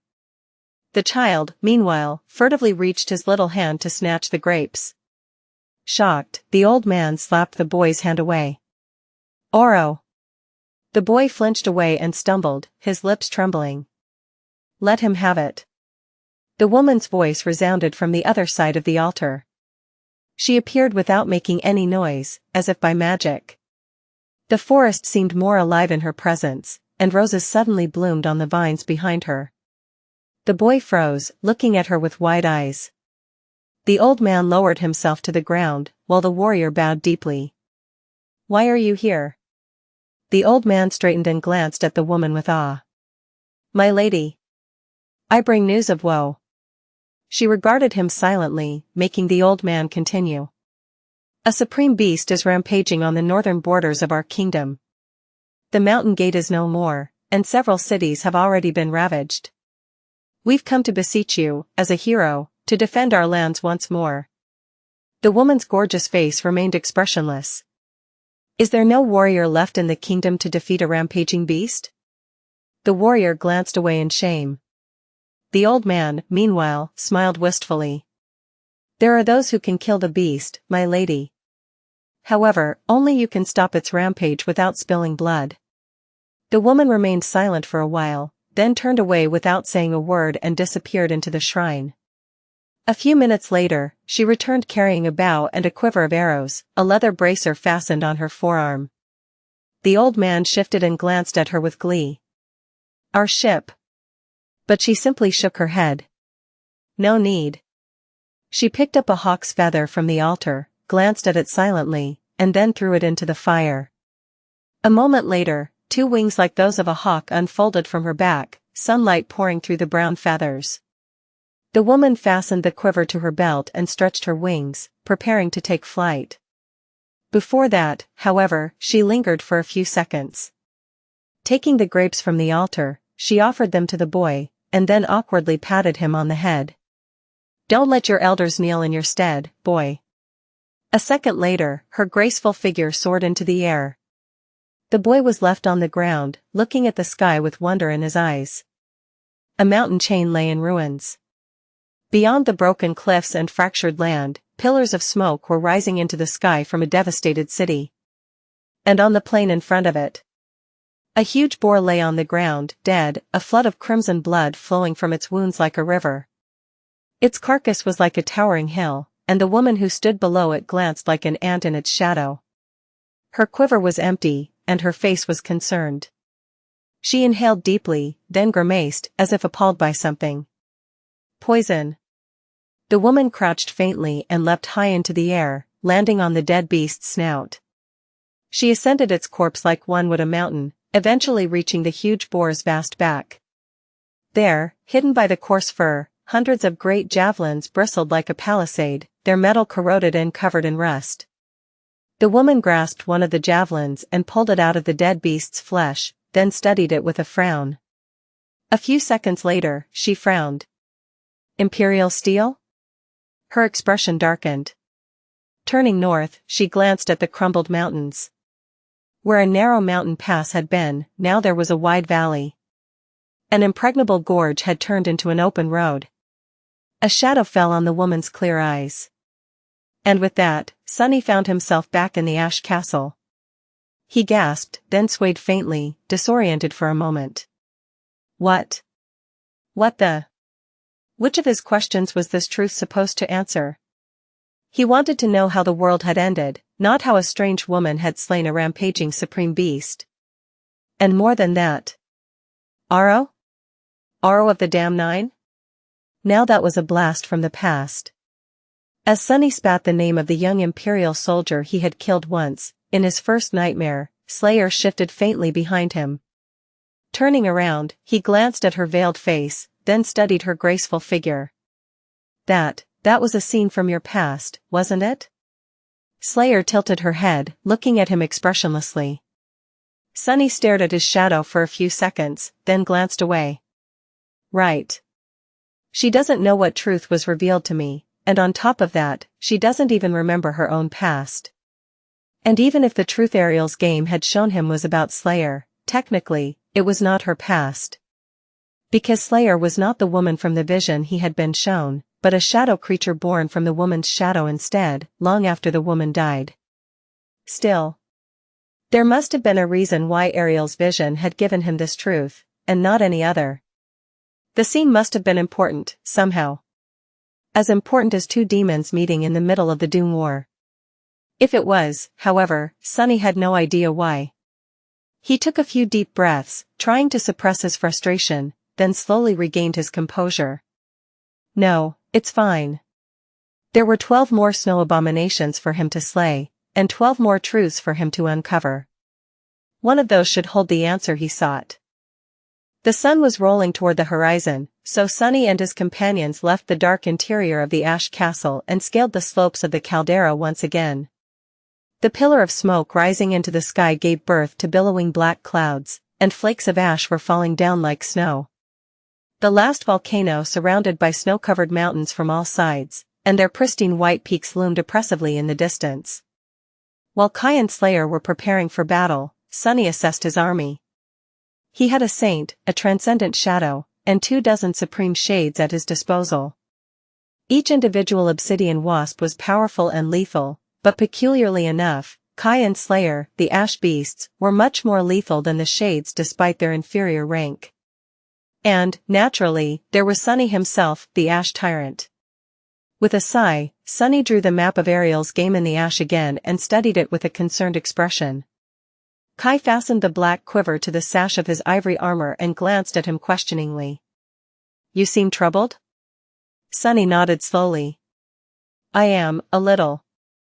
By now, we know a lot about how this realm works enough to plan a strategy, at least. However, there are still 2 questions that are left unanswered. One of them is somewhat important, but the other one is vital. He pointed to the map. First of all, while we have some idea what the castles and the shrines do, the special square at the very heart of the board is still a mystery. Much more importantly, though, we don't know if there is a difference between how figures move. For example, we don't know if some figures can move diagonally between the mountains or cross several peaks in one move. He sighed. Well, if they can, there is no point in making strategies. We will be surrounded in no time, no matter what we try to do, then, it will just be a fight to the death. He glanced at the map and narrowed his eyes. If we assume that all figures can only move one square at a time, though, then, it is quite obvious what we must do. On the grid in front of him, the snow tyrant was guarded in the northern castle by a snow demon and 2 beasts. One snow devil guarded the center of the board, while the second one guarded the eastern shrine with 2 monsters. 3 snow beasts surrounded the ash castle, while the last snow demon was alone in the southwestern corner. Which meant that the western shrine was left unguarded. Sunny pointed to it. We need to reach that square, entrench ourselves, and kill as numerous enemies there as we can. The problem, naturally, is that the snow demon in the left corner can get to it much faster, and that we are surrounded by snow beasts from all sides. He smiled darkly. So, we need to kill one of them before they attack us from all sides come dawn. He would have preferred to spare all 3 snow beasts to kill them later at the shrine, but the situation left him with little choice. He had to break the blockade around the ash castle tonight, before the snow worm and the clockwork giant received a chance to attack the ash castle from west and east simultaneously. So, the only real choice Sunny had was which of the 3 snow beasts to attack. Naturally, finishing off the ice hive was the easiest choice, which was not to say that it would be easy. That said, he would rather deal with one of the cursed ones first. Sadly, he could not. Launching an attack on the mountain conquered by the ghastly worm would bring him too close to the snow demon in the far west, while challenging the fearsome giant would take him further away from the western shrine, while on his way to being caught by the group of snow figures guarding the eastern shrine. So, only one choice remained. Sunny glanced at the 2 shrines, suddenly remembering the 4 words carved into each side of the jade board. Snow, ash, fear, truth. Suddenly, he realized that the rune of ash was carved just below the square where, as he knew now, the ash castle stood. The rune of snow was directly opposite, under the square where the snow castle stood. The shrine that the snow demon guarded, was it the shrine of fear, then? Which meant that the shrine Sunny wanted to occupy was the shrine of truth. He smiled. How fitting. His hair was disheveled, so he tied it back with a band made of shadows. Then, Sunny moved his shoulders, stretching them before the battle. Prepare yourselves. We are going to wipe out the ice hive from existence today. While somewhat unfortunate, it was not a bad choice. That way, at least, Sunny would gather more shades before facing the truly powerful snow abominations further down the line. Just as he spoke those words, the sun finally touched the distant horizon. Its radiance turned vibrant red, painting the sea of clouds with 1,000 shades of scarlet, crimson, and carmine. It was as if the lonesome mountains were rising from a sea of blood. The volcano shook. Then, it roared, and the pillar of smoke rising from its depths swelled, growing wider and more voluminous. The clouds of ash above them boiled. A powerful wind blew from the south, scattering the ash and carrying it north, west, and east. Just as it had happened with the snow, the plumes of ash reached across the glowing red abyss of sunlit clouds, absorbing the intense radiance of the eventide. Soon enough, the tendrils of ash solidified into huge obsidian bridges, which glowed with the reflected light of the setting sun as if imbued with burning embers. It was a pretty sight. Sunny inhaled deeply, then commanded his troops forward. Attack. Sunny jumped down to the surface of the obsidian bridge, testing it carefully. The bridge was hundreds of meters across and dozens of kilometers long, arching gracefully above the glowing sea of crimson clouds. It was not monolithic, but rather an airy and ethereal structure of chaotically interwoven streams of obsidian that glanced far more fragile and delicate than it was supposed to be. In truth, Sunny suspected that even if he had access to his full titanic strength, he would not be able to put a dent in the obsidian bridge. So, he did not have to worry about it collapsing beneath him. Turning into a shadow, he glided across the smooth obsidian with great speed. Sunlight burned in the depths of the volcanic glass like embers, and the winds held above. Kai and Slayer followed behind, escorted by the insect, like shades. He could have carried them all to the distant mountain through the shadows, but there was a possibility that they had gotten the rules of Ariel's game wrong, and that the being dwelling beneath the clouds would react negatively to the ash domain advancing. So, Sunny wanted to leave himself a chance to react and retreat in case that happened. Luckily, nothing of the sort transpired. This was good news for Sunny, since he planned to rely heavily on their ranged advantage when dealing with the ice hive. The mountain was perforated by countless tunnels that formed a complicated network. Besieging the crystal wasps in their home would be quite a treacherous affair, so Sunny wanted to lure at least some of them out first. Kai's new arrow was going to be of great help, in that regard. Since it could phase through solid matter, he could use it to wound the snow abominations while they were hiding in the depths of their ice fortress, enough so to send them into a rage, at least. Sunny had half expected that the crystal wasps would hurry to the surface themselves, forming a solar array to bombard the attackers with gigantic beams of incinerating light while they crossed the bridge, but that did not happen either. The nightmare creatures seemed quite comfortable waiting for the adversary in the depths of the hive, where they had both the terrain and the numerical advantage. However, Sunny's plan met a different obstacle. Just a few moments after stepping on the bridge, he suddenly emerged from the shadows and swayed, a strained expression on his face. Ah, that feels awful. He expected that attacking a square of the snow domain would weaken him, just like the crystal wasps had been weakened when attacking the ash castle. However, he did not know just how severe the penalty would be.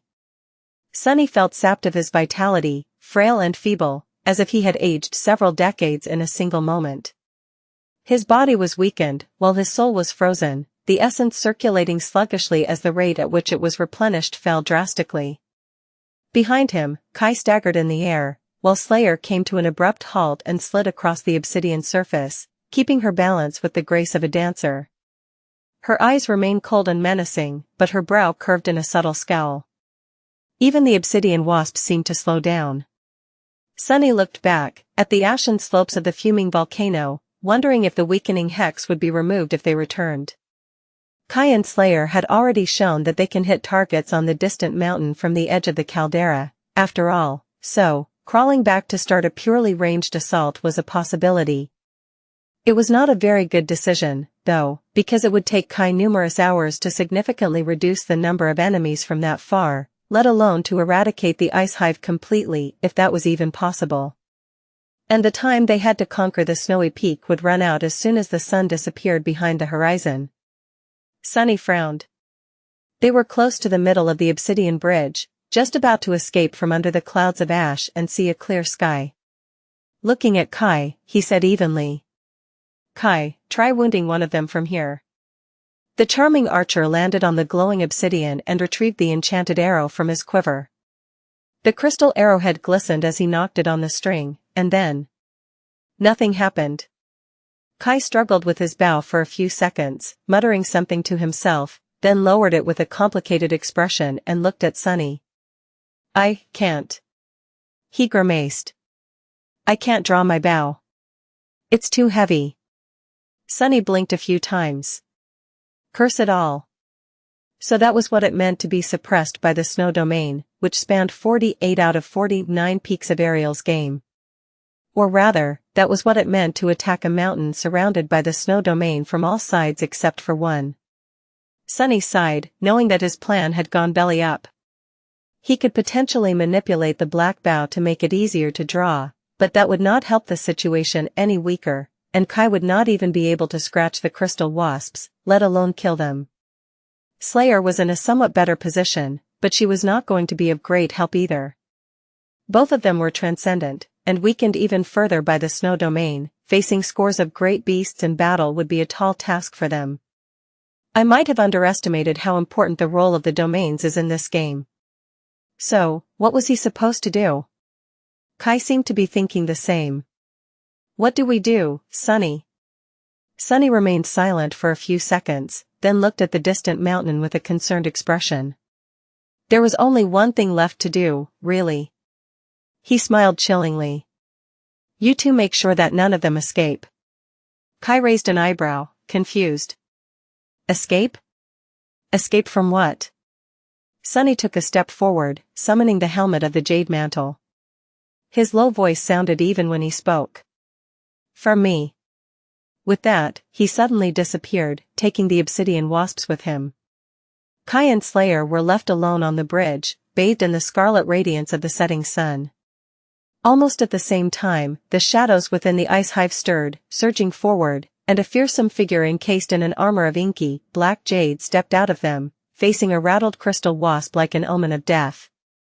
Chapter 2339 Invading the Ice Hive Plus, Turn Off Reset. Sunny found himself in a cave made of ice. His turbulent thoughts settled, giving way to the cold and tranquil state of battle clarity.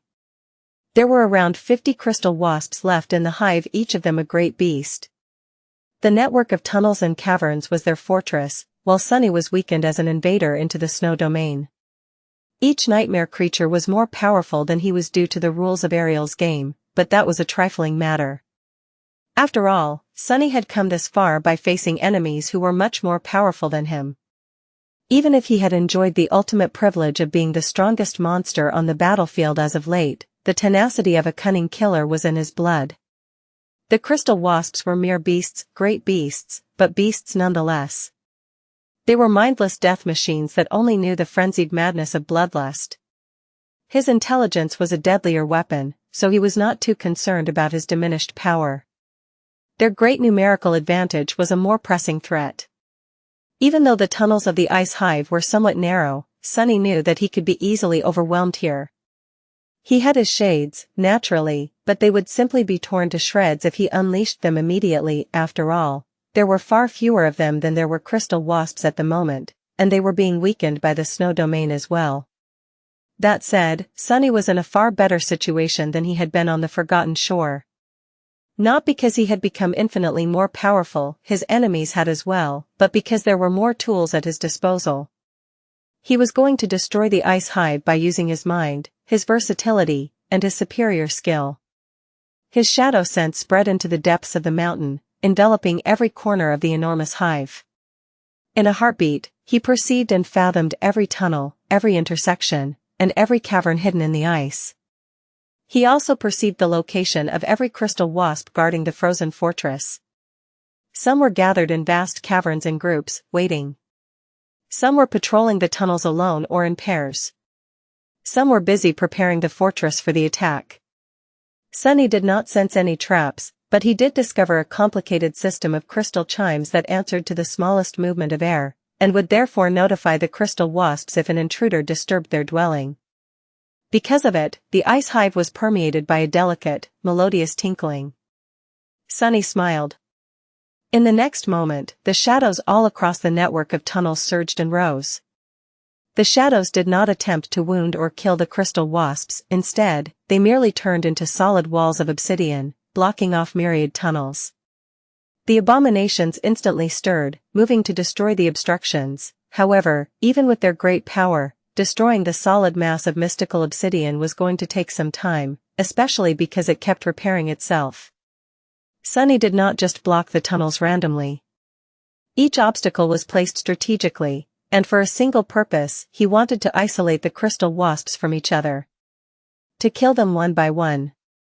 After all, even though Sunny was disadvantaged in terms of power, he also possessed some advantages. Among them, two stood out the most: his awareness, and his mobility. Let's start. By then, the crystal wasp in front of him, a solitary seeker of the ice hive, was already lunging forward. Sunny might not have been faster than a great beast supported by the snow domain, but he was a warrior. The crystal wasp, meanwhile, was nothing more than a pest. The black odachi was already turning into a long pike. Sunny slammed its butt into the ground and braced it with his leg, turning himself so heavy that the ice beneath his feet began to crack. He channeled his will into the blade of the pike, commanding it to pierce the adversary, and into its shaft, commanding it to remain whole. Then, he commanded himself to hold. The great beast was flying at him at spectacular speed, so it had no time to stop. Its own momentum impaled the nightmare creature on the pike, the impregnable crystal carapace shattering as the black blade pierced its chest and exited through the crack between the thorax and the abdomen. Naturally, the malevolent wasp was still alive, straining to push its body along the pike's length to rip Sunny apart. He strained his muscles, raising his weapon, and the massive abomination impaled on it. Then, with a hiss, Sunny thrust the pike upward with all his might and pinned the nightmare creature to the tunnel ceiling. Before the wasp could shatter the shaft of the manifested weapon and free itself, 7 black spikes shot from the ground like pillars, obliterating its body and causing the tunnel to collapse. You have slain an adversary. Sunny was already someplace else. Stepping through the shadows, he appeared on the opposite side of the ice hive, deep inside the mountain, in a small cave where another solitary crystal wasp was digesting the remains of its fallen kin. Those of the abominations who had escaped the previous battle with grievous wounds were mercilessly devoured by the less damaged beasts to mend their wounds. The ice hive seemed to operate according to the principles of ruthless practicality.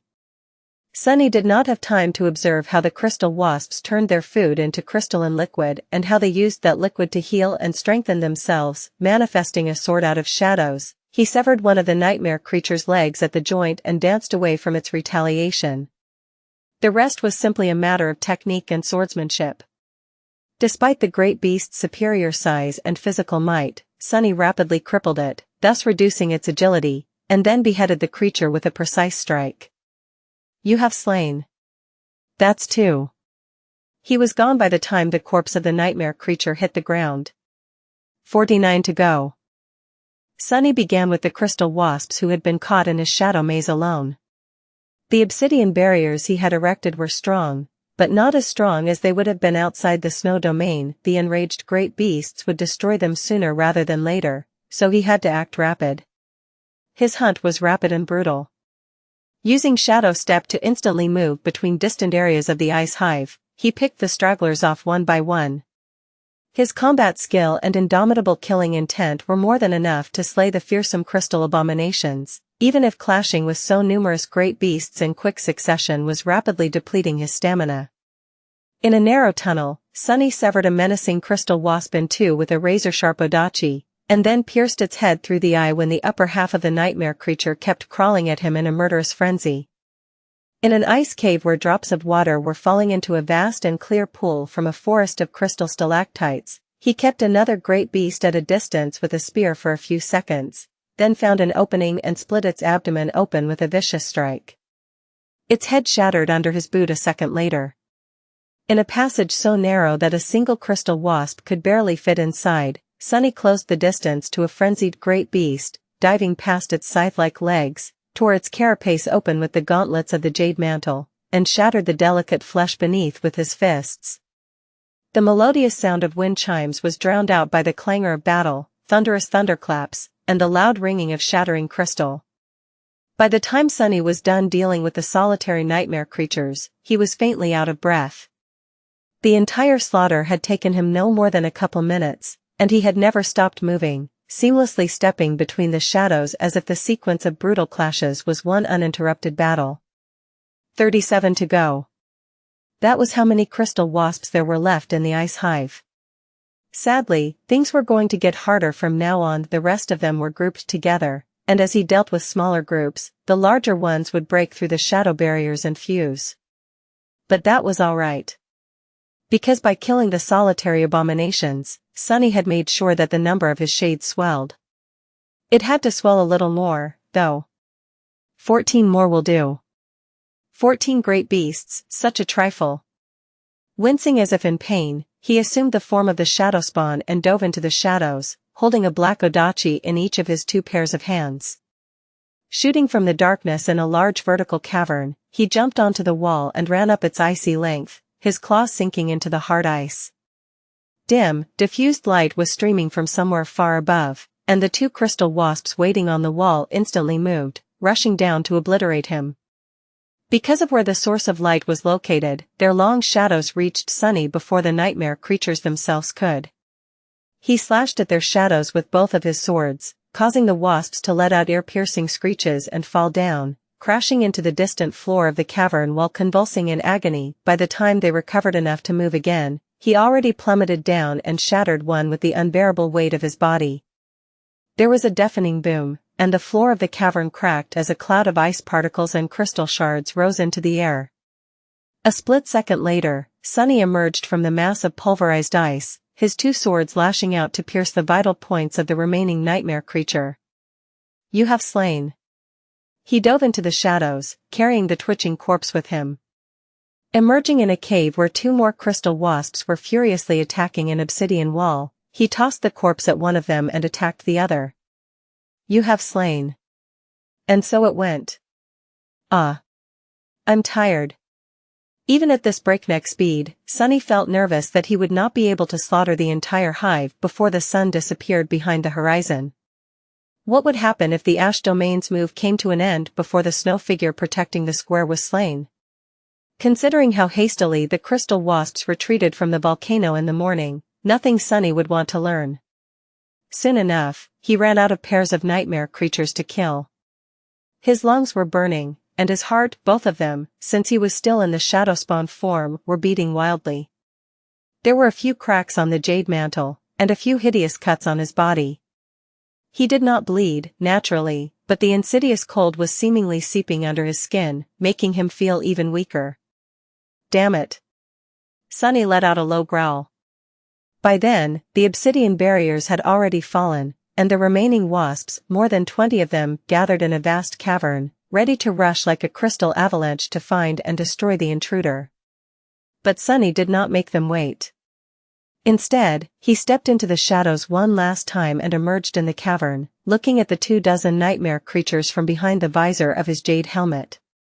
It felt quite unnerving, to say the least, to be stared down by a swarm of great beasts. Who are you to dare stare me down, beasts? No, forget it. There's no time for that. Sunny grinned. That should be enough. With that, he turned into a shadow. And from that shadow, a torrent of ash rolled like a billowing cloud, splitting into helical strands to envelop the swarm of crystal wasps. A moment later, the ash solidified into obsidian wasps, close to 50 of them, against 24 great beasts. 2 for each nightmare creature left in the ice hive. Sunny assumed a tangible form once more, abandoning the towering body of the shadow spawn in favor of his own speedy and slender body. His smile was cold and cruel. Didn't I say it? Death is inevitable. His obsidian wasps rushed forward, and he lunged at the nearest nightmare creature as well. Before too long, the ice hive was no more, each of its crystalline inhabitants becoming a soldier in his growing army. The floor of the cavern was littered with fragments of shattered crystal. Sunny had recalled the obsidian wasps back into the dark depths of his soul and dismissed his helmet, inhaling the frigid air deeply. Now that the sounds of the slaughter had ceased, the melodious tinkling of the crystal wind chimes permeated the silence once more. He exhaled slowly, knowing that the soothing melody would be erased from existence before too long, as well. Not bad, for my first move. He had taken one of the snow figures off the board. Taking a few steps forward, shards of crystal crunching under his feet, Sunny used the blade of his odachi to sweep some of them away. This was where he had killed the last of the crystal wasps, and so, there. Crouching, he reached down and picked up a jade figurine from beneath the shards. It was the snow beast figure 1 representing the ice hive. Sunny studied it for a few seconds, then hid it inside his armor. Then, with no more time to waste, he stepped through the shadows and returned to the cave where water was flowing into a deep pool from a forest of crystal stalactites. Manifesting a large cauldron, he hastily filled it with clear water and pulled it into the shadows, appearing on the slopes of the snowy mountain a few seconds later. Kai and Slayer were already waiting for him there, the last rays of the setting sun painting their silhouettes with fiery shades of scarlet. Sunny offered them a friendly smile and brought some water to his lips, drinking greedily. "Ah, I guess it's not poisoned." Then, he raised an eyebrow. "What?" Kai had been staring at him with wide eyes. The charming archer shook his head slowly. "And no, nothing. It's just, they were great beasts. All 50 of them." His gaze could penetrate solid rock, so he must have seen exactly how Sunny had dealt with the crystal wasps. Sunny grinned. "Were they? An expected result, then. It would be a shame if I couldn't do this much as a supreme. After all, I killed my first great devil as a sleeper." Finally, he found a chance to work this one in. Kai's eyes shook. And a moment later, the mountain shook, as well. Sunny sighed, then glanced at his friend languidly. "I suggest you brace yourself." Kai frowned. "Brace myself?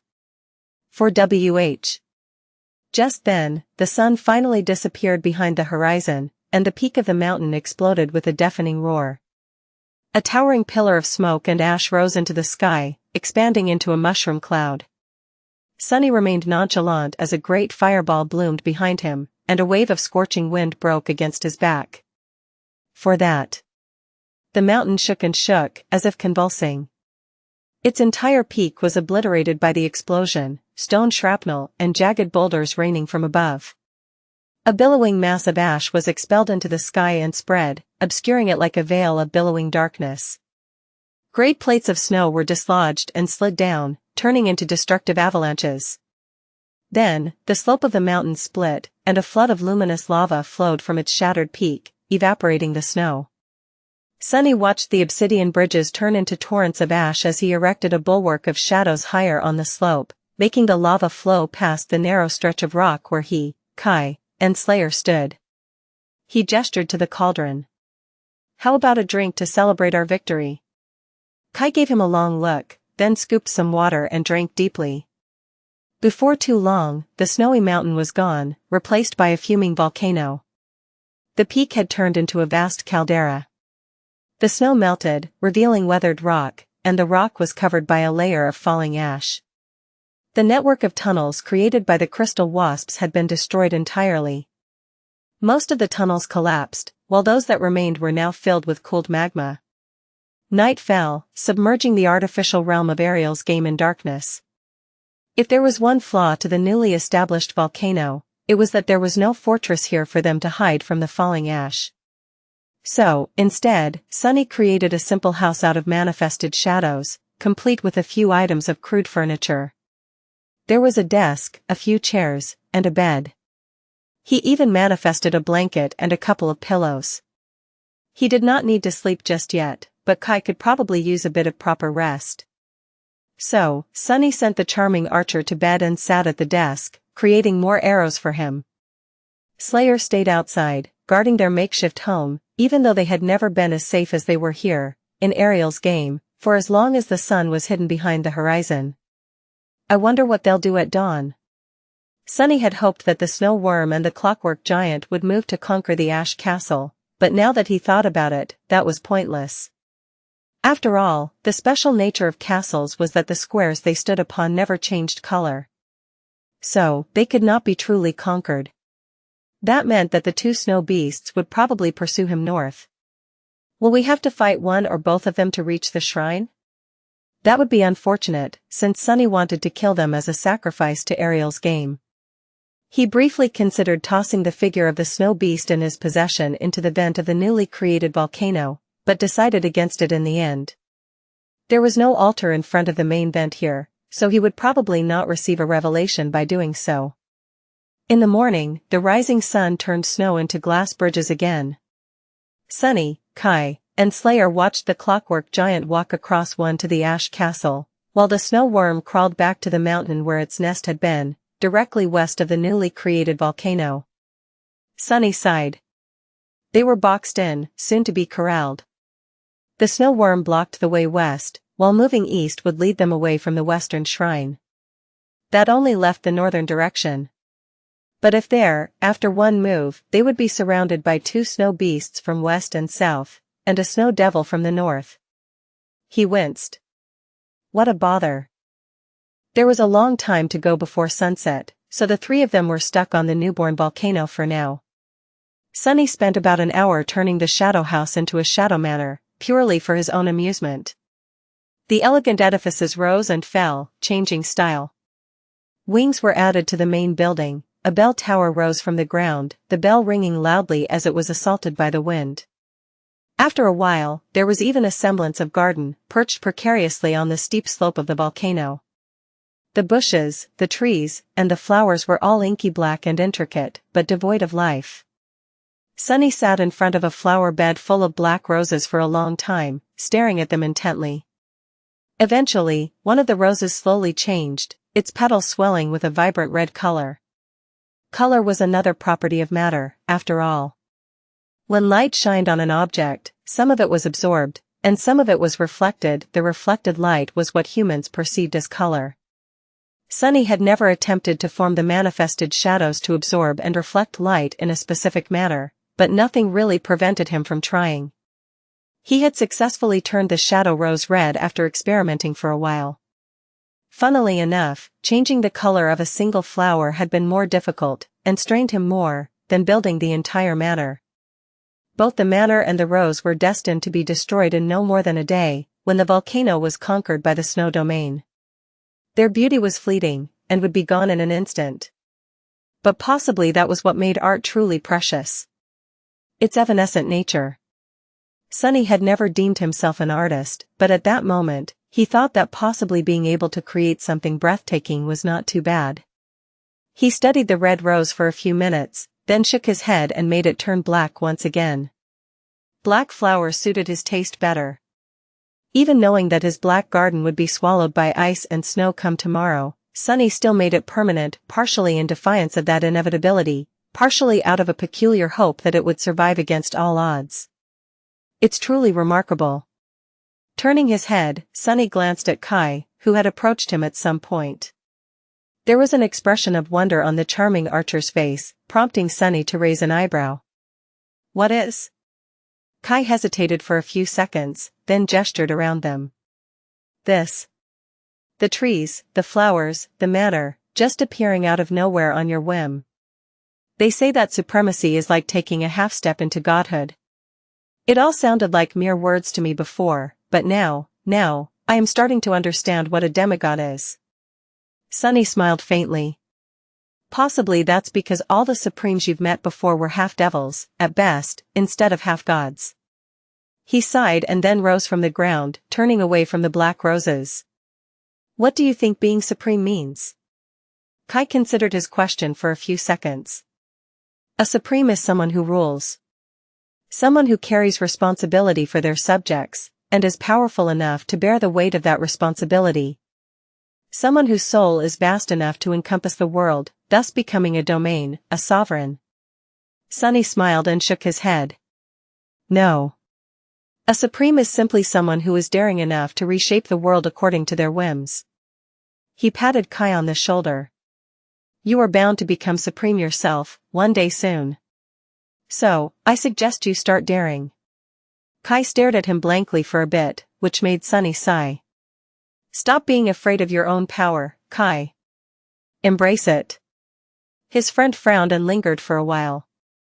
Eventually, he asked. Even if it turns me into a monster? Sunny chuckled. Especially if it turns you into a monster. How else are you going to survive in this appalling world, let alone change it? Inhaling deeply, he headed for the manor. His short second of rest was over, and he had to get back to weaving. As Sunny walked away, Kai suddenly asked. Is that what you did? Sunny halted his steps, smiled wistfully, and then continued walking. Of course. Countless times over. Kai remained silent for a bit, then shook his head. Well, I disagree. I don't think that becoming a monster is something to be proud of. So, I refuse. Sunny grinned. Says a guy who killed a dragon, and is now himself a dragon. He kept that thought to himself, though. Instead, he gave Kai a thumbs up. What a daring thing to say. Keep it up. With that, Sunny disappeared behind the door of the manor, leaving the charming archer alone. Well, alone, being watched by Slayer. The murderous shadow was sharpening her swords on a piece of stone, a completely unnecessary thing to do, considering the sublime materials from which they had been crafted, while observing the two of them silently. There was no particular emotion in her inky black eyes, but the measured movement of a blade across the surface of the stone slowed down for a moment. In the evening, they crossed the obsidian bridge and conquered another mountain in the north. From there, they could see the fourth row of Ariel's game, and the central square of the board, where a snow devil was waiting for them, protecting it. Sunny had expected to see another mountain, but he could not have been more wrong. As he, Kai, and Slayer stood on the slope of another newborn volcano, their expressions were a little odd. Sunny blinked a couple of times. What the hell? In front of them, far in the distance, a huge tree stood where a mountain was supposed to be. Its roots were hidden beneath the sea of clouds, and its branches seemed to support the sky, spanning countless kilometers across. Kai glanced at Sunny, dumbfounded. I'm not seeing things, am I? How can such an enormous tree exist? Sunny nodded slowly, unable to look away from the fantastical view. No, you're not. And indeed, that is one humongous tree. He shook his head in disbelief and said, his voice full of wonder. I mean, it's almost as large as a single branch of the largest tree I've ever seen. Chapter 2343 Game of the World Tree Plus, Turn Off Reset. Kai was so stunned that he did not even react to that last statement. The three of them simply remained still for a while, observing the magnificent sight of the enormous tree. The bark of the tree was dark, while its branches were bare and shrouded in snow.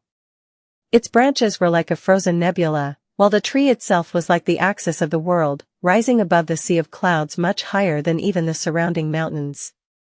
Sunny could not see its roots, but he suspected that it was at least 10 times taller than the Soul Devourer had been at its peak. Of course, it was still infinitely smaller than the inconceivable tree whose stump he had witnessed at the heart of the burned forest. Eventually, Kai exhaled and said slowly. It's like I'm looking at a world tree. Sunny shook his head.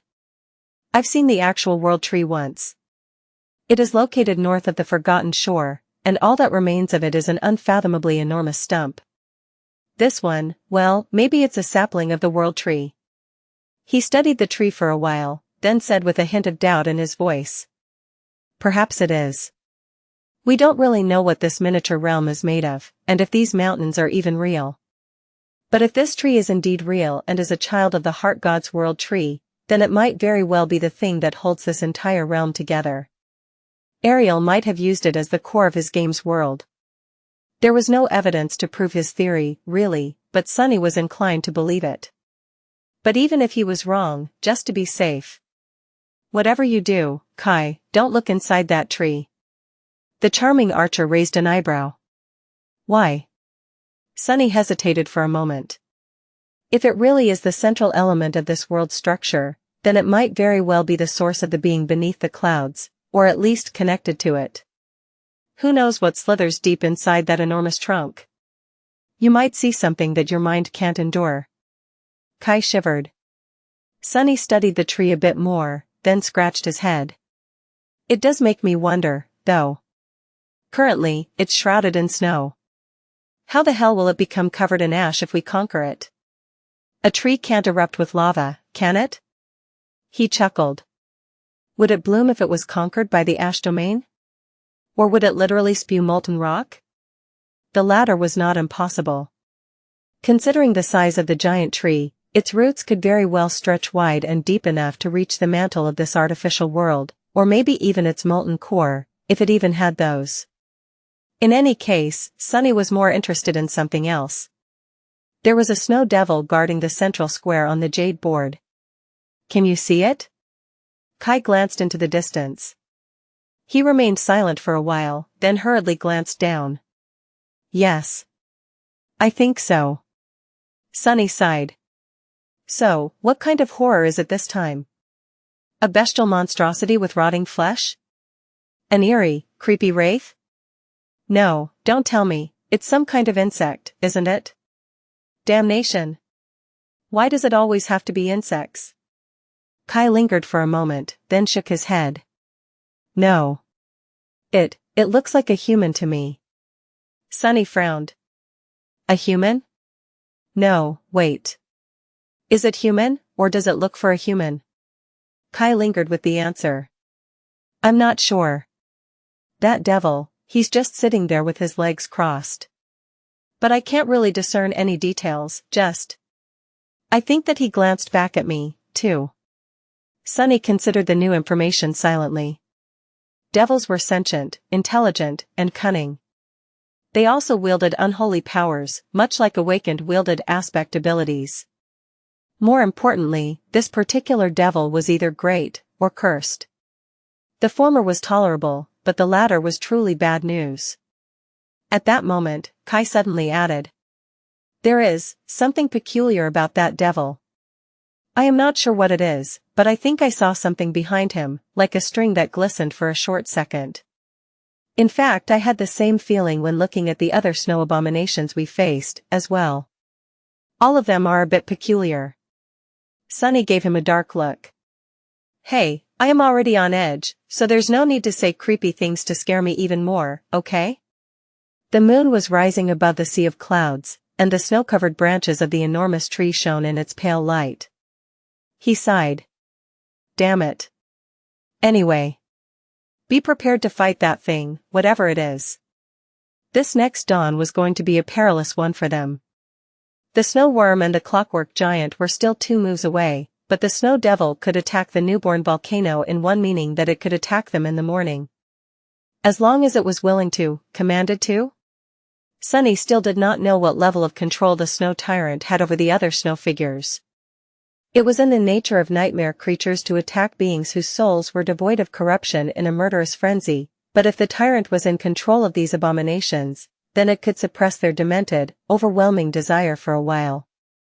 After all, Sunny was the ash tyrant, and he was accompanied by 2 ash beasts. They had already shown their ability to eliminate snow figures, so the snow tyrant could show reluctance to send its devil into battle alone. They would just have to wait and see. And so, they did. In the morning, as the sun rose above the horizon and illuminated the sea of clouds with radiant golden light, ethereal glass bridges connected the volcano to the surrounding mountains once more, and to the enormous tree, as well. Behind them, the volcano they had left yesterday was conquered by the clockwork giant and was covered by snow once again. To the left, the snow worm crawled to a new peak and coiled around it, blocking the way west. And the snow devil remained where he was, not in a hurry to attack. Sunny cursed quietly. It was good news that they would not have to fight the devil today. However, it was also terrible news, because all clues pointed to the fact that the snow tyrant was capable not only of controlling the snow figures, but also of doing it strategically. He grimaced and glanced away from the snow-covered tree, his eyes turning a few shades darker. We are going to kill that grotesque worm in the evening. Get ready. It seemed that he would finally slay his first cursed beast. Chapter 2344 Nature of the Beast Plus, Turn Off Reset. There were a few minutes left before sunset. Sunny, Kai, and Slayer were on the slope of the volcano, waiting for the obsidian bridges to span the vast divide between them and the mountain where the snow worm lay in wait. Sunny was calm, while Slayer was her usual malevolent self. Kai, however, seemed worried. Watching him count his arrows for the 10th time, Sunny sighed. That worm is a beast. Which means that it is huge, strong, and dumb. Dealing with a dumb beast is not that difficult, however, it is also of the cursed rank. Which means that it is a lesser god. I know that you are a specialist in killing dragons, Kai, but have you ever killed a god? The charming archer slowly shook his head. No. Have you? Sunny chuckled. Not really. I did kill a dead god once, though. Kai took a deep breath, prompting Sunny to smile. It was a minor god, and the Shadow Realm did most of the job. I only dealt it the last blow. He paused for a moment, then shrugged. I have yet to slay a cursed beast, but in normal circumstances, it would not have been too big of a problem. Sadly, I am severely weakened by the current circumstances. So, we will have to really apply ourselves today. If we don't kill that thing before night comes, we'll probably die. They did not simply have to kill the snow worm, they had to kill it before the sun disappeared behind the horizon. If they failed to slay the cursed beast in time, they would have to retreat to the volcano. And if they did, all 3 snow abominations would attack them come dawn, 2 cursed beasts and a devil of unknown rank. Defeat was not guaranteed, but Sunny did not count their chances of repelling all 3 nightmare creatures high. He smiled. I did watch good old Anvil fight a cursed tyrant once, though. So, I know a thing or two about fighting gods. Sunny considered his words for a moment. Fighting a god, lesser or otherwise, is different from fighting any other nightmare creature. That is because gods exist outside the boundary of absolute laws that govern all of existence. They are not free from them, but, let's just say that they have more liberty in interpreting how these laws work, as applied to them. What I mean to say is that the existence of deities, from the point of view of us mortals, is inherently irrational. He shook his head. That is a long way to say that when we engage the snow worm, you should not be surprised when weird things start to happen. Kai chuckled. Weird things? Oh, I think I have developed a high tolerance to weirdness, after spending some time with you, I mean. I guess you truly are a demigod, Sunny. In more ways than just one. Sunny gave him an oblivious look. Huh? What do you mean? Me, weird? Kai blinked a couple of times. Forget I said anything. He remained silent for a bit, then spoke again. I am curious, though. You and Nephice, you want to become sacred yourselves, don't you? Sunny was a little surprised by the question. He shrugged. I am not sure that it is something that we want. Rather, it is a means to an end. It's something that we have to do. Kai smiled. Doesn't that mean that, soon enough, you will become inherently irrational, too? Aren't you afraid? Sunny scratched the back of his head. Well, I haven't thought about the issue from that point of view, before. He hesitated. But, yes. I am a bit afraid. Actually, I am very afraid. Of what I will become and what I won't be anymore. He remained silent for a while, then shrugged. But I have some experience with that. Becoming something new and leaving some of myself behind, I mean. I am not sure if I should say this, but, did you know? Actually. Sunny glanced at Kai somberly. You may not believe it, but I haven't always been this good-looking. Kai stared at him. Sunny gave him a solemn nod. Indeed. I know it's hard to believe, but if anyone can, it's you. After all, you can sense when people tell lies.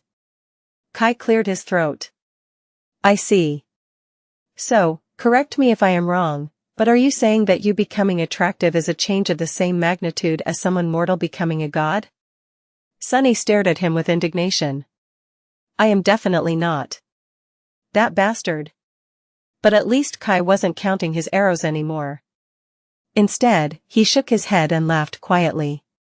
For what it's worth, I doubt you'll leave a lot of yourself behind even if you do become a deity, Sunny.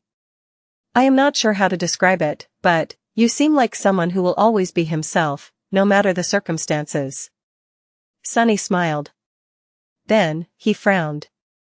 Are you, perchance, implying that I am already so weird that becoming any weirder will be impossible? Kai coughed. No, naturally not. I definitely was not implying that. Sunny grinned. Good, good. Because if you had, I was going to take it as a challenge. Just then, the sun finally touched the horizon, and the volcano they were standing on spat out a billowing cloud of ash. Soon enough, a bridge of glossy obsidian connected the ashen slope to the distant mountain, glowing in the scarlet radiance of the dying sun. Sunny smiled. Let's hurry. You know what they say, the early bird gets the worm. He jumped down to the surface of the bridge, utterly appalled by himself.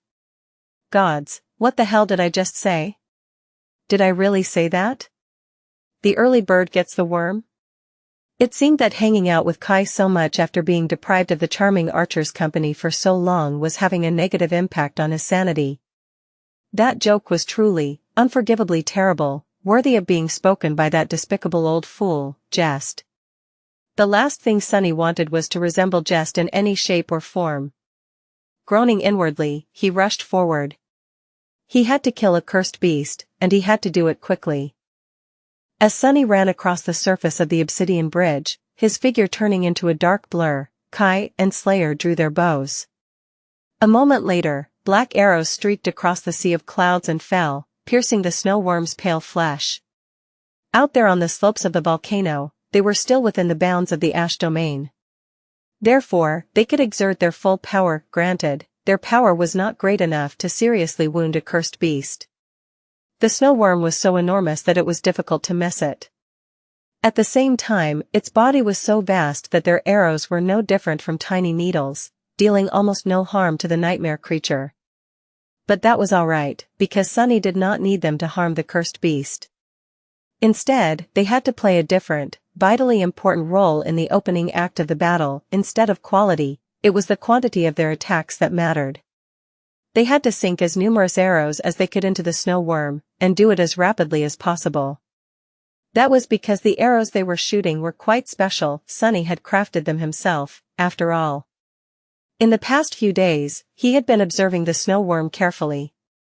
He still did not know a lot about the cursed beast, but he was certain that it wielded the concept of infinity as a weapon. Its pale body could grow endlessly, devouring as much space as the snow worm wanted. It could become dozens of kilometers long, or shrink to merely a few hundred meters. Naturally, that also made the snow worm nearly indestructible. After all, no matter how much of its huge body Sunny destroyed, the beast could simply produce more. And more, and more, and more, until the entire mountain was buried under its pale flesh. So, there were two ways to kill the bizarre god beast. One way was to destroy its rotten soul, which Sunny could achieve by focusing on attacking its shadow. The other was to suppress its power, somehow, but naturally, Sunny did not have to pick just one strategy. He could very well implement both, and the arrows were meant to accomplish the latter. He had been crafting the arrows to subdue the snow worm for the last 2 days, and had made quite a few of them. The enchantment woven into the jagged crystal arrowheads was based on one of the memories he had crafted for Rain in Godgrave, in case of emergency. The purpose of that enchantment was to lock something in space, which was supposed to save her in case the veil of clouds above Godgrave unexpectedly broke. Now, Sunny was not too knowledgeable about these matters, but he was pretty sure that the concept of infinity was innately connected to the concept of space. At least it was in the context of the snowstorm, which existed as a living being that could potentially occupy an infinite amount of space. So, if its body was pinned to space by the enchanted arrows Sunny created, its ability to grow endlessly was going to be compromised, either suppressed or at least interfered with. That was the plan, at least. Kai and Slayer did not have to aim that hard to hit the huge cursed beast, but there was another challenge facing them. They had to fire off all the finality arrows Sunny had provided them rapidly, which put great strain on their bodies. The draw weights of their bows were nothing short of startling, after all. Sunny would have loved to stay and enjoy the awesome display of extreme athleticism, but he had his own task to accomplish. While the role of his companions was to debilitate the adversary, he had to actually kill it. While not getting killed, naturally. Fighting a cursed beast while only having access to 1/7 of his power felt like a bad idea. But, at the same time, it was just a cursed beast. It was just a nightmare creature one rank above him. So what was there to feel worried about? As the arrows pierced the snow worm's flesh, the nightmare creature moved. The coils of pale flesh that enveloped the mountain shifted, and its enormous head rose above the peak, opening a gigantic maw to let out a low, eerie, horrifying wail.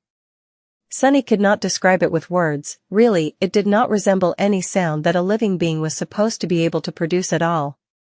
Rather, it seemed like something that an elemental force would sound like, sending shivers running down his spine.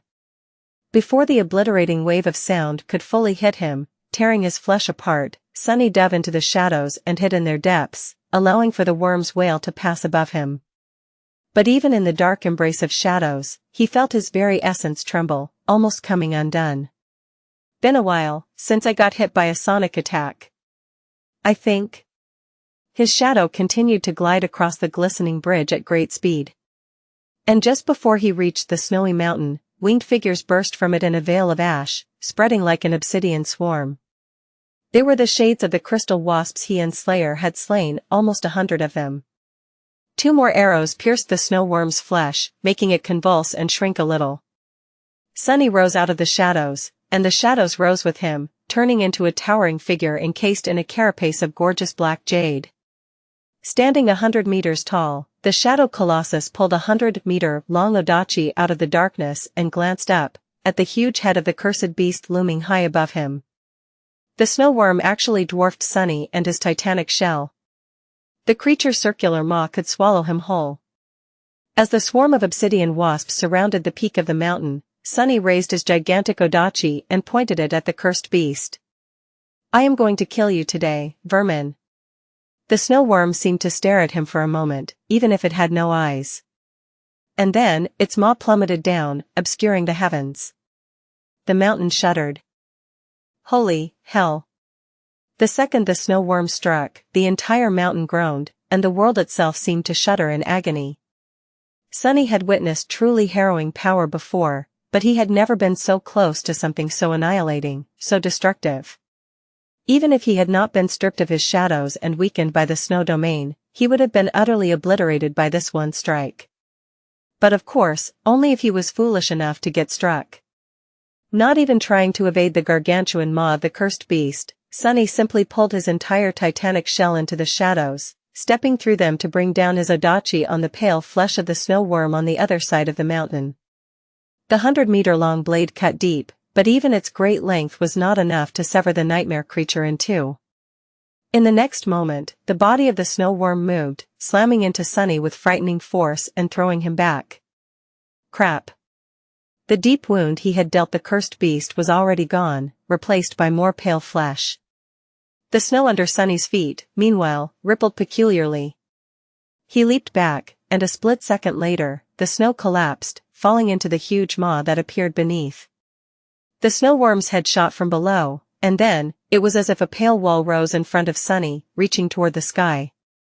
That was the neck of the huge nightmare creature, who had pierced a tunnel through the mountain and tried to swallow Sunny by appearing right beneath him.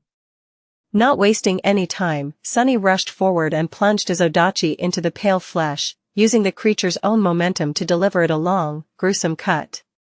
Almost at the same time, 2 more arrows pierced the flesh of the cursed beast.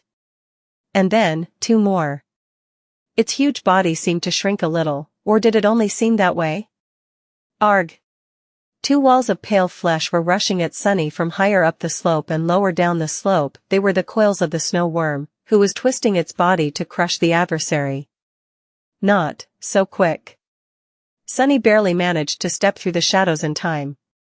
His shell was made from them, but it was too heavy, too large. It took him far longer to dive into the shadows than when he was in human form, which could do the same almost instantaneously.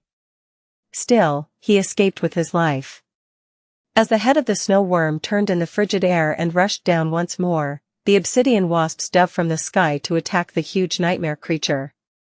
Scores of supreme shades were a lethal threat to almost any creature, but they were too vulnerable in front of a cursed beast. After all, shades did not possess the will, and worse than that, they were weakened by the snow domain. So they could be easily crushed and sent back into Sunny's soul if he used them recklessly.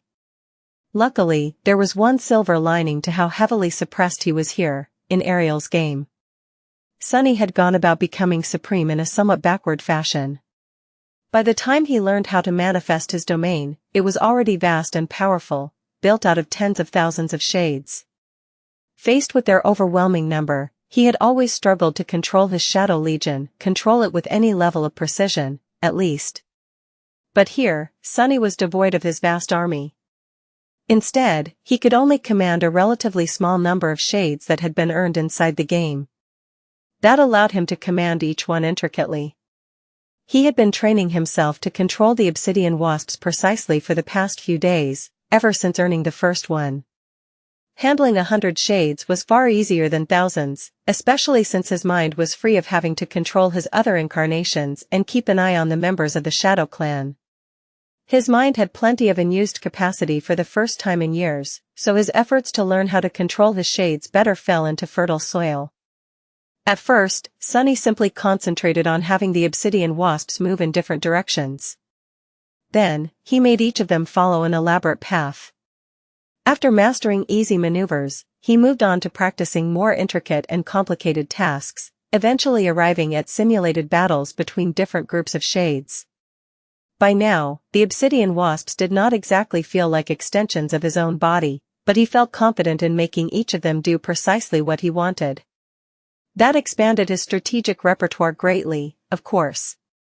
Right now, he had to give his shades an opportunity to attack the snow worm without being destroyed by it.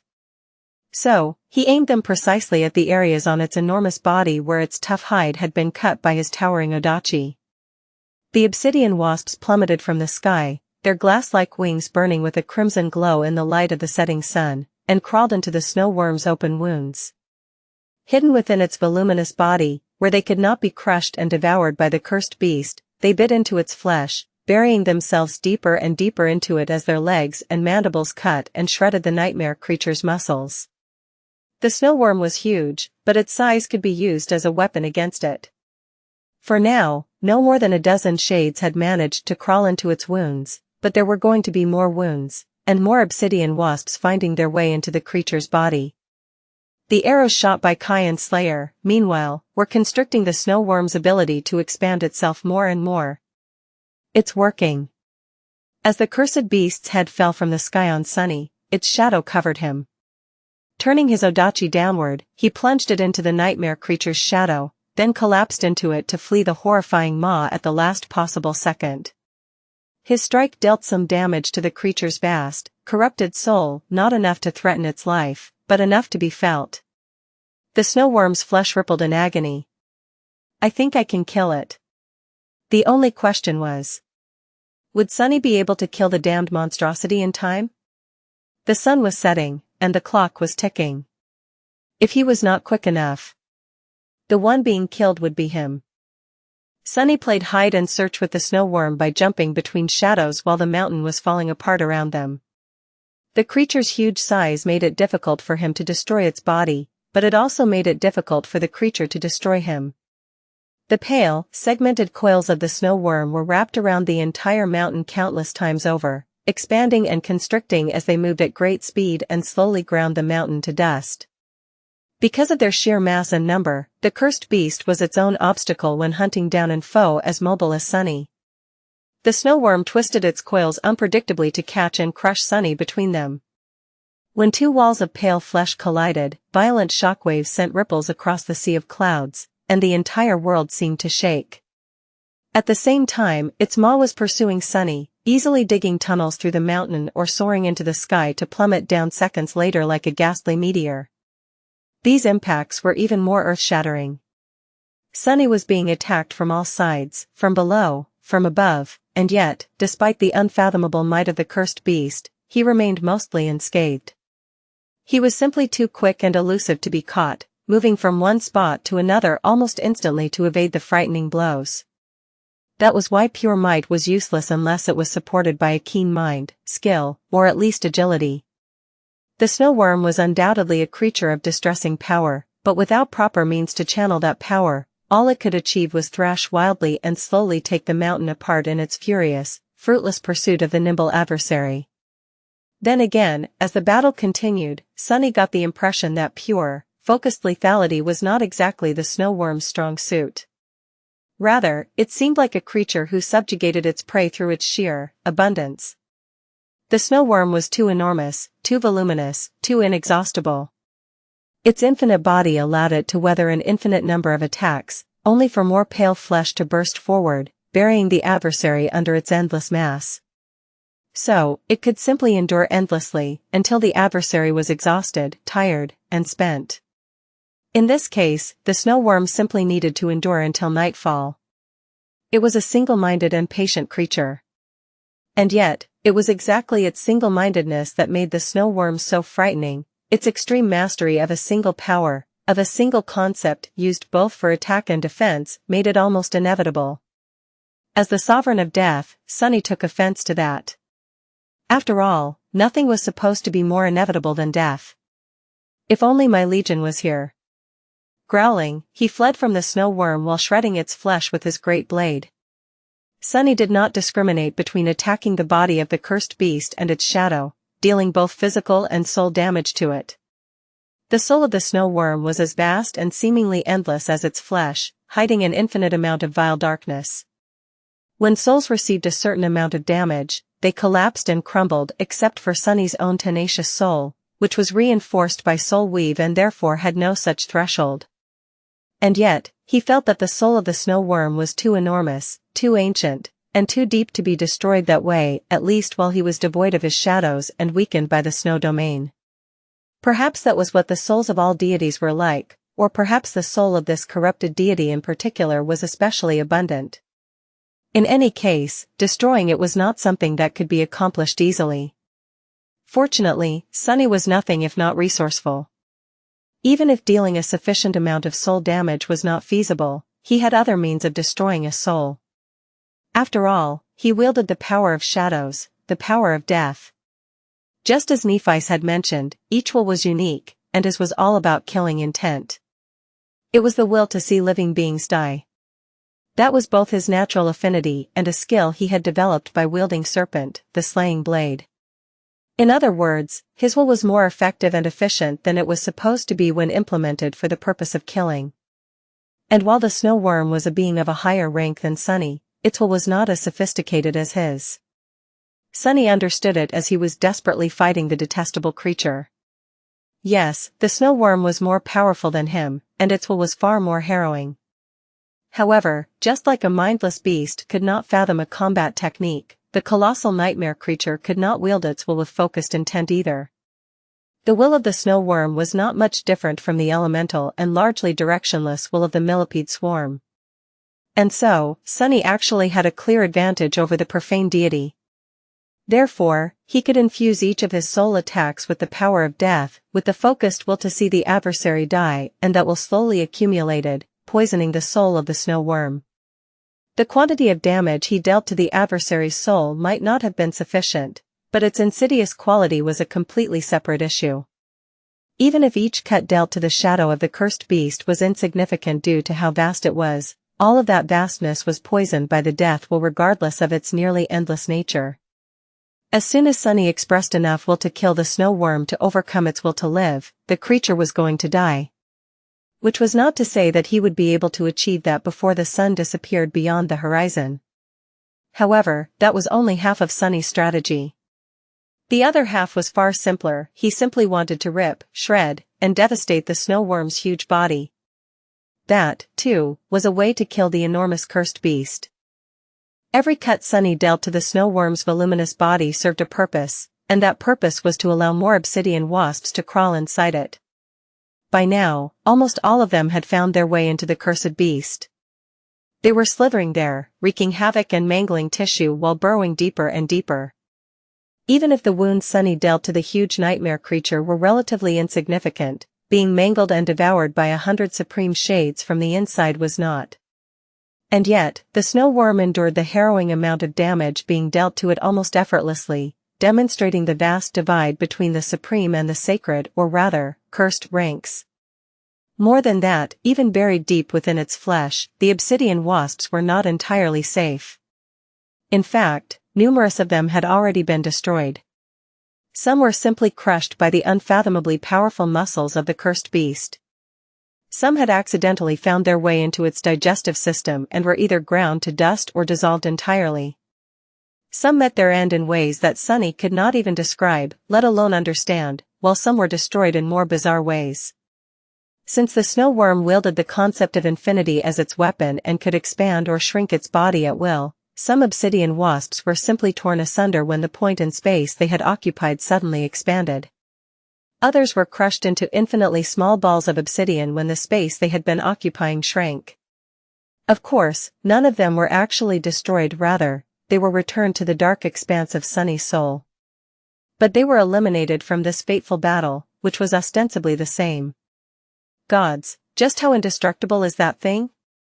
The mountain was full of holes by now, groaning precariously, which made it difficult for Sunny to find sure footing as he kept escaping the cursed beast's awful attacks.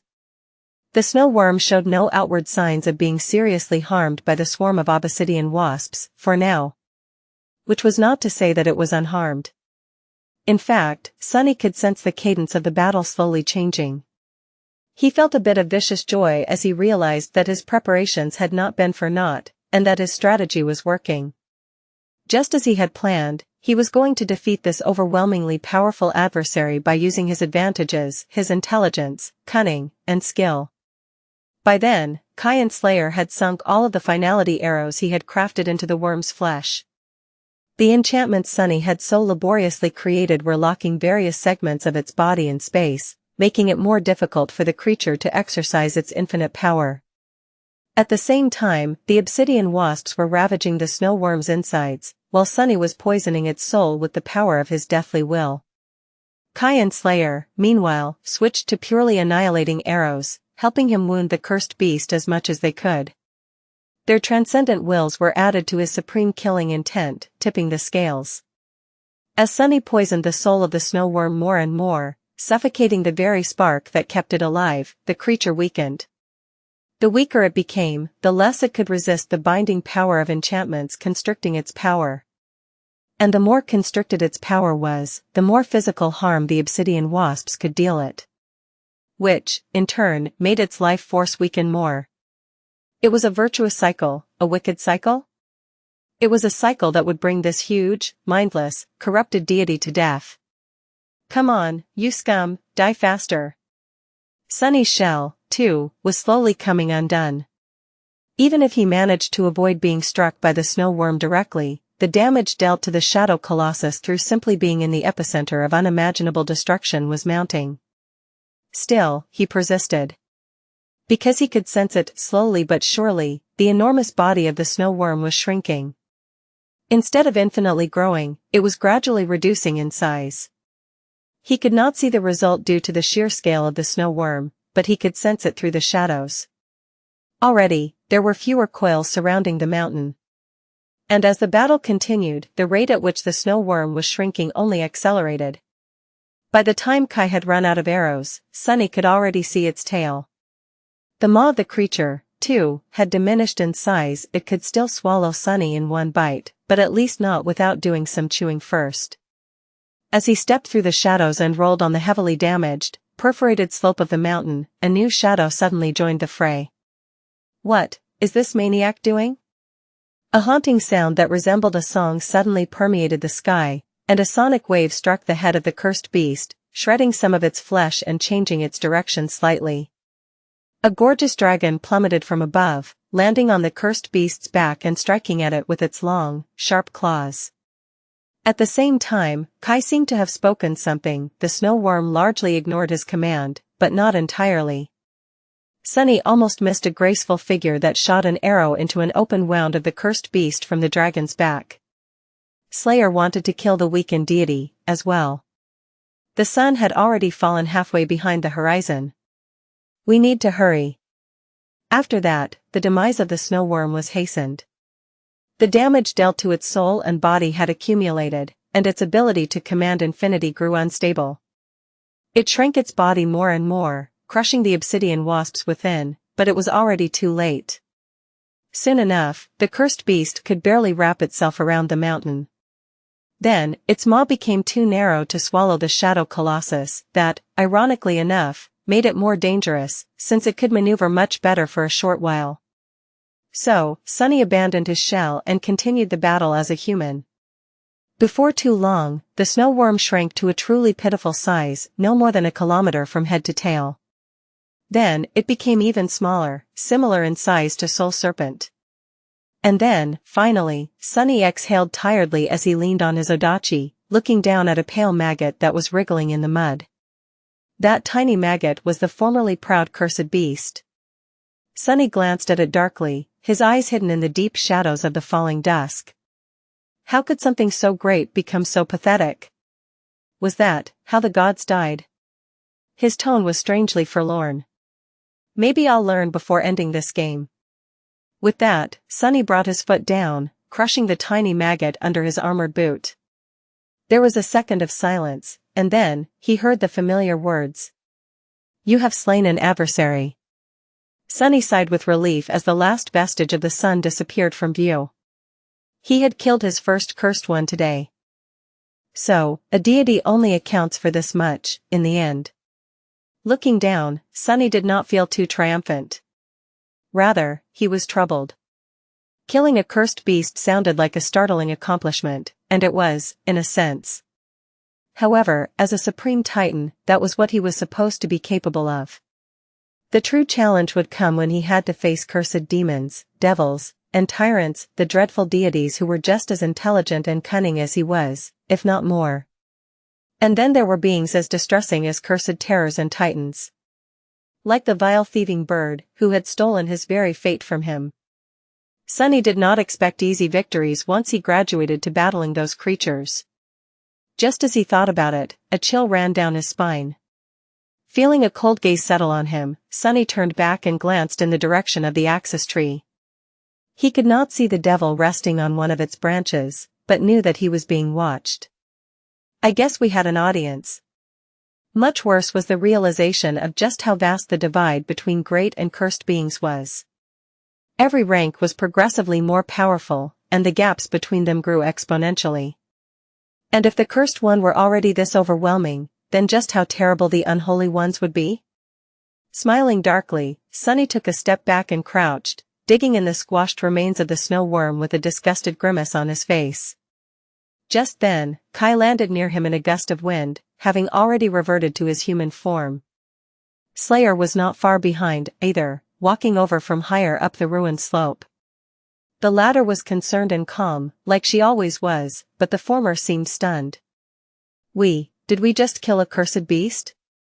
Sunny hummed nonchalantly. Indeed we did. With that, he stood up and raised a hand, glancing at a tiny gem held between his fingers. It shone gorgeously in the twilight of dusk, its radiant depths peculiarly mesmerizing. His expression, however, was peculiar. Would you look at that, Kai? This is the first sacred soul shard I have ever gotten my hands on. But, why is it so tiny? No, really. Sunny felt cheated.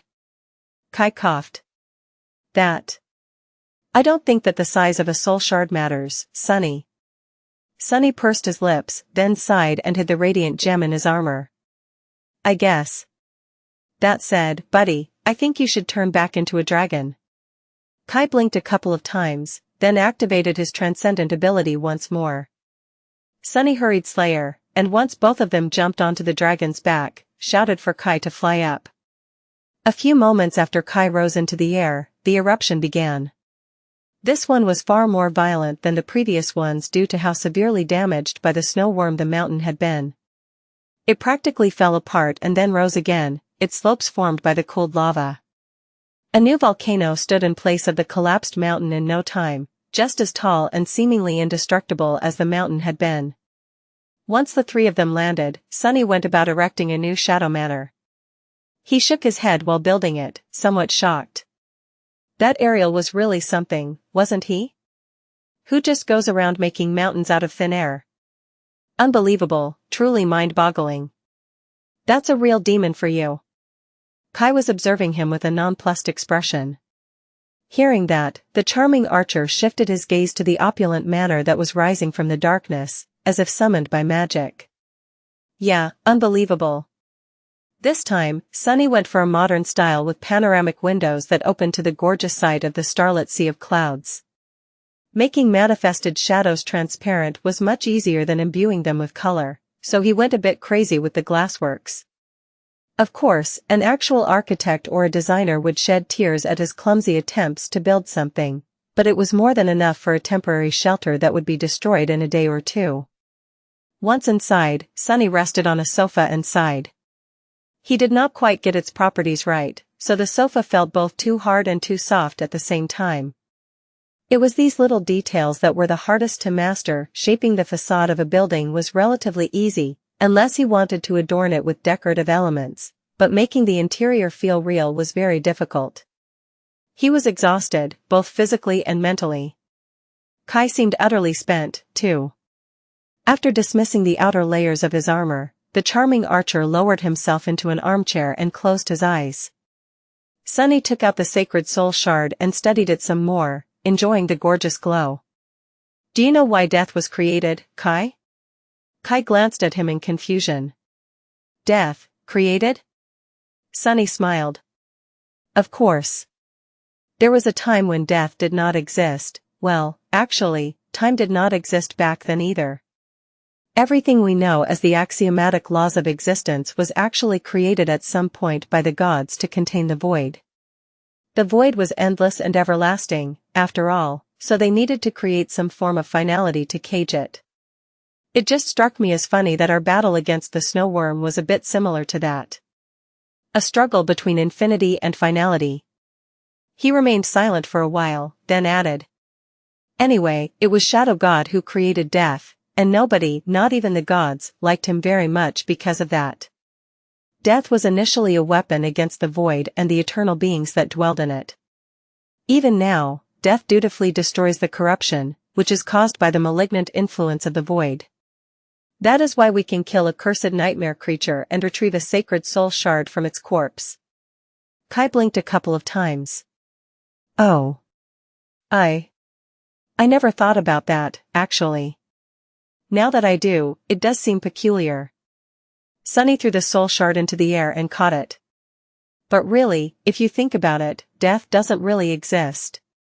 Or rather, death is not what people think it is. Kai raised an eyebrow, confused. Sonny chuckled. People think of death like it is the end, but actually, it is merely a transformation. Shadow God swallowed everything that died and digested it, I guess, within himself. Ground it all into pure essence, then released it back into the world. He is gone now, but the laws he established still persist. So no one ever really disappears. They just become something new. Kai smiled faintly. That is a soothing thought, I guess. Sonny let out a quiet laugh. Yes, but I've been thinking, what does that make me? After all, I am somewhat of a thief. The things I kill never reach the shadow realm. Instead, they simply remain in my soul forever. He scratched the back of his head. Maybe I can learn how to digest them, too. But if there is a way to do that, I have not learned it yet. Kai let out a long sigh, leaned back in his chair, and closed his eyes again. So, you want to learn how to digest dead beings after swallowing them? I see. Any particular reason why? Sunny fell into deep thought and remained silent for a while. Then, his eyes gleamed. Come to think of it, it is all because of that dastardly worm. I mean, that thing was huge, right? So I was really hoping to eat some worm meat today. But it just had to go and turn tiny in the end. No meat for us, damn it. Hearing another deep sigh, he frowned and glanced at Kai with reproach. What? Aren't you hungry? No way. Even if you're not hungry, I am. There was no answer. In the morning, Sunny observed the movements of the snow figures tensely. The clockwork giant was still in pursuit, occupying the volcano they had just left. The snow devil, meanwhile, remained where it had been, choosing not to abandon the axis tree. Sunny let out a relieved sigh. At this point, his position on the board was still precarious. He needed 3 moves to reach the Shrine of Truth, and so did the snow devil. Considering that it had the initiative, though, the guardian of the axis tree would have arrived there first if it wanted to. Now that it had skipped a move, though, Sunny had the initiative and would reach the shrine sooner. It was a bit unnerving, really, because he could not help but question the behavior of the adversary. Why had the snow devil remained passive? Was it because staying on the axis tree gave the snow domain some kind of advantage, or was it simply because the snow tyrant wanted to surround the shrine with more figures before mounting a 3-pronged attack to crush Sunny in one fell swoop? We'll see when we get there. There was something else for him to consider, as well. There were 8 more snow figures on the board that Sunny could not see.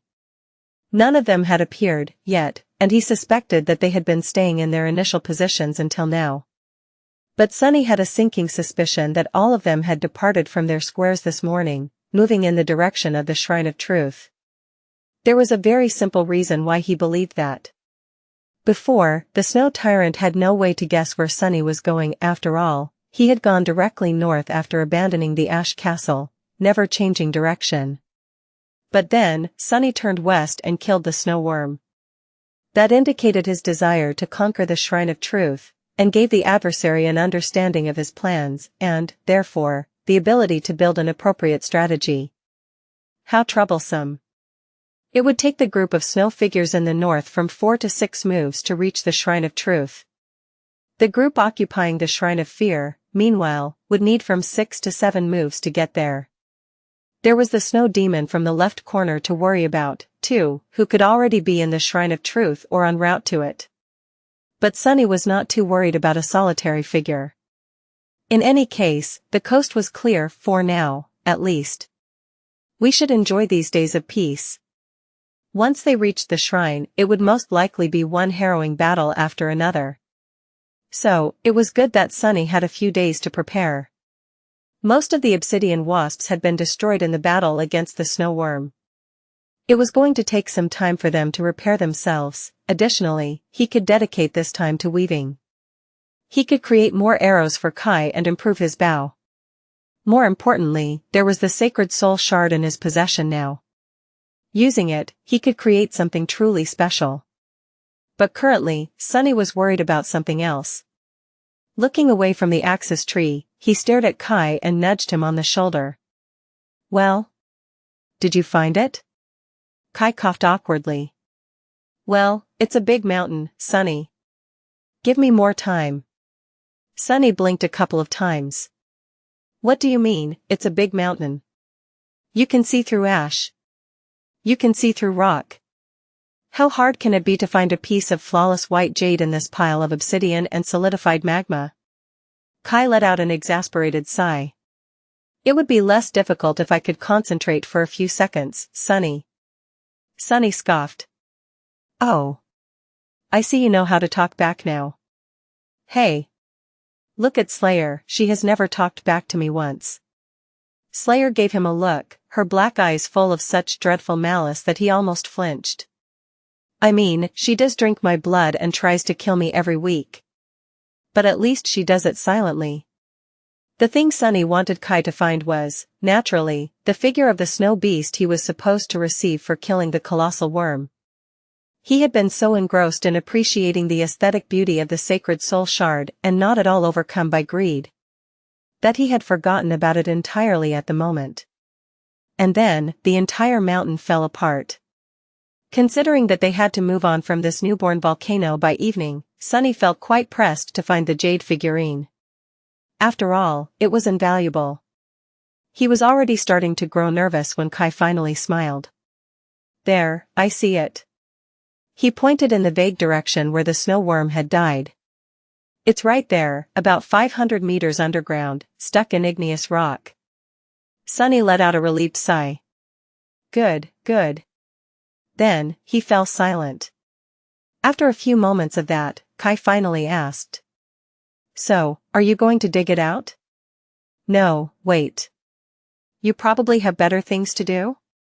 He looked at Slayer, then glanced away and added wistfully. "I guess I should dig it out?" Sunny remained silent for a while, then shook his head. "No. At least not yet. I have another candidate in mind." With that, he took a deep breath and turned into a shadow. Nothing happened for a long while.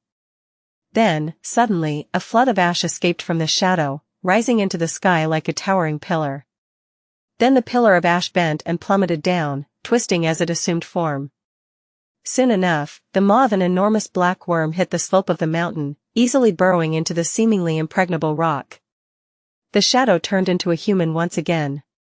Sunny gave Kai a faltering smile, trying to hide how strained every fiber of his being was. That should be quicker, no?"